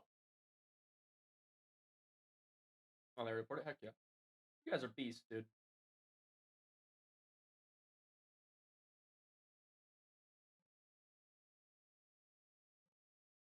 We are currently in the quarterfinals of the $500 Civil.gg Winner's Circle Tournament. Quarterfinals is right now. One of the things that we're doing this year for Civil GG, every single year I try to make this better. I try to thank people for being members more and more and more. It's incredibly important to me that we say thank you for being a member. This past year, we added weekly meta busters. This past year, we added a play call sheet. Every offensive scheme has a play call sheet broken down by best situation to call plays. 1st and 10, 2nd and medium, short yardage, red zone, man coverage beaters. They have all of these things. We have an awesome Discord community. We posted over 40 different offensive and defensive schemes that you can use right now. We improved the methods of teaching, and we have a field goal right here from LSU. The kick is up and through easy. They take a 10-point lead for Beanie. Okay, how do you already... Beanie and Little G got through this game very fast. They got through this game. Wait, am I crazy? Were we just watching the other game?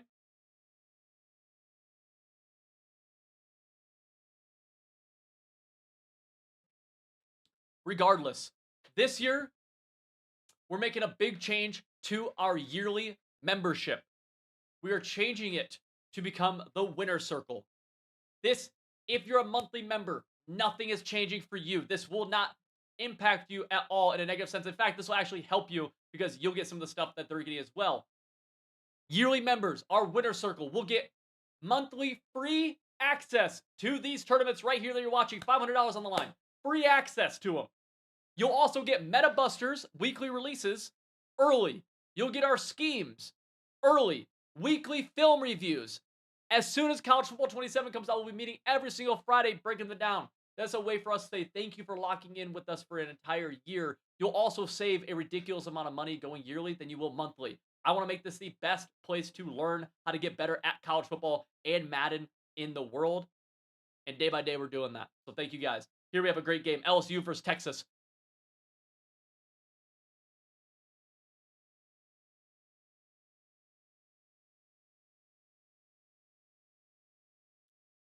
The Spurs OKC Game 7 is on soon.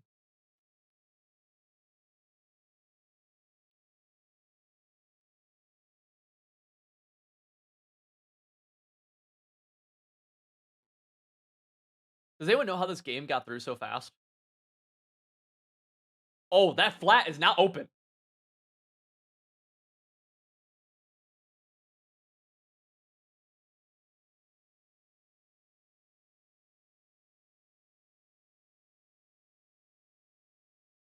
Does anyone know how they got through this game so fast? Nice flat. Paying month to month for an entire year would be $360. A yearly membership is $240 before any discount codes. You can get 30% off that just by using code CIVIL30. So that cuts it to $167 for the entire year. You get access to all of these and all the other perks that our yearly members get as a way of us just saying thank you for being a yearly member. Big dot right there.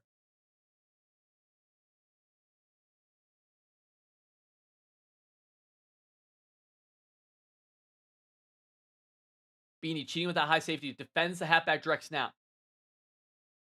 Texas is down 10-7, is going to run this clock down, but actually didn't get to take it to a 2-minute timeout. That's huge for LSU. We need to understand the impact of this game. I don't think we're locked into what's happening right here. 3rd and 11 for Texas in Texas. LSU's up right now, up 3 points. We have 2 minutes left to go in this game.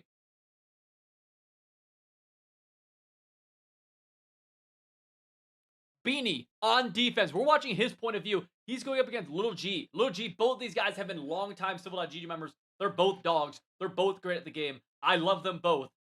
And we're going to see what happens. Got to watch out for that halfback direct again. It's not going to be there, though. He's going to drop back. Nothing really there. He's going to throw into some traffic. Catches it. Holds on. 4th and 3. He's not going to kick the tie. He's going to go for it. He's going fast as well. Beanie with an interesting coverage of those deep curl flats. Gonna motion the halfback out wide.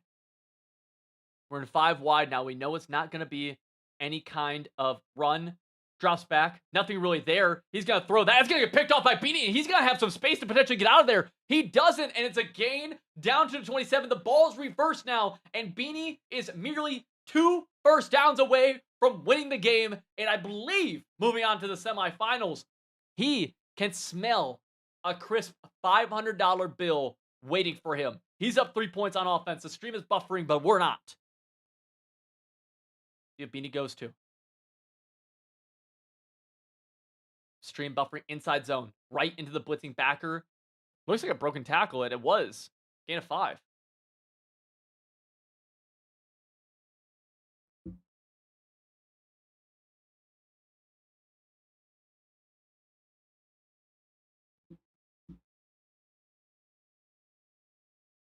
Halfback direct snap. Very negative play.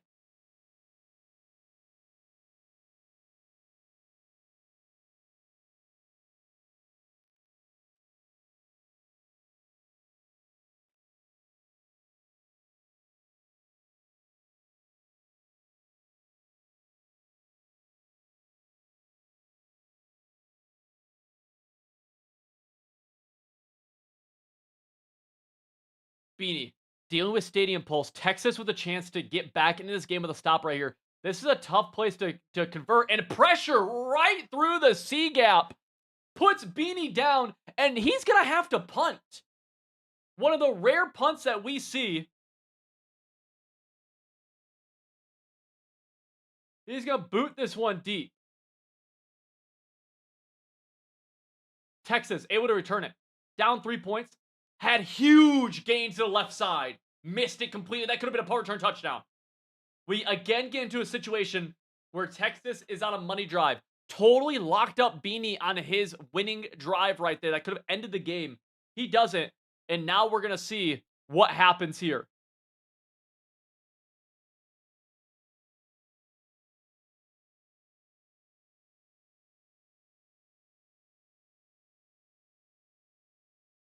And actually,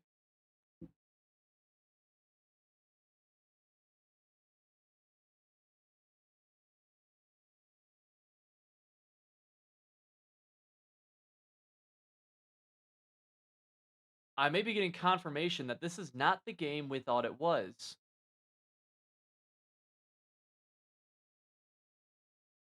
Drops back. Regardless, Texas laser right side, now into field goal range, but it's a tough field goal.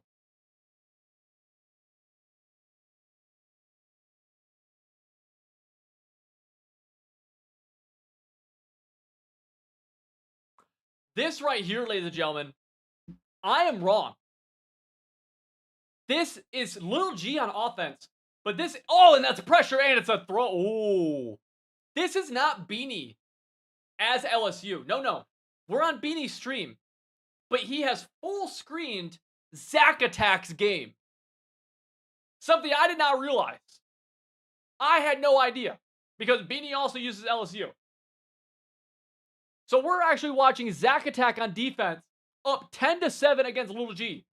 It's going to be a two-man rush. Watch that Pirate three-man, though. That thing's going to stun all the way across. Come free. That's a two-man rush that came in instantly and gets Texas completely out of field goal range. 33 seconds left. Zack Attack on defense as LSU. Huge stop right there. Huge stop right there. Gets him to a 3rd and 29. Again, that stunt comes totally free. Nothing Texas can do right there. Zack Attack saves it for the perfect time. And now time is running out for Texas. It's a 4th and 32. Even if you convert this, you're in a terrible spot. Back-to-back bad sacks from the Longhorns. Little G now fighting for his life. Has to get the first down and out of bounds or find a way to stop the clock. Let's see. 4-man pass rush. Instant pressure. Gets sacked. That's GG's. Zack Attack with the locked-in defense. Moves on. Zack Attack, I'm sorry for thinking you were Beanie. It was on a stream. That makes so much sense.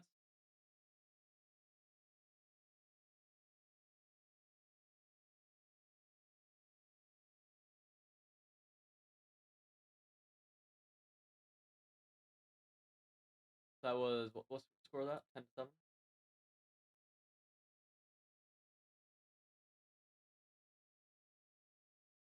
Full. That makes sense.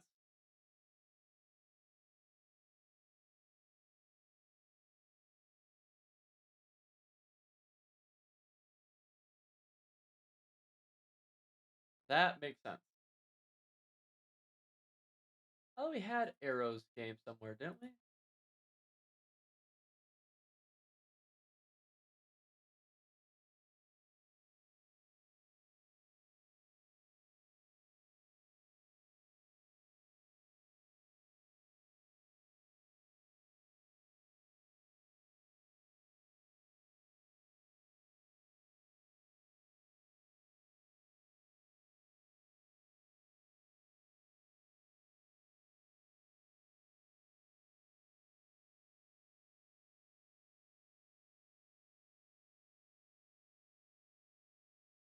We don't have it? Oh, we do. Great. Zach, that was good. Zach, dude, I thought you were Beanie because Beanie had yours full screen. You guys were LSU. So I went to Beanie's stream. So it looked like he was in a game. So for a while, that was you.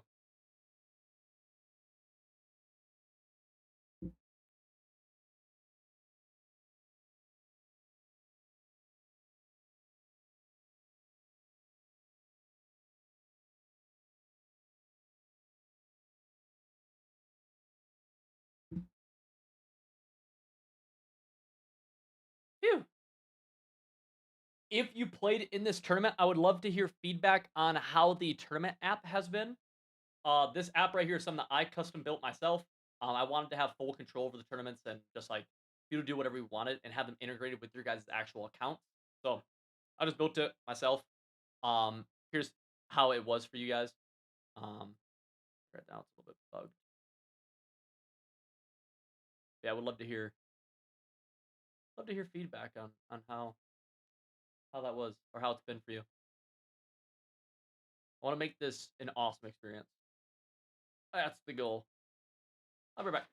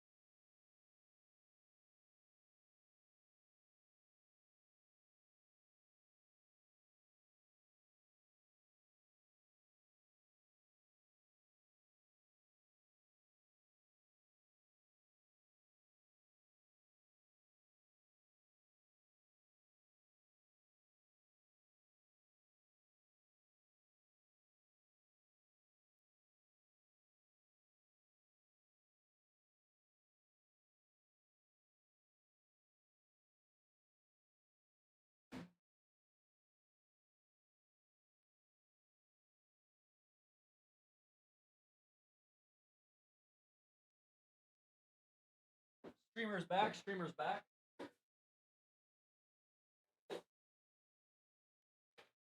Not worry. Oh!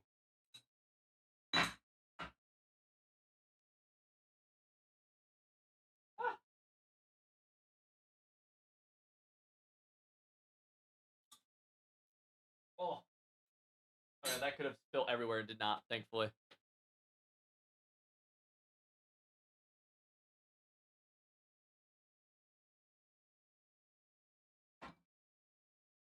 Oh, Tutty.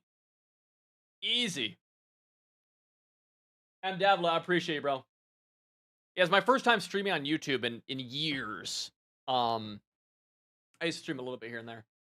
I used to be a full-time streamer actually. Like that's what I did. That was like my main, probably not my main thing technically, but like a big thing I did. Um, it just takes a lot out of me. I don't have that dog in me like I used to.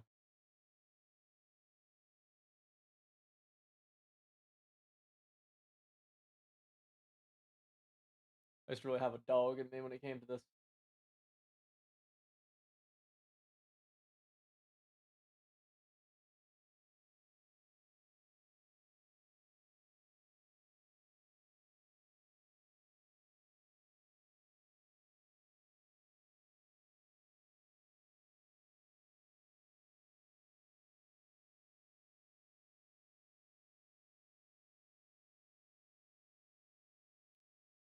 All right.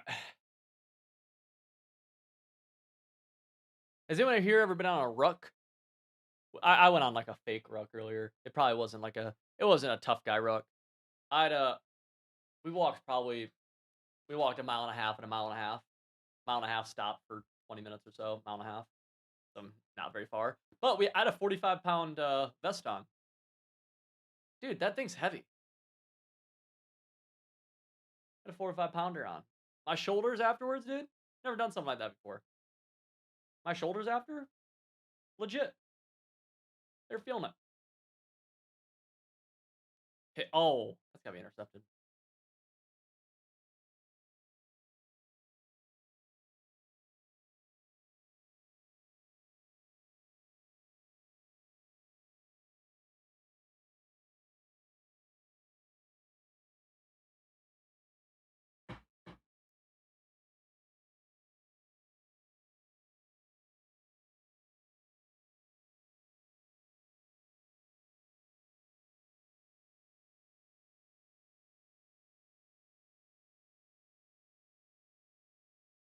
Oh, tough. Oh, another tough throw. Can we get this Zach attack game going? Or no, Zach, you're waiting. Yeah, you're waiting. And then this game here, we have a Michigan user? Who's Michigan? Oh, Arrow Studley is against P3J. I'm not familiar with P3J. He's dominating right now, though. He's about to give him the message, potentially. Moment.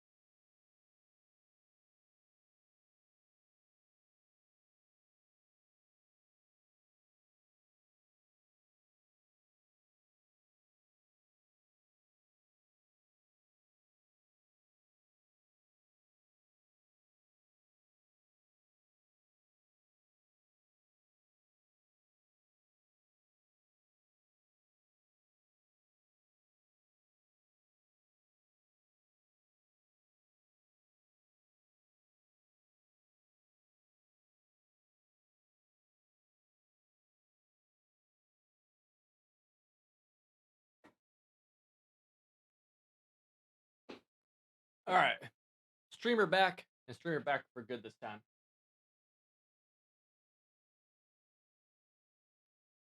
Let's step out for quick moment. We see Alabama second to 6 from the 12, down to a 3rd and 1.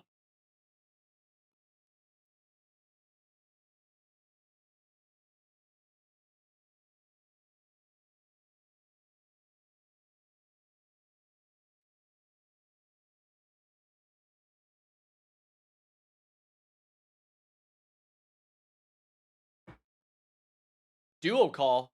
Blown up, but then broken tackle almost into the end zone. Bama is really doing whatever they want on this Michigan defense, which is not the case in the recent bowl game that they played. I can't remember the name of that. What was that bowl game they played? Can't remember the name of it. I know Bama, Michigan Michigan did what Michigan does. Blown up. Here is an opportunity for Errol Studley to get back into this game. If he can pull off the stop right here, which honestly, I like his goal line defense. There's a chance that he finds his way back into the game. It'll be hard. He's in a terrible spot right here. But 3rd and goal from the 1 is a tough area to score from, truthfully. And so if he can find his way back in, I see life. I see some life. I really do. Oh, he missed a wide open read. Throws it late. Drops it. Oh, Bama had the touchdown, but he makes the read late, and he's actually going to settle for 3, which is smart. I didn't think he'd settle for 3. Field goal block glitch is not allowed. It's low-key. Yo, it's low-key a hard field goal. Oh, he's going for it because it's too hard of a field goal. Because the stadium pulse. Is that why? Michigan, my home state, with a chance to get back into the game with a stop right here. I don't like the defense right now. It doesn't look like we're set up. There's the pinch. Drops back to pass. Only 4 routes. Throws quick throw. Holds on to it. Crimson Tide goes up 21. And that's going to make things tough on the Wolverines.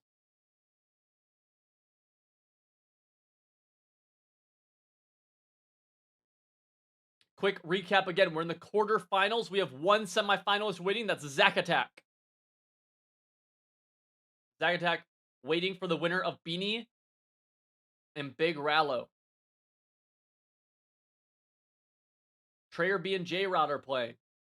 P3J is up 21 on Errol Studley, who is Michigan.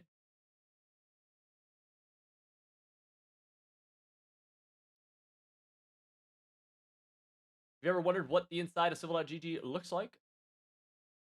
Oh, well. Let me. Log in really fast. I'll show you.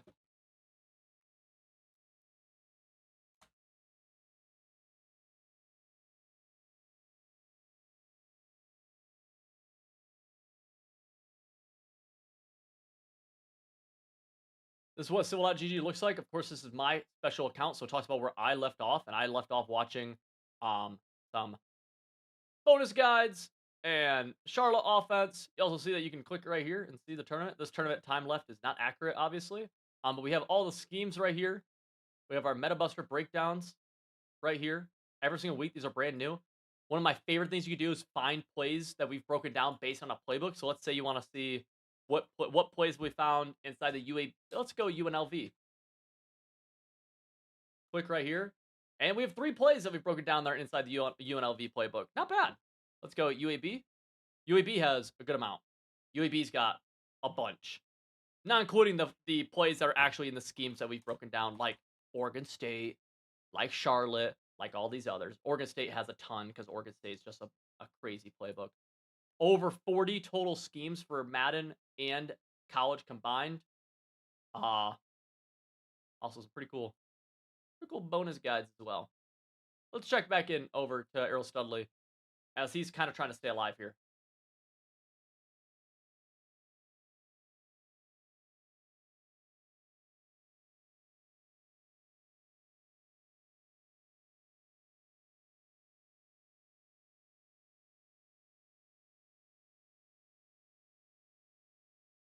Goes to a single back wing pair. Drops back to pass. Hits the tight end. Little stick route. Takes a gain of 8. I don't know who gets ball at half. Bama obviously is outmatching Michigan here. But here's what I will raise to you. If Michigan gets ball at half. That if Michigan gets ball at half and they score here, they're not out of it. He just dove.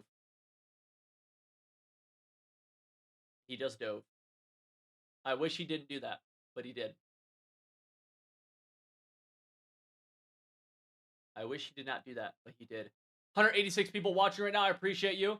I would love to get some feedback from you. I'm very curious. Where did you first find out about my YouTube channel?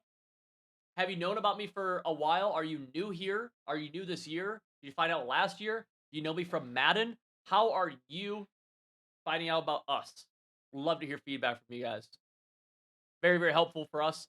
Our biggest goal at Civil.gg, and that is the over encompassing all the free content we put out, all the site stuff we do, yada yada. Texas route tight end cuts it to the 5-yard line, is to make people get better at the game in the easiest way possible while maintaining ethical. He goes here. He's going to the play, bunch traffic. Halfback will leak out of the backfield here. 3rd and 5. He's going to snap it. A lot of crossing routes. Immediately rolls out. He's going to throw it across his body. Dropped interception.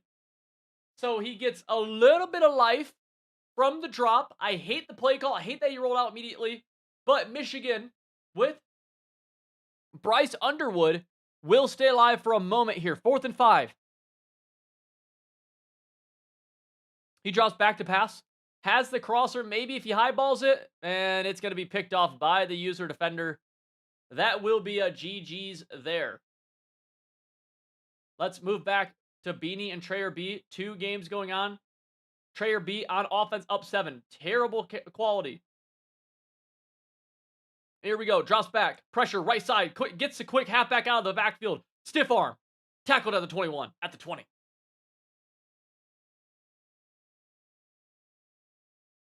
Oh, very cool, Chad. James, heck yeah. Drops back. Pressure left side. Instantly throws that flat route. And Trayer B is making all the right reads right now. Picking apart the zone blitz. One of the tough things with the zone blitz is that there are always going to, in every defense, there's openings. If you play somebody who's just identifying them quickly, and especially if you're blitzing and they're doing that, it can be tough.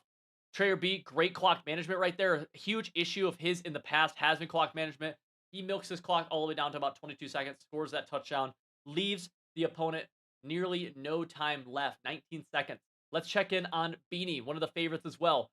Trayer B, Zack Attack, and Beanie, definitely favorites. P3J, though, dominating this game, maybe a dark horse. Let's go back here. Beanie, he's up 7. He is LSU.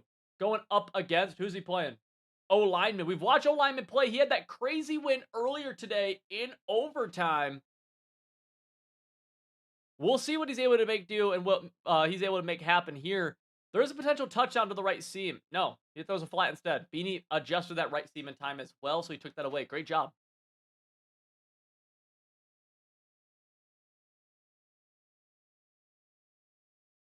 Let's go gun cluster on offense. Ohio State down 7. LSU on defense drops back. Has the crosser. Don't know what he throws, though. Has the cross. It looks like he might be throwing it deeper. No, he goes cross instead. A lot of buffering from Beanie's stream, but the first down for the opponent is there nonetheless, and it'll likely take us to the first quarter. Let's go over back to Trayer B as Texas is going to launch a long ball. Interception here would end the game, gets a swat instead. Interception would not end the game, by the way. I jumped the gun on that.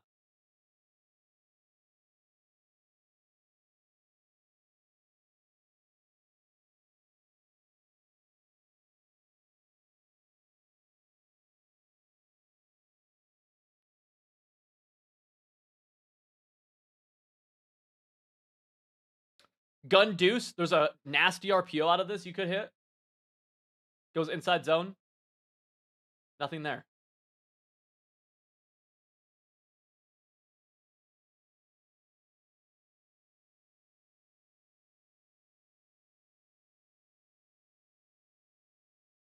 Drops back.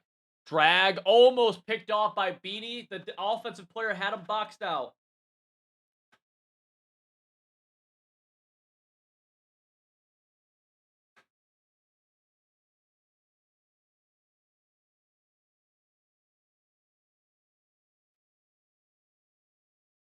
Gun deuce on offense. 3rd and 3. Ohio State looking to punch it in from 9 yards away. Gun deuce. Gonna go toss play right side. Oh, that gets blown up by the LSU linebacker.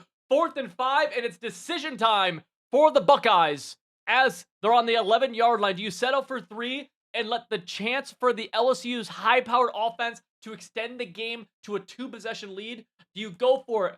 Put the balls to the wall. That's what he's going to do. Gun deuce close now. He went from deuce to deuce close.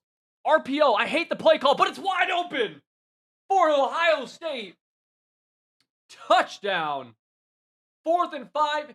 Everything rode on that RPO being open. There was no real reads being made because of just how much that had to work. And it does.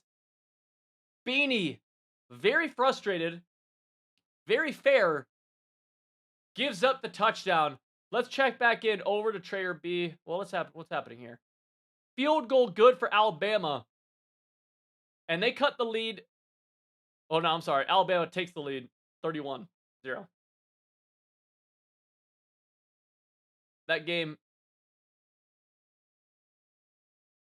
I would say that game needs to end, but they're actually waiting for anyways. Like, they're waiting. The winner's going to wait, so I actually don't care.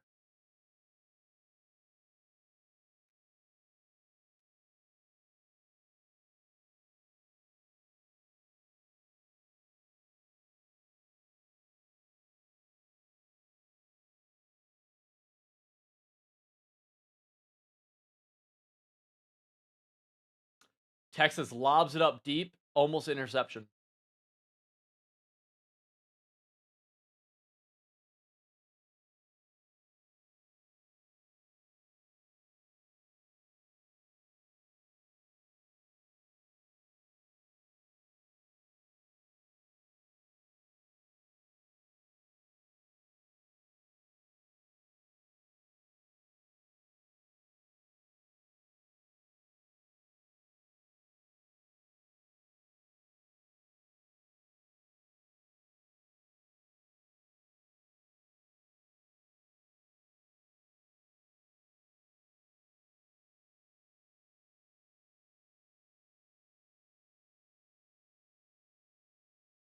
Texas down 14, 1st and 10.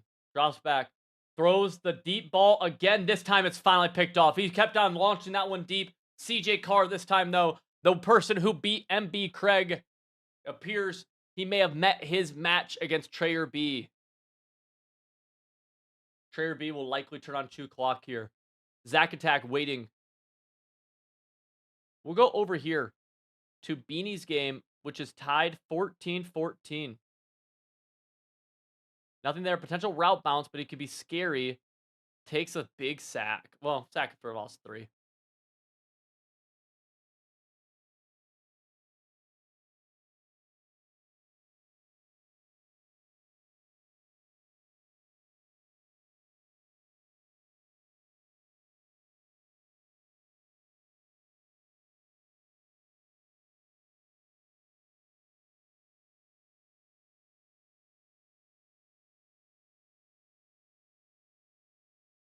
Second and 13, 2-minute timeout just hit. 14-14, LSU on offense. LSU dealing with the Horseshoe Stadium pulse. Drops back. Corner out, not there. Drag playmaker up, not going to be there either, unless he throws it late. Curious what happens. He takes off. 3rd and 1 for the Tigers. Clock is going as well.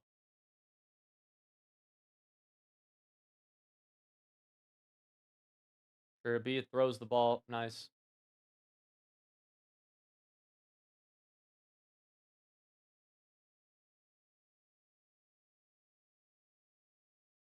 Trayer 3rd and 1. Very underneath route combo right there. Stays with the good user from the Buckeyes. Nothing there. And this is going to bring up a 4th down.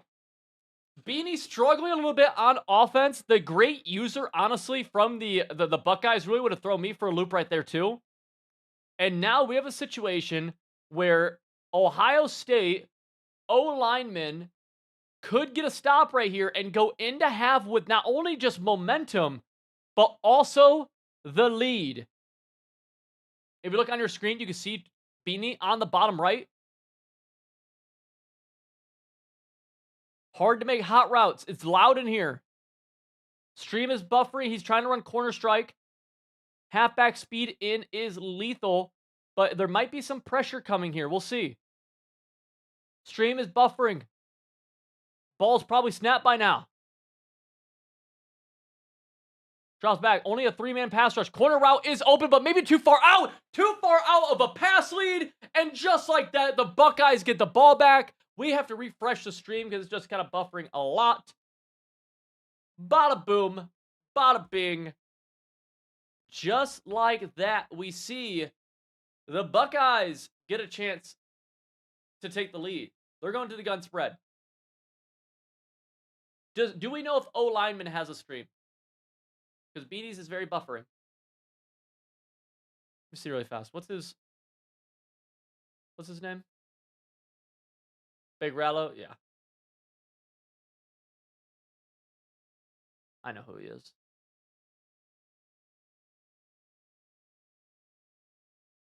He did not put a stream. Dang it.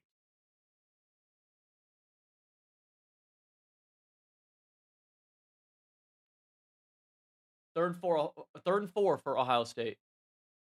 Picked off! Beanie with the switch stick underneath. Tackled just before the 40 on the opposite sideline. Opposite side of the field, rather. Beanie gets it right back. Ohio State misses a huge opportunity. 2 blowouts in the other games, 21-0, and then 34-0 in the other one.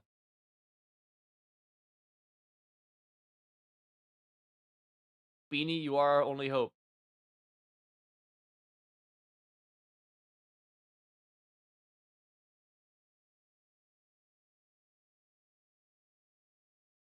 The Temu internet is tough.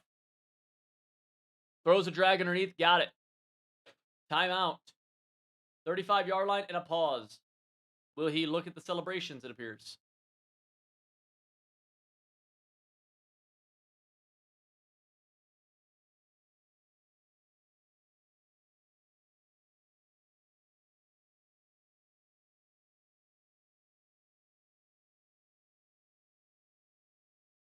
We're waiting. Let's go to this 34-0 ball game. Michigan on offense. Running level sail. Throws the curl, catches the curl. Gain of 9. Gain of 11. We do have a stream. Woods is watching. He gave me a stream. Thank you, my brother. You are a beast.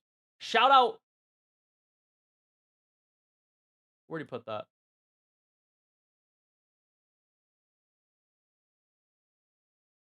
There we go. This is the Beanie game. Shout out to you, Woods. Hopefully you have better internet. Thank you, Big Rallo. Seriously. You're a beast because it was kind of brutal watching with the buffering. 14-14 ball game. Ohio State on defense. Also, I'll say, Big Rallo, Woods. That's your name? Quit listening. Lock in.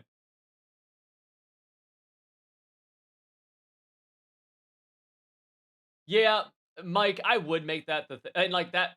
It loosely is. The other games, we're not even really waiting for him. So it's kind of like whatever. If they're holding up, I'd say GG's.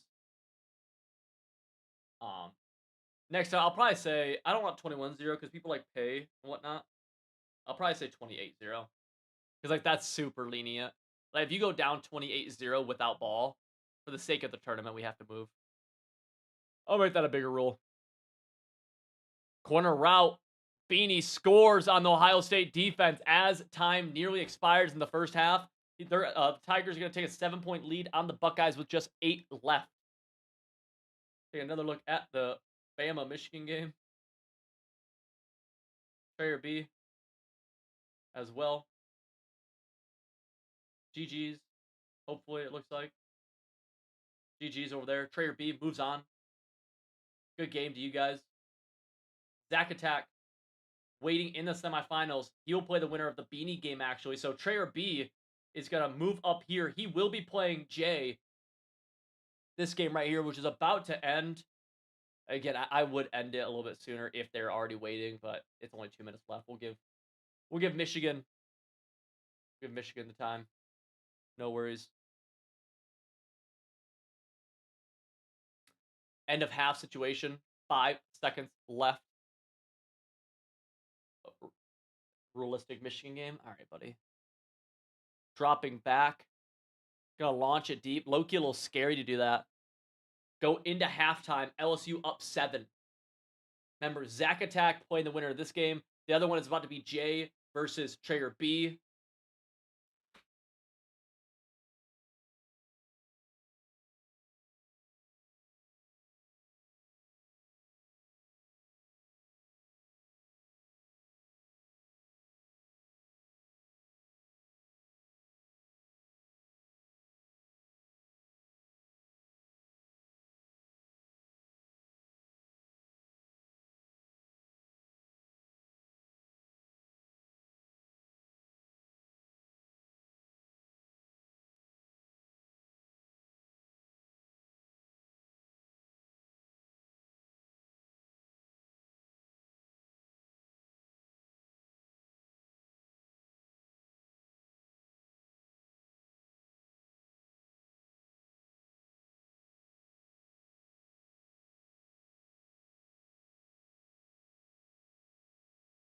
Pressure right up the middle from LSU.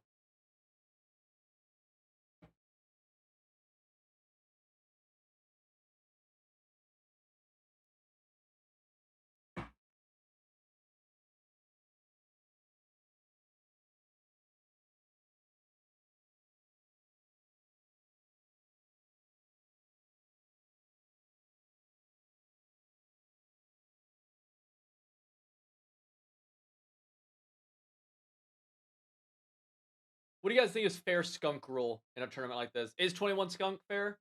I've heard people have told me it's not. I think out of bounds. I think 28 skunk is so beyond fair. I'm an advocate for 21, but I see the point of like part of this tournament is I want people to get reps. Part of it is like people are paying to join, all that good stuff. And so it's like let it play. I think 28 skunk is really fair. If you go down 28 points without ball, GG's.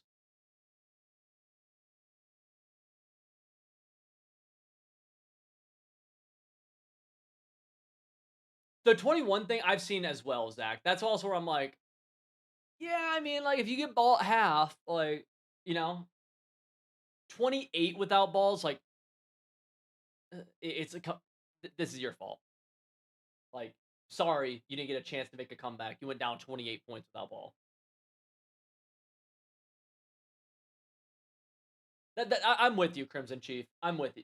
I feel like 21 is like a little too harsh. Takes away the chance of a cool comeback.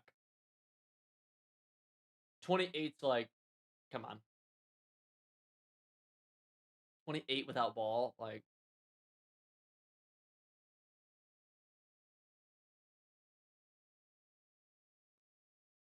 Drops back.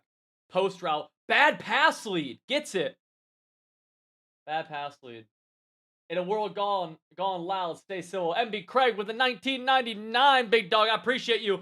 We are in the semifinals right now. We're in the quarterfinals right now. One semifinals matchup is underway. This is a quarterfinal. Winner of this game will play Zacatec. Thank you, MB Craig. I appreciate you, big dog. Thank you for playing too, dude. It was cool watching you. Hopefully you'll be able to watch this back too and watch us watch you.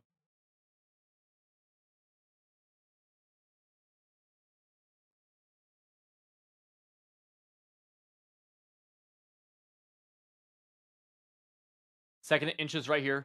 Ohio State's down 7, but they are fighting. Don't love the drag and the in route right next to each other. Really bad route combo on the left side. End up throwing it left side and lose a yard and a half with the catch. Hate to see that. Hate to see a completion go backwards for a yard and a half. Ladies and gentlemen, I will say you'll be the first to know that we are going to host 2 tournaments in the month of July for our Winner's Circle members. That's 2 tournaments in the month of July for our Civil.gg Winner's Circle members. That's just being a yearly member on Civil.gg. You'll get everything else plus access to these tournaments, early content from our meta busters and our schemes, weekly film reviews, a lot of cool stuff over there. There's a couple of cool ones. Let's drop back. Pass rush, left side, gets tackled for a first down. Just barely.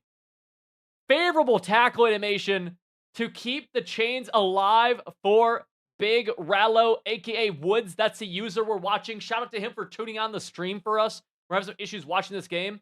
And now we're going to see pressure off the right side. He's going to throw that corner route quick in the seam, and he catches it. Pressure screaming at him, and he's staying alive right now. You have to wonder if he's close to making a tight read into coverage, because some of these throws are very, very quick. The route combos aren't all crisp. Right there was a great throw in the seam, though.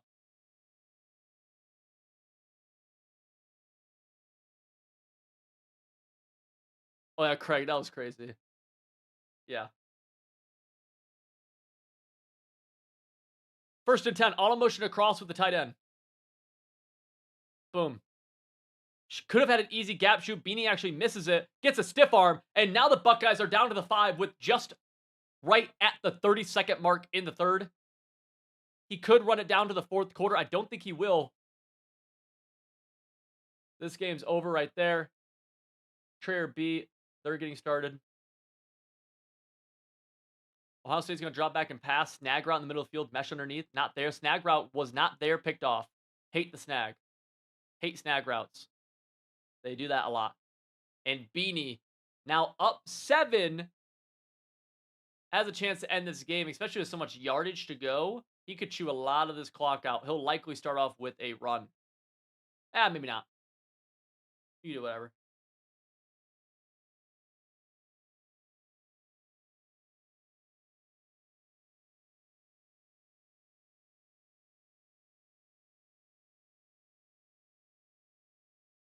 He does go run play, cuts it outside, gets a gain of about 4, looks like. Gain of 2, actually, never mind. Now takes for the fourth quarter. 21-14. If we take a look at the Civil.gg tournament bracket, you can check this out yourself at tournaments.civil.gg.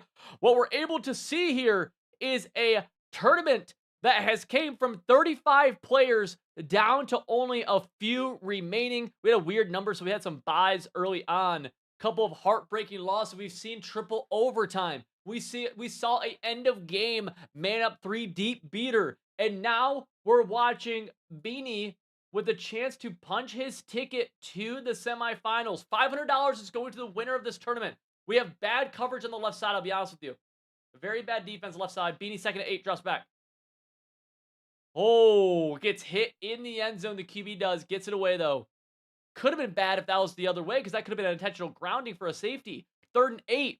Beanie needs to stay true to his pocket. He can't walk back like that. Ohio State showing blitz. Let's see if they actually send it. No, they're not. A lot of the flats are wide open. This coverage is not good. And that drag. Oh, great switch stick, though. He's going to go deep. Beanie makes a bad read into double coverage, picked off by the Buckeyes. Buckeyes are at the 25-yard line. They're going to be at the 20, the 15 almost. And they are in business with under 4 minutes to go. A terrible read from Beanie. All he had to do was attack a little bit more underneath. All he had to do was not force the ball into double coverage. And instead, Woods, a.k.a. Relo, the man who we're watching his stream right now on offense, has a chance to tie the ball game up. But no matter how this drive ends, it is guaranteed that LSU, a.k.a. Beanie, will get the ball back with a chance to do something. We'll see what happens right here. RPO bubble to the left side. Throws the bubble. Got it. Gets a gain. Oh, he breaks a tackle. Oh, he spins somebody out. And gets a gain of 9, of almost 10 on the play.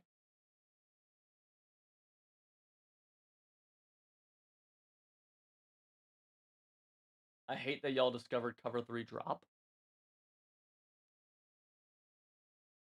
Cover 3 drop was unknown until literally this year.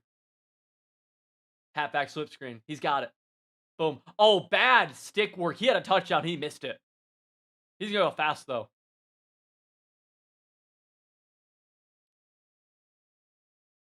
Beanie will likely shoot this run in the backfield just looking at the blocking. Oh, but he might be able to block it by motioning. Let's see. No. This will likely get hit in the back. Ah, nope, never mind. Beanie moves. Ohio State down to the inch line. He's going fast. Let's see what happens right here. What do we go to? Halfback dive? No. Flips into this. RPO or hitches. All go. He is switching around. It's going to be inside zone. I just think it's going to get blown up. Inside zone. Numerous people shoot it in the backfield. Now we're on a 3rd and goal from the 4. Ohio State was in this situation earlier. They threw a pick. Let's see what happens here. There's no kicking 3, so an incompletion here or not a touchdown means that we will go for it on 4th down. 2:19 left in this game. There's a 2-minute timeout coming out. Both teams have all 3 timeouts. RPO is not the worst play call, but he hands it off. He may have had a touchdown. And this is now going to go to the 2-minute timeout.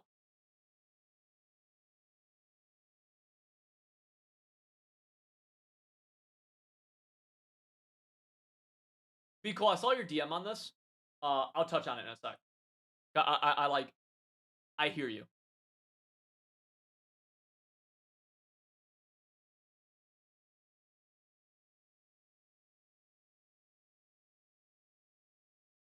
Fourth and goal. RPO has it, but gets hit as he throws. And the ball falls harmlessly to the ground. LSU takes over on their own 3. You got to be careful if you're Beanie, though. You can't really run the ball here. Passing's been scary. The LSU defense has forced 2 red zone stops. But now the offense has to match them. They need about 2 first downs.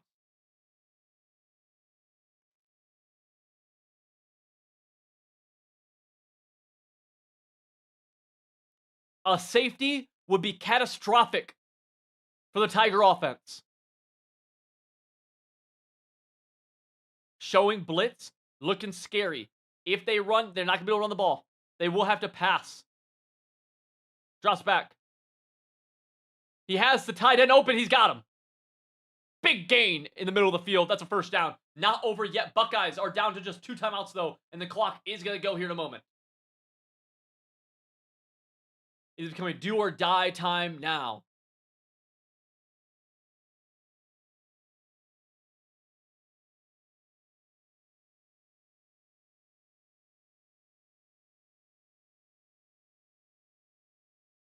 Inside zone blown up. Timeout from the Buckeye. No timeout from the Buckeye. Timeout from the Buck. You gotta call that sooner, man. Why are you waiting? Why are you waiting right there? Because the only way you win this game is gonna come down to the final seconds. Right? So every second's so important. You just wasted 3. No. No, no, no, no, no. Let's see what the LSU does. They could pass, and if they do, the clock could stop itself. We'll see. LSU's gonna run the ball. Huge hole in the middle. It's going to be a first down. That's an LSU W. They're moving on to the semifinals to play Zack Attack. That will lock in our finals matchups. What was the score? Beanie 21-14.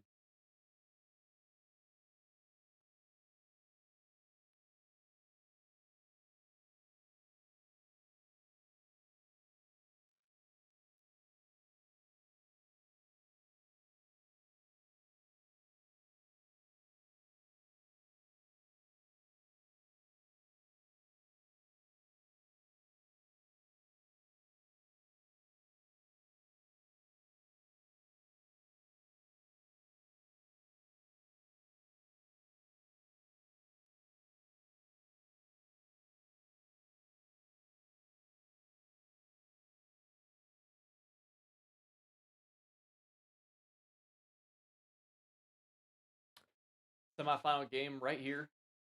Brian Cole, are you still here? I'll touch it. I saw you DM me. I was gonna respond to it after. But I'll touch on it here just because something to talk about as we're chilling for a minute. Are you still here?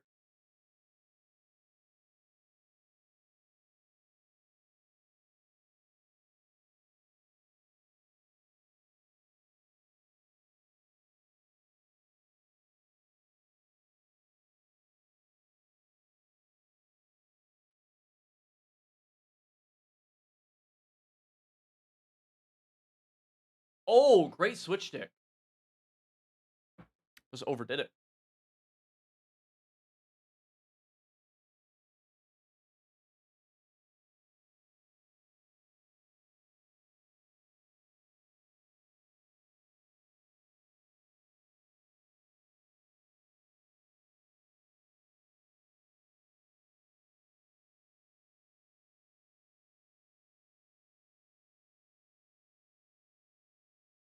Oh. Touchdown. Trayer B.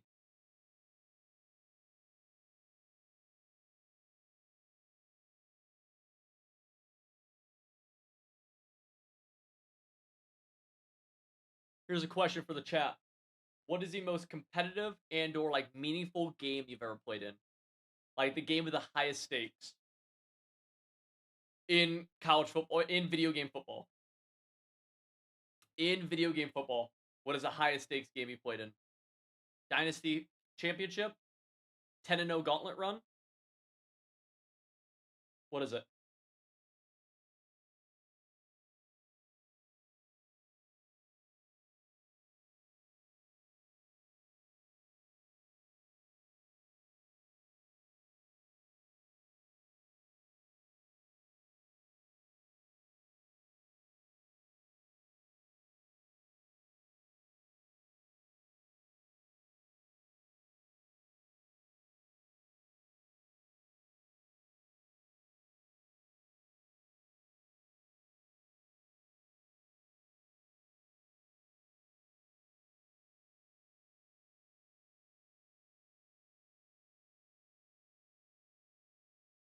You are here, Cole. There might be some crazy delay. Brian Cole asked earlier, about like custom playbooks and wanting custom playbooks. I think it's a cool thing. I used to rock a custom in Madden 17 when I was like playing a lot of franchise at the time.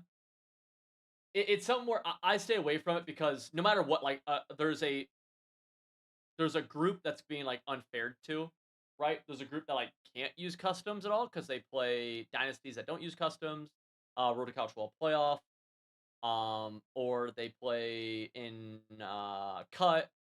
Really, the only group that can use custom playbooks is like specific dynasty guys, and so already that makes it where it's like you're kind of catering towards a smaller sect, and then from that as well, like traditional tournament rules would be like, hey, you can't use a custom.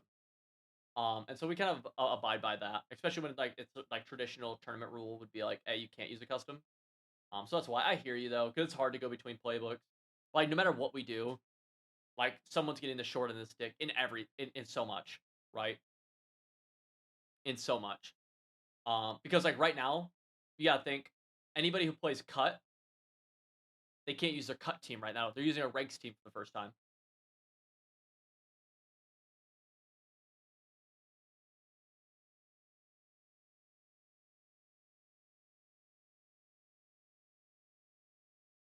And so it's tough. Nice Simpson. Take it a hit.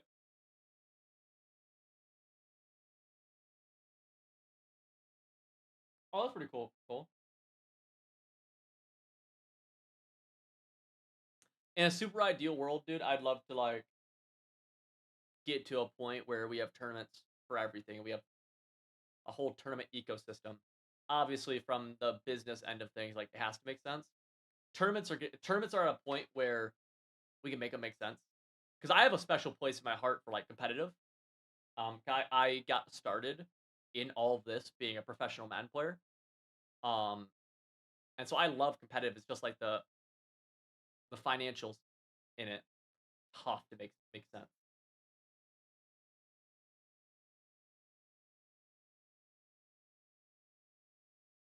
Halfback underneath Bama down to the 2 now.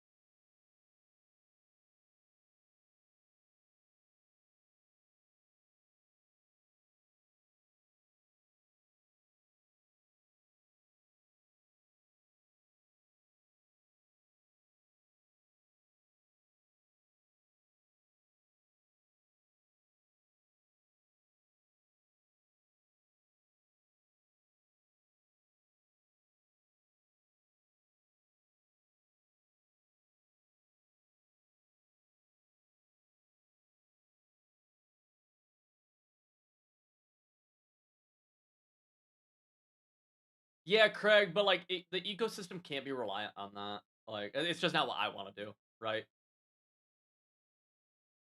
Like could we like there's places that do that, but then they're so reliant on sponsors to fund tournaments, and it strains you.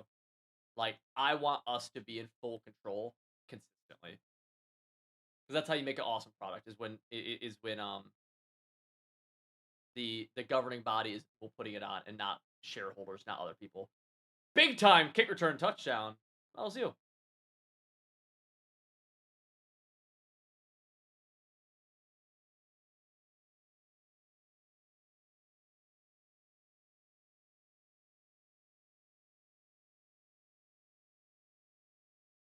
But I definitely do agree, Craig. But it had to make sense for us. It has to make sense for us first before something like that. Makes sense.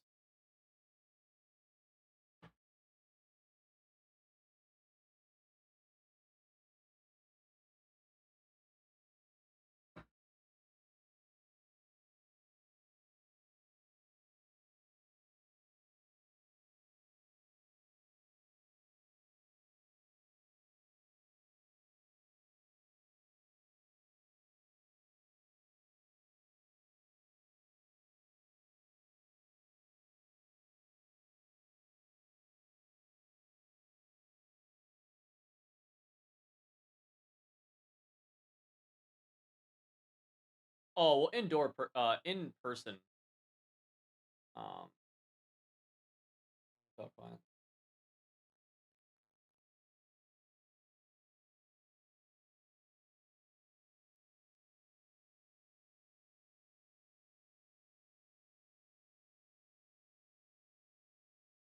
Are you saying they were texting you to help us? Or are you saying they were texting you in the past and like they could potentially help us? Good SWAT.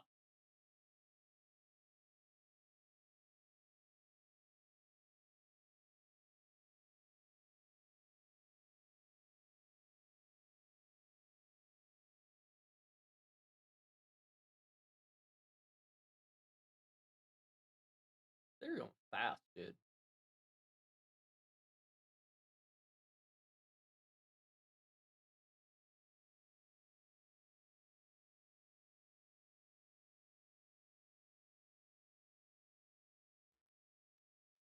Here we go. Big 4th and 10 right now for Bama.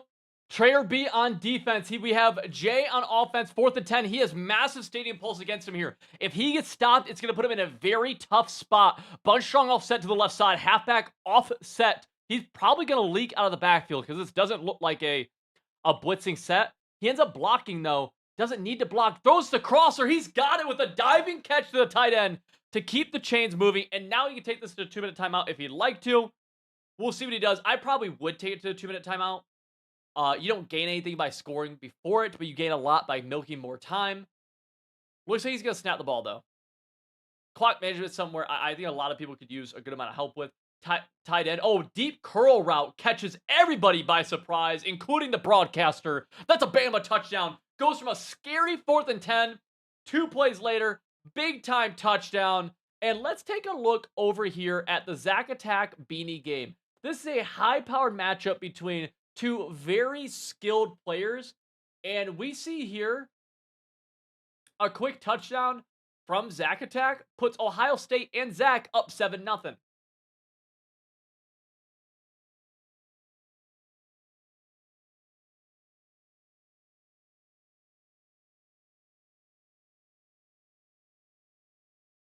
Oh, Dark Knight, that'd be pretty cool. That'd be pretty cool. But we built our own. Only thing I need EA to do, man, is whatchamacallit.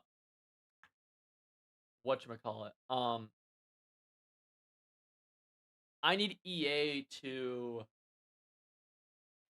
get rid of or let us turn off Stadium Pulse.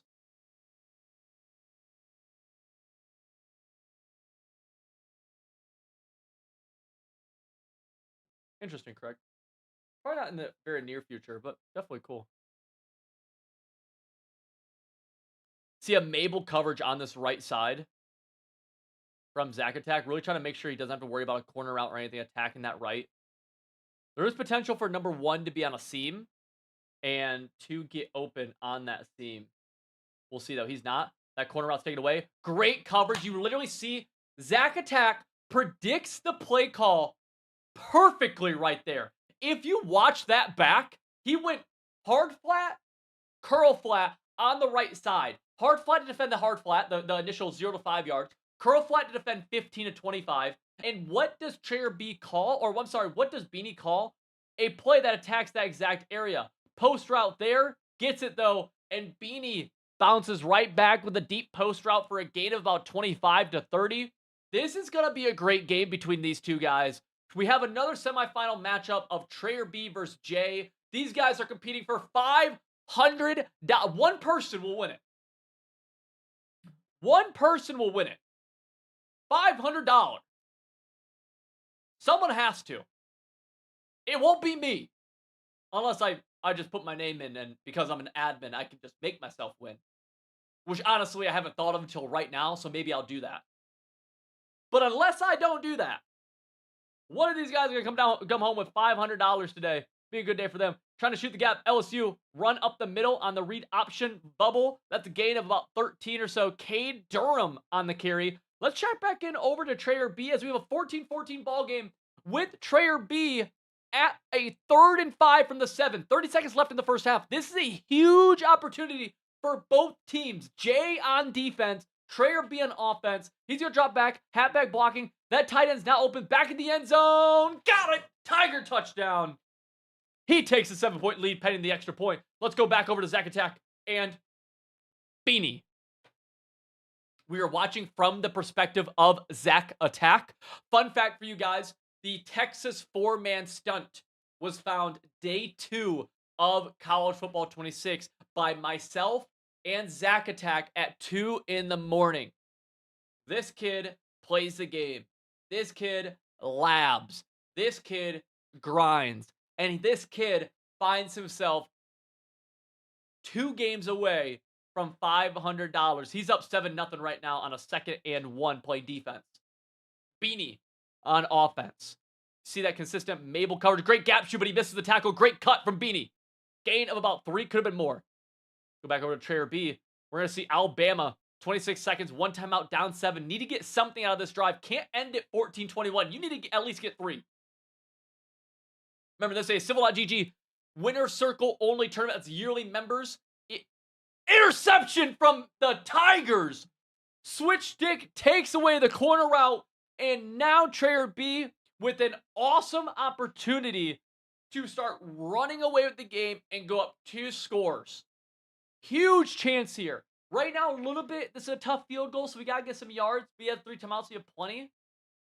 Let's see what Trayer B does here. He's going to drop back and pass. He's got that drag route. Huge gain. Oh, he might have more. Almost a broken tackle. Timeout. Down to just 2 timeouts now.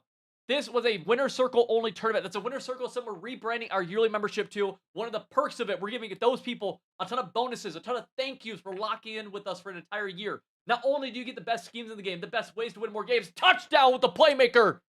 Tigers up 14. Not only do our winner circle member, our yearly members, right? Not only do they get the best ways to win more games, which is what we do, over 3,000 active members, they get free access to monthly tournaments. They get schemes, the plays, and the breakdowns early. They get early access to them. They get meta busters early. They get early access to them. Weekly, starting College Football 27, weekly film reviews in a community where you can submit your drive, and I or myself or a Civil.gg coach will review it for you. A lot of ways we're going to say thank you. And another pick. Oh, absolute chaos breaks out here as one of the worst end of half performances we've seen. Trayer B totally shuts down Jay's offense to end the half and then misses a field goal. And then totally shanks it.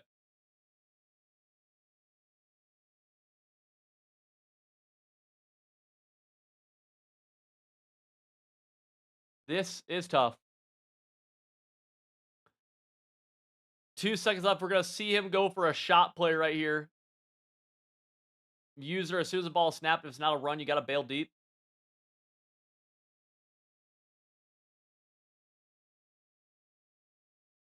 Nothing there. Nothing there. Throws it deep. Might have something crazy. Almost interception with some rack potential. Trayer B. Insane end to the half because he totally dominated the final minute. Let's go over to Zach Attack. They have a 2-minute timeout. And Zach Attack apparently got a stop on on Beanie. And now Zach, on his own 12-yard line, there's 2 minutes left in the first half. He's up 7. Dropping back. Got the drag underneath. That's drive post. Oh, he's got a lot of rack right there, too. He might be able to make something happen. He's going to shimmy and shake his way down to the 39.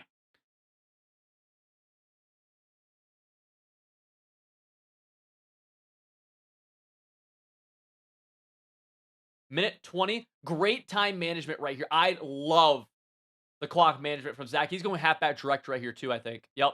Going to keep that clock going. Love it from Zach Attack. You do not want your opponent to get the ball back before half. Worst case scenario is that you go into half up 2 scores. Unless you fumble. That's the counter, right? If you fumble, that's out of your control. But there's no world you should, like, get a first down. No way that your opponent touches the ball. You should go up into half, minimum 10-0.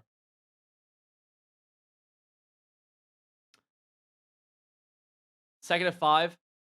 Zack Attack is in the UAB offensive play. That's actually the new playbook I've recently been running a lot of.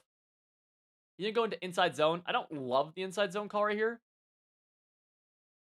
Ends up picking up a solid chunk, though. Gain of about 8. Keeps the clock moving. We have Beanie on defense. Beanie has had an awesome run so far. A couple of close games that he's been able to pull out. And now, though, he's facing his biggest, toughest task yet. And with no timeout call here either, if you're Zach, he's run this down to at least 35, is what I'm kind of thinking. He goes 40. Okay. Nothing wrong with that. 37. Yeah. Because you really control this. Halfback direct snap. Get catches the. Oh. A little too aggressive, in my opinion, from Zach. I think he could have held up and had that block set up. Now Ohio State will call a timeout. 1st and 10. Beanie trying to set up halfback direct snap defense, which I saw him have earlier. Zack Attack, though, going to help mess with the blocking with motioning. Inside zone instead. Big gain. Zach will fall down short. This is where you know someone's really taking clock management seriously. If you're Beanie, you have to call a timeout here. You have to call a timeout here if you're Beanie. I'm shocked he didn't.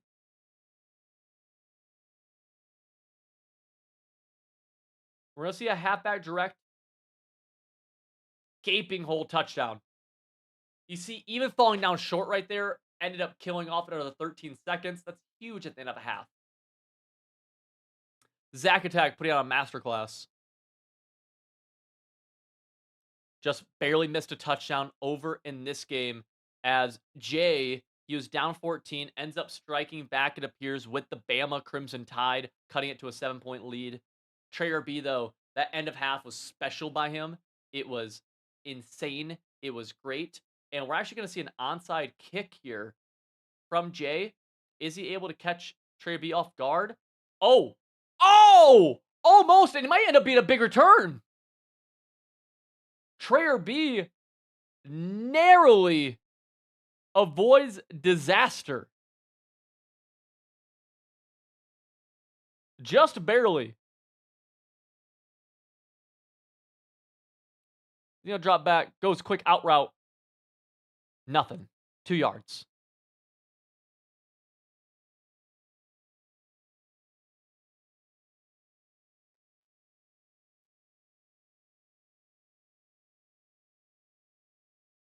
Second and 8, dropping back. 3-man pass rush. Has plenty of time. Gonna go wheel route over top. Needs a great pass lead, and he does it perfectly. Touchdown, Trey B. Not even a sweat from him. 10 for 12 for 192 and 4 tutties. Masterclass from Trey.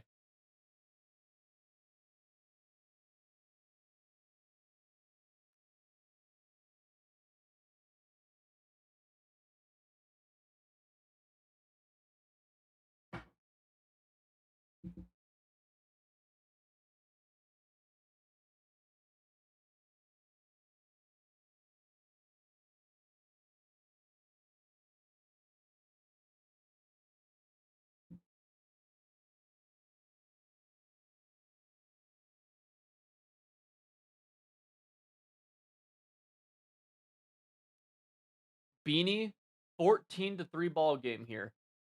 He ended up getting 3 at the end of that half, by the way. We missed it, but he got 3, which is a big deal because he has ball to begin this half. That could come in handy near the end of this game. We'll see. Great switch stick. Oh, playmaker up, switch stick down. Who gets there first? It's going to be Zack Attack with an insane switch stick coming downhill, and he's going to take it back the other way. It was a good playmaker from Beanie. I would have thrown the same ball, and I, too, would be on the losing end of a pick 6. Ohio State, Zack Attack is dominating the field right now. Complete, pure, utter domination.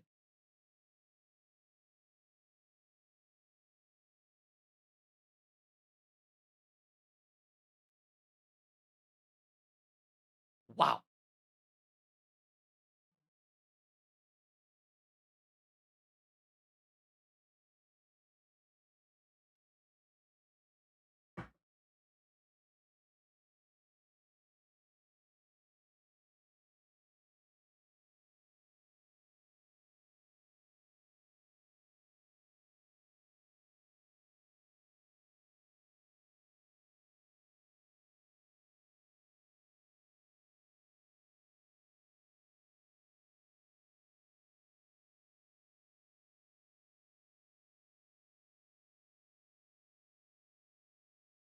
Beanie now fighting for his life. Playmaker's up. Nothing there. Throws it away. That almost could have been intentional grounding. I can't lie to you. I thought it could be.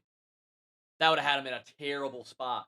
This is a stay alive drive for Beanie. He's in the semifinals right now. Very close to a $500 tournament win, but wow, is he in a bad spot right here. Thankfully, he does potentially have the best offense in the game with Ohio State, but he's on the road down 18 and nothing has went his way. Playmaker up. He's going to throw. He's going to catch it. Great throw, great catch, great decision, and great playmaker. Let's check in briefly on the Trayer B game as we have a 4th and goal from the 24. Jay is staying alive right here. If he does not get this, it's not going to be good news for him. 3-man pass rush. Ty Simpson's going to step up, going to throw the corner out. He's actually almost got it. Down to the 1. He catches it, but it's short of the end zone. Trayer B holds on for the goal line stand. I guess you can call it that because it was goal.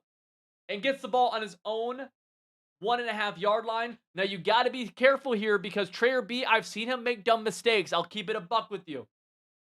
You could mess up right here. I love blocking the tight end. Got to be careful. Drops back. Has the crosser. Gets out of a bad situation with the catch right there. Great hands by the receiver. Trayer B's in a great spot. He's going to start chewing the clock, I'm sure. Zach Attack on defense up 21-3. It's looking like it's going to be a Zach versus Trey finals. We'll see. A touchdown from Beanie keeps life alive. I'm a massive believer that if you're ever only down 2 scores, you have a sliver of hope. He's down 3 scores right now, though. He's going to throw the corner out. He throws the laser. Beanie drops it. Bad catch animation from Beanie's wide receiver, and now LSU, the Tigers, are down to their final down potentially on offense. We'll see what happens here. 4th and 4. Bunch to the left side, and it looks like actually they may have ran into, never mind. Crosser, playmaker up, no. Playmaker there, crosser. It's going to be a one-on-one catch animation. SWAT! Oh, he catches it! Oh, the SWAT missed! Oh, the SWAT missed! It's why I hate going for SWATs, because they sometimes will just miss. It was a great decision from Zach Attack. And it doesn't pay off. Beanie stays alive because of it. The handoff ends up gaining 6 to a 2nd and 4. SWATs are so scary because the players can just miss sometimes, and it's very frustrating. If you're Zach, though, you can't let that spark a comeback. You know the play he probably wants to go here. Likely going to be an RPO. We'll see if that's actually what he does, but he calls a lot of them. Beanie drops back to pass. He proved me wrong. In route. Dropped. Weirdly. Dropped oddly. Very odd. Zach Attack has only thrown the ball 4 times so far today. He's on defense. 3rd and 4. Beanie. Bunch to the left. Drops back. Throws just right to the user. Right to the switch stick user. Zach Attack has got numerous stops this game. He's got the 2 clock on. This game's looking like it's just all about over. Inside their own 10, Beanie will fight right here to stay alive. You have to, but it's tough. Great tackle from Beanie. A superb tackle.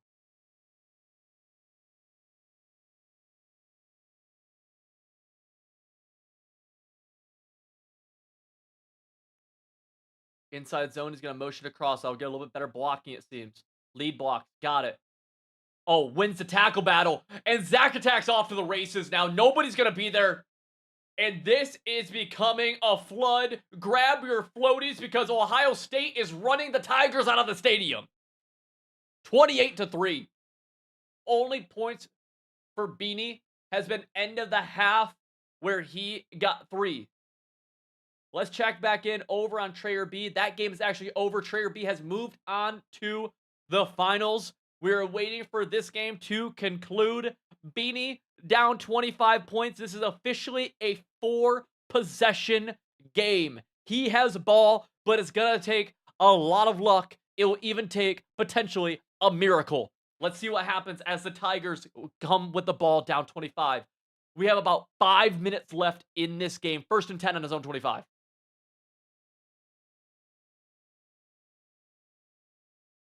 Bunch to the right side. Zach Attack running this Mabel coverage consistently. Almost gonna get. Oh, he's gonna hold on to it in traffic. Beanie's caught a few that have just been bonkers. Just been bonkers. This is shaping up to be a Zack Attack versus Trayer B finals showdown. One winner, one $500 man. Second in inches. Beanie, of course, has to go fast. Beanie's had a great tournament run. You don't make it to the semifinals by being some bum. But sometimes we all run into buzzsaws. He's going to go over top, though. He's not done yet with that one because there's 34 seconds left in the third. And he just bombed him. Now, I'm not saying nothing. I'm not trying to say nothing. But there's something to be said for a little bit of life. Zack Attack calls the wrong kick return right there. And now we're getting into a potential onside situation, onside battle. Let's see what this ends up in. Zack Attack palms it, holds on to it, and is in field goal range. Although only up 18, field goal will just keep it 21. 3 possessions nonetheless. Trayer has to be able to... Oh, I'm sorry. Beanie has to be able to stop this direct snap and this inside zone. Zack has a tell with this inside zone. He's motioning the slot all the way across consistently, so you know what it is. Bad user by Beanie. And really bad user by Beanie. Because he actually shot the gap perfect. Like, he could have easily. And this will take us to the fourth. Do a quick rundown of the situation. We have our first finals winner, finals participant right here, Trayer B, waiting in the myth. Zack Attack, Trayer B. We'll see. But first, Zack Attack has to finish out this game. He's up 18 on the 18. Chew clock is on. All he has to do here is just not turn the ball over. Chew the clock. Don't turn it over. Do not pass. Don't do it. Literally just chew the clock. Don't turn it over. That's all you got to do. Yeah, it is. Great job. Clock management is perfect. You can't pass here. You run this all the way down. You snap another run. Right into a 2-minute timeout. Mathematically, Beanie should not be able to win this game. So you don't need to do anything cute. Inside zone. That motion has absolutely destroyed Beanie. We'll see Zack fall down right there. Beanie is calling his timeouts. I respect somebody who's going to fight. I respect it. We will allow Beanie to fight valiantly. Tackled.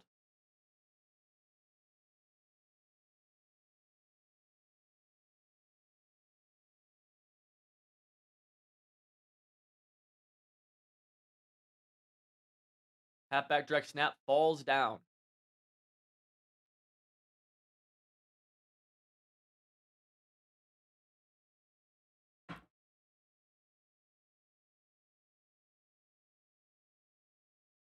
Third and goal. LSU's out of timeouts. Another direct snap. This time it's a touchdown. Zack Attack has all but punched his ticket to the Civil.gg championship game.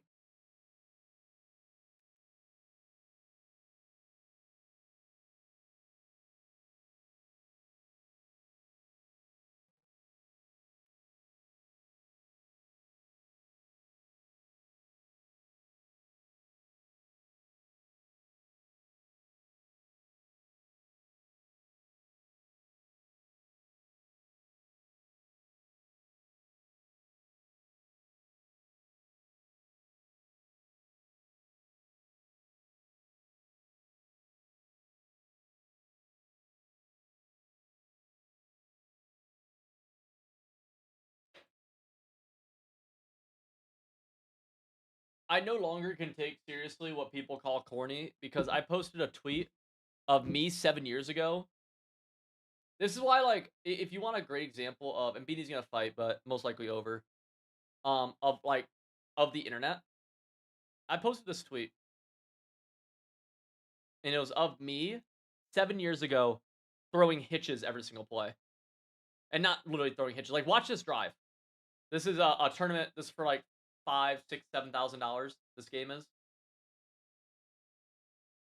throw a hitch, throw a smoke screen, another hitch. This guy's running 3-4 odd, by the way. Boom.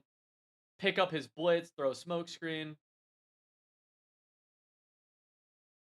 He doesn't defend the smoke screen, so we just throw it. Gain a 4. Throw the halfback wheel. Get the first down, of course. This time we hit a tight end crosser. This time we hit a corner out in the seam. And this time we hit a corner out for a touchdown. Pretty legit, pretty fair passing. Not direct snap, not one play touchdowns, no glitches. I had numerous people. One, I had numerous people say that there was delay fades on the field. Wasn't a single delay fade. And people saying that now conservative catching is corny.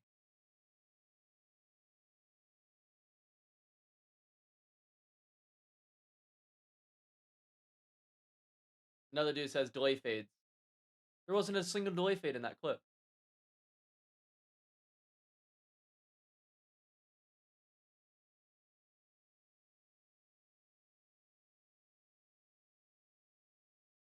This is a miss. This dude had same concept the whole draft and had the defense not set up a certain way.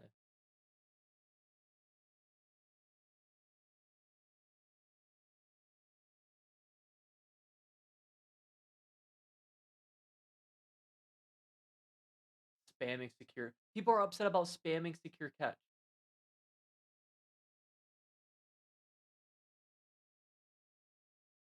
People are upset by spamming secure catch. Think about that.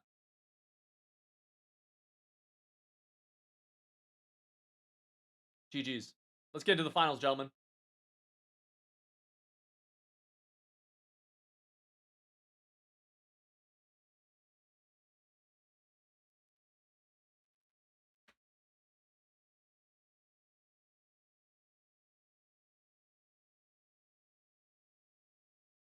We'll wait for this game to get underway.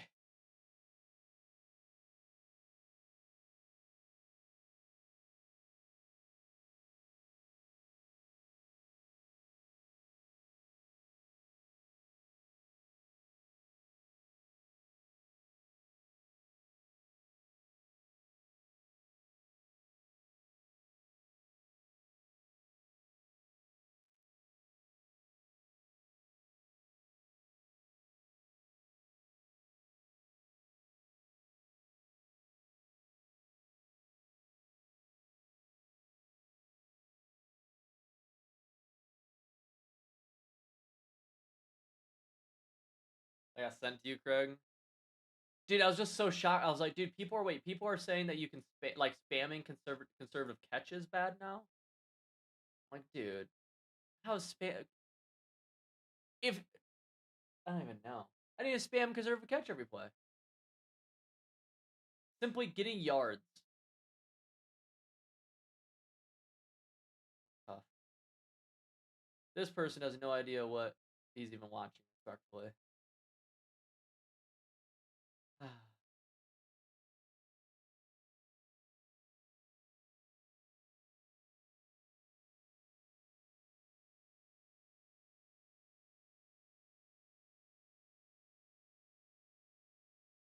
Heart gun. I appreciate the comment. Seriously, thank you.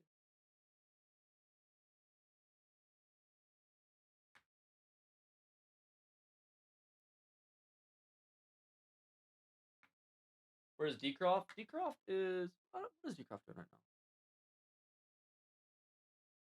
I think Decroft's home right now.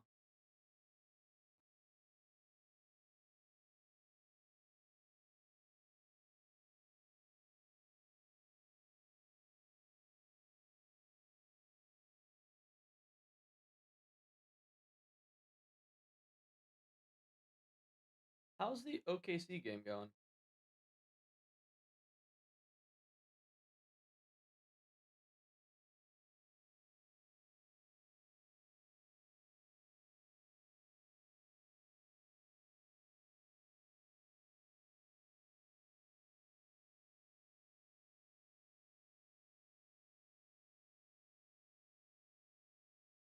What happened?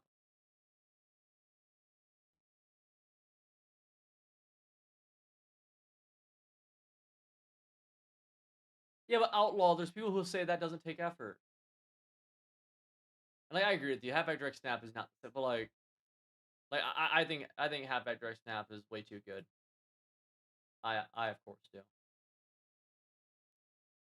Quick rundown of what got leaked earlier today for College Football 27 and Madden 27. EA is launching an MVP Plus membership that includes quick notes, 7-day early access to both games, beta access to both games, monthly Ultimate Team packs, exclusive Dynasty, Road to Glory franchise and Superstar progression bonuses, and in total 9,200 points across Madden and college football. Beta access is coming soon to College Football 27. It's June 4th to 7th. So be on the lookout for that. That's pretty exciting. Additionally, uh, beta access for Madden will be June 11th. Excuse me, June 11th to June 14th. So, additionally, be on the lookout. That oh geez, do I click move the needle for you? Oh, nice.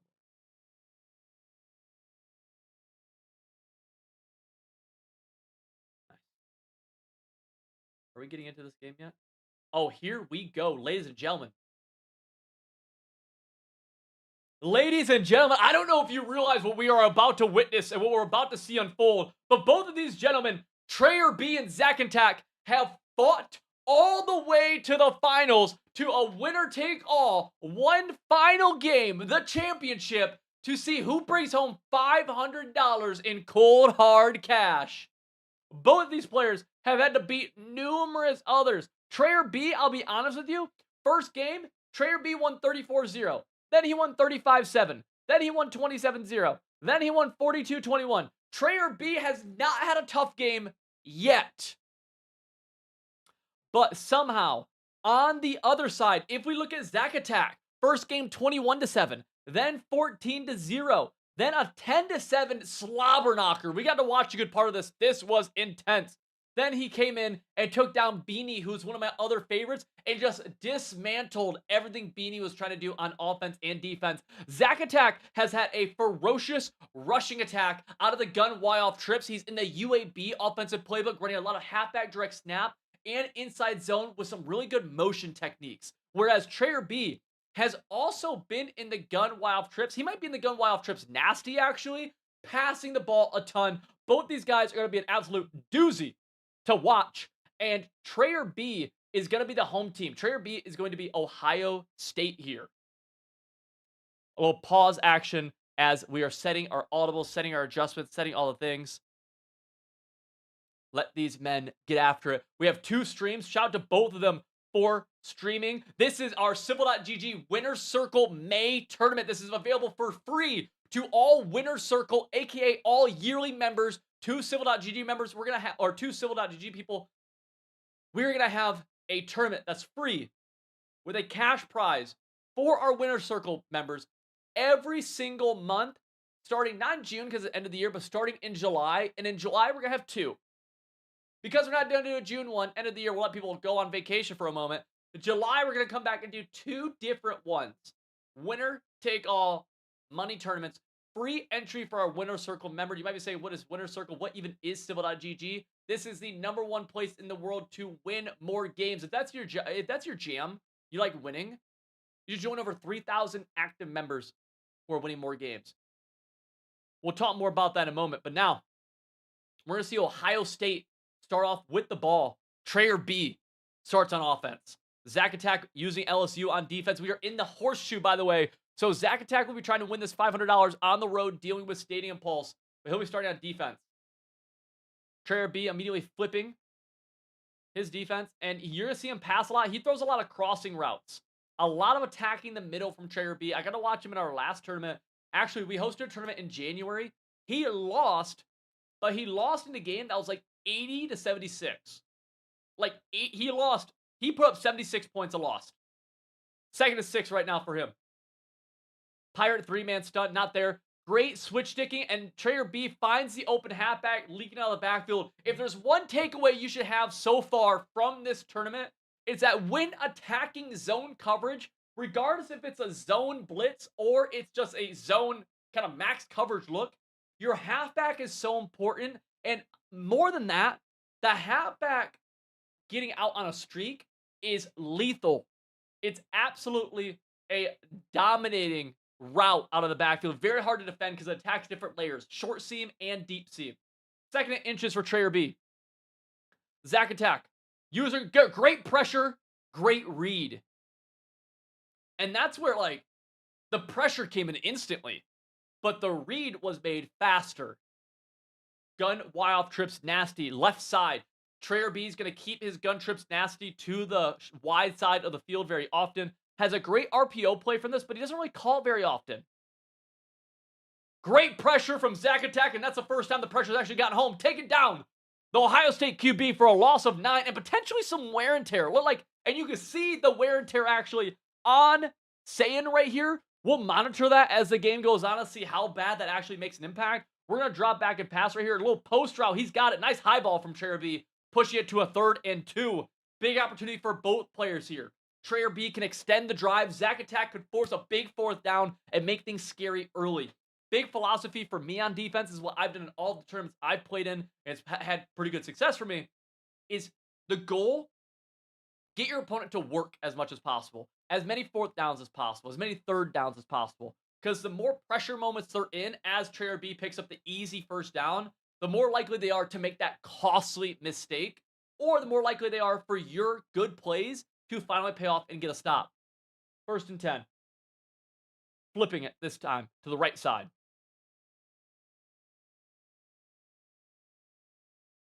Dropping back.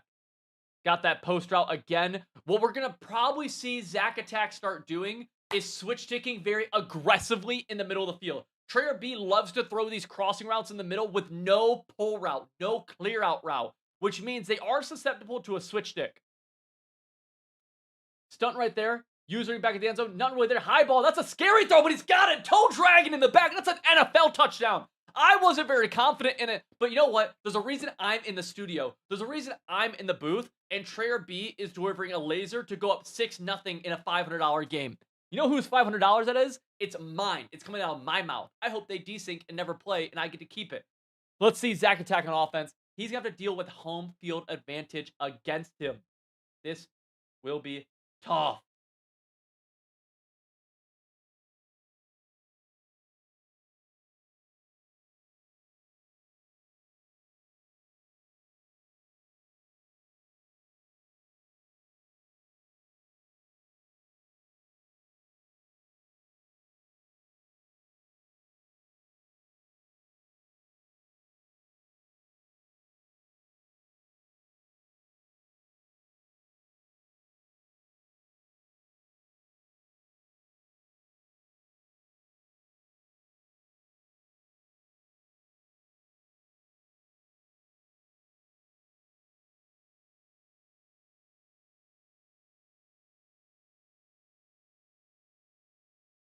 Whew. I'm jumping right now.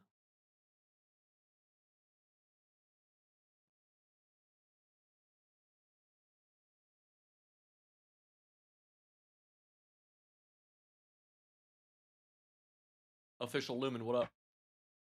Good to see ya. Good to see ya.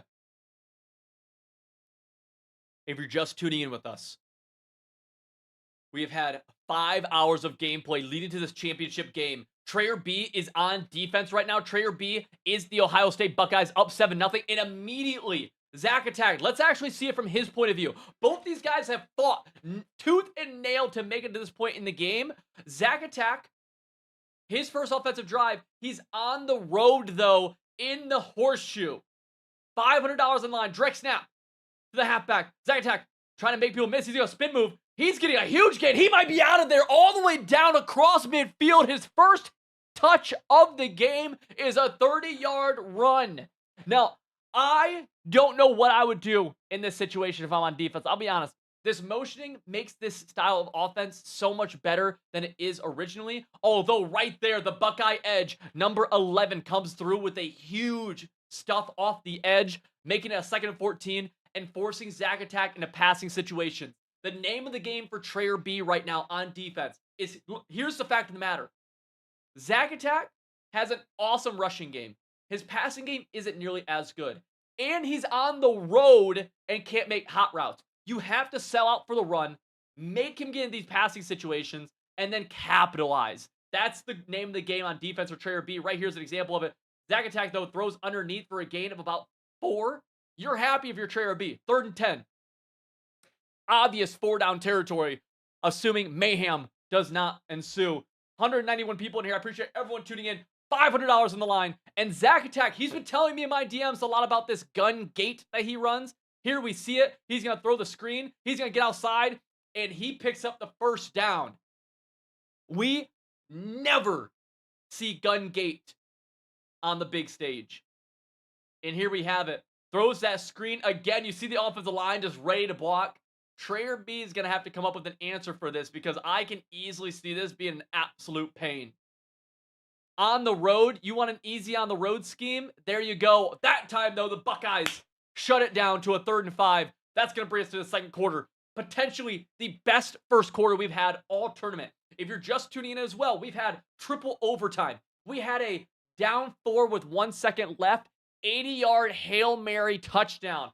Bombed the defense over the top. We've had a 0-0 ball game at halftime somehow.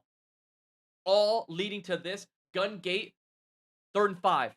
Goes quick flat. Didn't love the play call, and now Zach Attack, 4th and 5. It's going to be loud. It's going to be hard to make hot routes.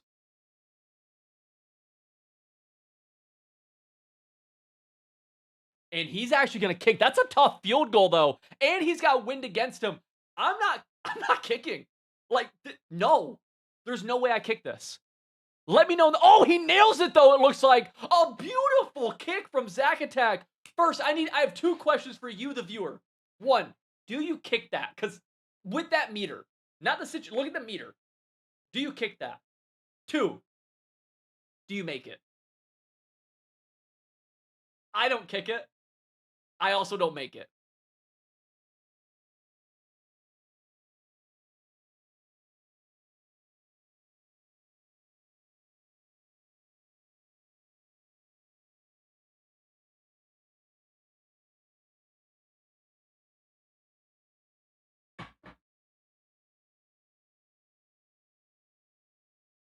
Gun wild trips for Trayer B. He's held Zach Attack to a half stop, so he's up 4 points. 3:35 left. A really great opportunity for him to really control this game going into half. He's going to hit the halfback out of the backfield, and just a wide open drop from the halfback. Zach Attack catching a really lucky break. And Outlaw, what I will say is, like, Zach Attack is on the road. Like, it is tough to make hot routes and stuff. And so I can give him credit for, like, dude, make the game easy on yourself. And there's $500 on the line. I've seen people do some crazy things for $500. 3rd and 5, Trayer B dropping back to pass. Got that seam route, pass lead down, possession catch. Great ball from Trayer B. I am expecting to see Zach Attack start aggressively switch sticking a little bit more. He is running this Mabel concept a lot to the right side. He does this. He did a lot against Bunch. He's doing it here as well. He's going to go drag route. Great pass lead from Trayer B. One of the things we talk about a lot in our videos, you get to see it here at a high level, which I'm so happy about. I don't just spew nonsense in my videos. Listen. Is that pass leading such a big deal? Pass leading makes such a big difference in your completion. Even right there, another pass lead backwards gets a completion, whereas a bad pass lead right there, that could be a knockout. Trayer B has that chew clock on, and it's going to take us to a 2-minute timeout. We've seen him, honestly, grow a lot. Again, his final game of our last tournament 5 months ago, he lost 76-80. He did not care about time at all. This time, he hands that ball off, and he might even milk more. He should, because he's in a really good spot right here, Trayer B is. He's got to milk awesome time management. He's in a great spot right here to go up 14-3 into half. Zach does get the ball at half. There's a timeout from Zach. Zach does get the ball at half, but being down 2 scores is tough. 1st and goal. 1 timeout for LSU. Awesome opportunity for both players. Timeout LSU. Minute 14 left now. Trayer will likely run the ball again. Well, it depends where his mind is. A run again basically means that you will not see Zack Attack get much time to score or do anything. And that's exactly what Trayer B does. But he does score. He goes up 11 points. Zack has a minute 15 or so to go down and get points of his own and ball at half. There's a chance now that Zack Attack is able to take the lead before Trayer B ever gets the ball back. Double dip in the chip. You score to end the half. You score to begin the next half. Down 11 points, though. Zack needs a better offensive performance than he had last drive. Trayer B really doing anything he wants right now, it seems like.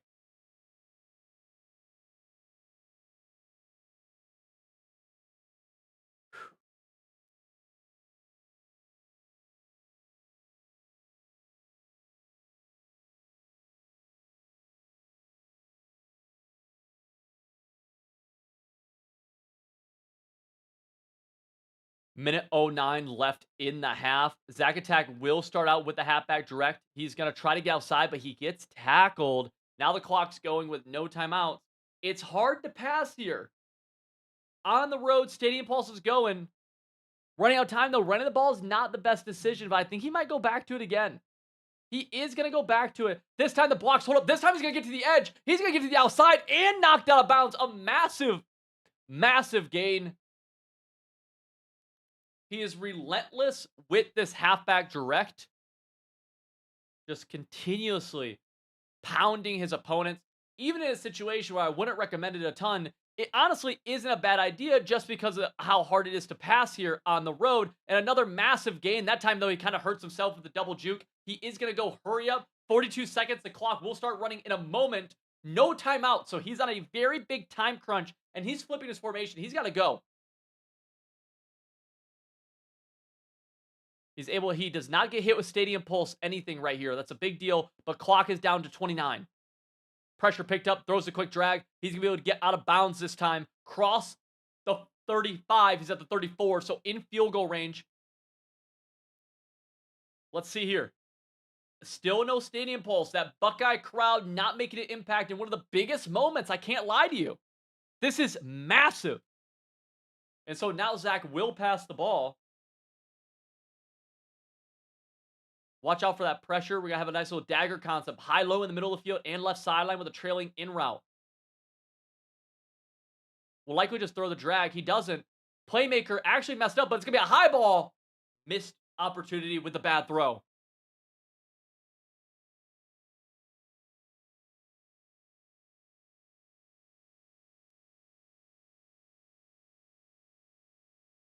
Now the crowd is getting into it.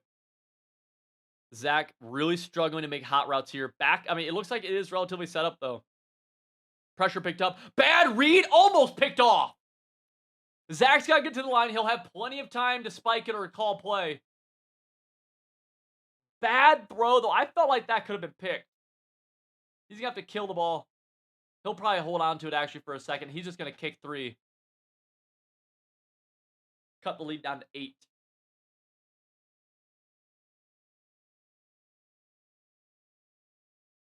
This, even though it seems like a chip shot, is not. You can see that meter bouncing back and forth pretty speedily. That arrow is a little shaky. Zack Attack, though, cools a cucumber. He kicks it in, kicks it through. He goes down 8 points, but he'll get ball at half as well without a time constraint. So we'll likely see him really run the ball a lot here.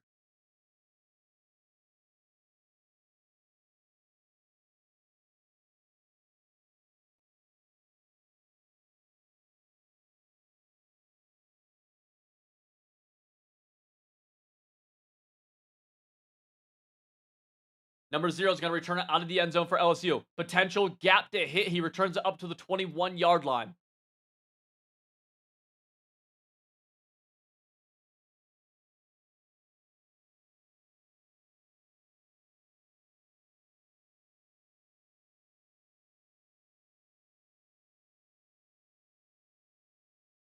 Zack appears to be going to the halfback direct snap left side here. Messing around with motions just a little bit. Changing the blocking. He's going to be able to cut outside. Going to be able to cut outside again. Almost able to hit the edge and get a free touchdown, low-key. Gets out of bounds for a big gain. And if you're Trayer B, you have to find a solution for this. You have to. And it's going to be something like that right there, but we have to make that tackle. Zach Attack, gain of 7 now. Remember, 500 American USD on the line to the winner of this game. Zach Attack finds himself down 8 in the second half with 3:40 left in the third, but he has ball, and he has a rushing attack that's very tough to stop. He cuts that one all the way inside. Very impressive. Very rarely do you see that. Good stick work by him. Stadium Pulse is an all-time high. He's going to cut this one. User over top. That is what you have to do if you're Trayer B. You have to flow over top. Make Zach have to cut it back in, or he's going to cut it into your user. Zach now going to the gun gate. Something we do not see ever. We never see gun gate. He's going to go to that. That's going to get instantly blown up from the Ohio State defensive backs to a 3rd and 9. Gun gate doesn't work for him, and now Zach Attack is in a passing situation. I said earlier, this is where Trayer B has to capitalize on. He has the Stadium Pulse with him. Zach Attack cannot make hot routes. Zach has not shown to be a great passer yet because of how much he's ran. You have to make Zach prove he can execute here. If he does, great. And right there, he does with the Texas route in the middle of the field. Big time gain, opening up the opportunity to go back to the direct snap for a few plays. And that's the game that Zach Attack knows he's playing. He knows he's going to be able to run the ball well, and he's going to have a few opportunities where he has to pass and perform, and he's been doing that so far. But that direct snap hasn't blown up the last 2 times we've seen it. He's going to flip it. He's going to go into an audible or a motion, it appears. He does. We'll see again that direct snap gets 4, but it's not as explosive as we've seen. And on a 3rd and 6, again, Zach Attack is going to have to drop back in the pocket, it seems, against a pretty tough Ohio State defense. Pressure coming off the right edge, and the crowd loud as can be. Let's see what happens. This is the play. Whips, has it wide open. And that's what takes you from running a gimmick offense like halfback direct, which it obviously is, into, oh, you're using something that's a gimmick, but you're playing offense right here. Zach Attack so far has proven himself each and every time he's had to actually pass. That time, though, backs up about a yard or so, going for the quick dot. He's dealing with Stadium Pulse. I'd be shocked if he doesn't go back to something gimmicky here, like the gun gate, like the halfback direct.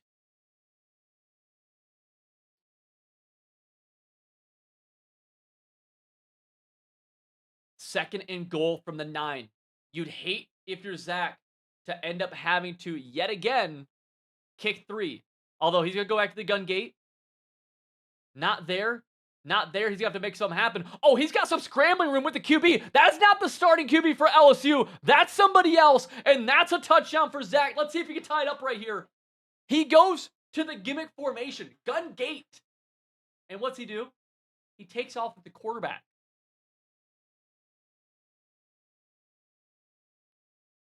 Let's see the play call here. Needs 2 points to tie it up. He's going pure pass play right here. Wow. Tight end. He's got it. A dot from gun gate. Have you seen that before? A legitimate laser beam from gun gate. I haven't. Zach kicks this ball out of bounds. And Trayer B just trucked one of his players. I don't know if you saw that. Brian, to join the next one, this is hosted by Civil.gg, so become a member of Civil.gg. Join our Winner's Circle, which is our annual membership. You'll have free access to the next one, which is going to be in the beginning of July.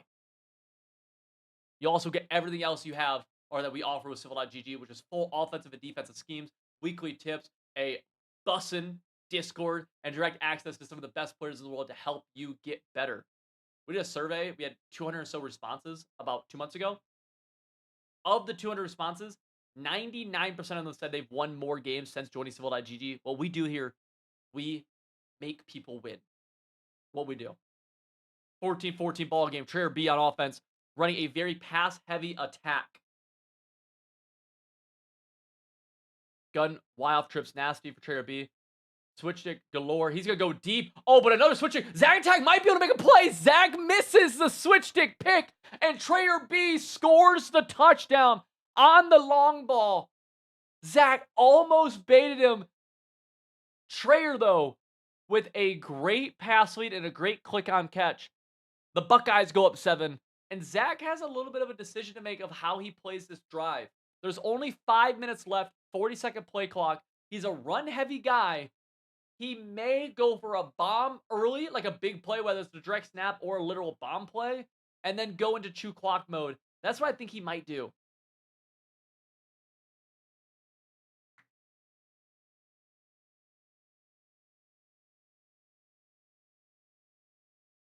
And yeah, Mike, I missed that. But we actually missed. Zach called a timeout. You never want to do that early. Oh, he's throwing a ball. That's going to get picked off that time by the Buckeye defense. Zach forces a seam throw that he should not have. And we might see a pick six right here. Only the halfback can get him. Number 7, Matthews Jr. into the end zone for Trayer B. Zach attack. Passes on first down. Throws a book right to the defensive back. Defensive back not only picks it, but takes it the other way. And like a flick of a light switch, we see Trayer B go from a tie ball game, go from throwing a potential tough ball into the end zone, catching that for a touchdown. Next play on offense, getting a pick six. And it's starting to smell like a potential Trayer B championship win here. We'll see, though. He's going to go kick it deep. LSU, about 4 minutes and 46 seconds left in this game.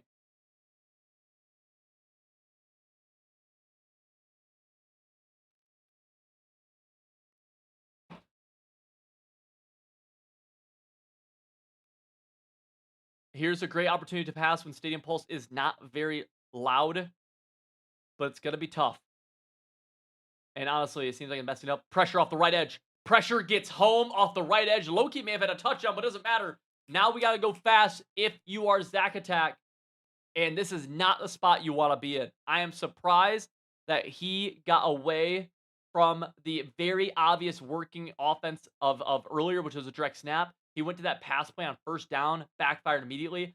And now we see him in a terrible spot. He has to pass consistently. Playmaker upfield. He's got playmaker. That's almost going to get picked off, which would have called the game, by the way.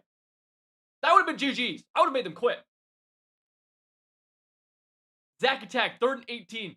Down 14. Running low on time now. If he gets stopped, it's almost GG's.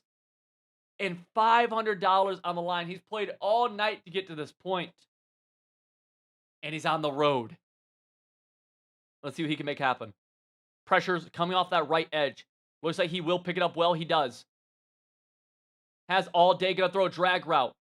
Ends up getting all of it back. Oh, he might be off to the races. He does it. A safety tackles him down. Huge drag route to end the fourth. Or to end the third and bring us into the fourth quarter. Where Zach is down 14 points. With only 2 timeouts.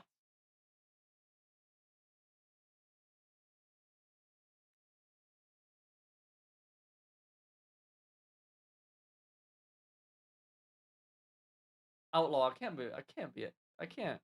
can't lie, Outlaw. You low-key really hating. Zach's played pretty well on offense. He just had he had a bad read. Gun gate, he's actually passing from, though. He's got triangle over top. One of the cool things I've seen from Zach Attack, he's got some good pass plays from this gun gate. Like, believe it or not, he's actually throwing the ball pretty well out of this. Which is hilarious, but it's true. Drops back. Not there. That time throws it away.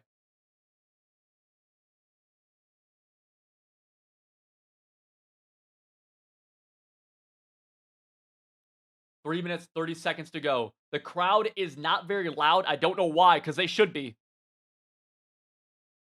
Sets up protection, going drive post. This is the play you got a big play on earlier. Pressure gets picked up. Drag route, not there. In route, there late. Missed throw, though, 3rd and 10. Every single play is so big. Every drive is massive. Every throw feels like it could be the last. We're in curl flat from Gun Trips tight end. Pressure off the right edge. Gotta set up protection every single time. It's annoying, but it has to be done. Pressure picked up. Drag route. Let's go. Oh! Trayer B misses the lurk. He switch sticked it perfectly. And Trayer B doesn't capitalize. I don't know why, because he had it perfectly. But it extends the game for Zack Attack, who's going to check into the direct snap. He's just trying to get into the end zone now. Trayer B, you got to play over top. You know what's coming right here. The defense locks it down, tackled inbounds as well. Loss of 4. Clock is going. Zach's got to go fast. Trayer B is playing awesome defense. It's exactly what you want to do in this situation. Make them work for every yard. Make it uncomfortable. Pressure off the right edge. Texas route, gain of 5, but gets him back to a 3rd and 9 with the clock going still. Zach's in a tough spot. He might go whips. He will. This is a great play for this situation where you can't really make hot routes, but it's still tough. It's not the best play ever. Pressure right edge. We're going to have that zig. He catches it. He drops it. Stops the clock. But it's a 4th and 9 for the game, essentially, here. Zack Attack only with 2 timeouts. He called that timeout early, by the way. Bunch tight end. Bunch to the left side. Tight end to the right. Pressure coming off that right side. You got to make sure you set up protection if you are Zach. Don't get lazy right here. He doesn't. Drops back. Nothing really there. He's going to have to throw that curl. It's going to get dropped. There's a weird animation. Ends up being a drop nonetheless. Ohio State's defense stands strong at the 14. They're up 14. And now Trayer B is merely a first down or 2 away from coming home with $500 more. That's what we do at Civil.gg. Here we go. Inside zone, gets tackled for a 2nd and 11. And now we're going to see Zach start to tap into his timeouts. We are not out of this game yet if you're Trayer B, though. You need a first down. You have to have the first down. Drops back, passes, got it. Huge. Ballsy. First down, no timeout from Zack Attack. We're going to see us go to the 2-minute timeout. The win probability for Zach has dropped down to about 2%. Trayer B at a nice 98% win probability according to the Civil meter. Inside zone, big gain in a big fight that's going to milk off a couple of extra seconds.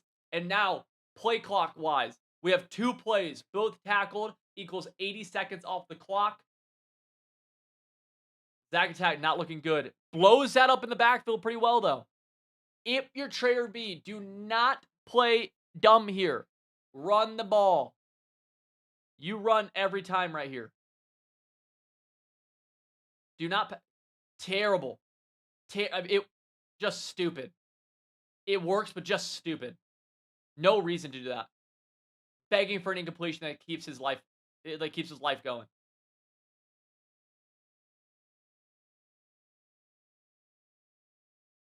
Additionally, if you're Trayer B, you punt here. Why? Because if you don't get this first down, you give Zach a very quick touchdown potential, and he could get an onside. If you punt, he'd have to have a quick touchdown going 70 yards. He can't. Absolute punt right here. It's unlikely Zach can do anything, but it's not unheard of.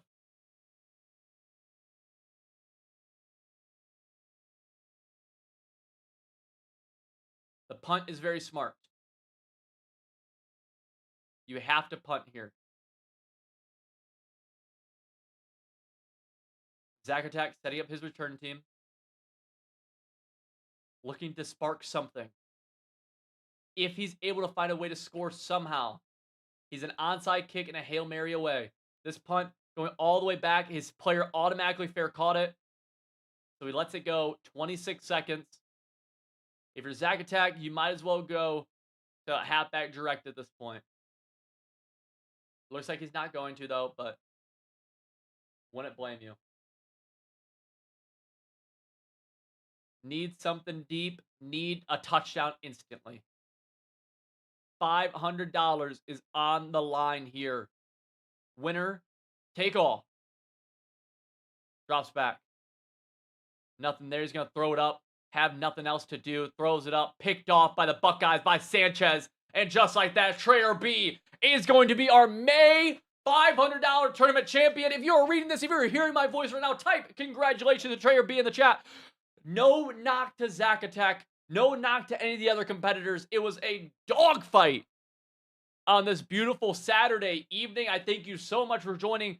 Trayer B, though, not a single game was within 2 possessions. Think about that.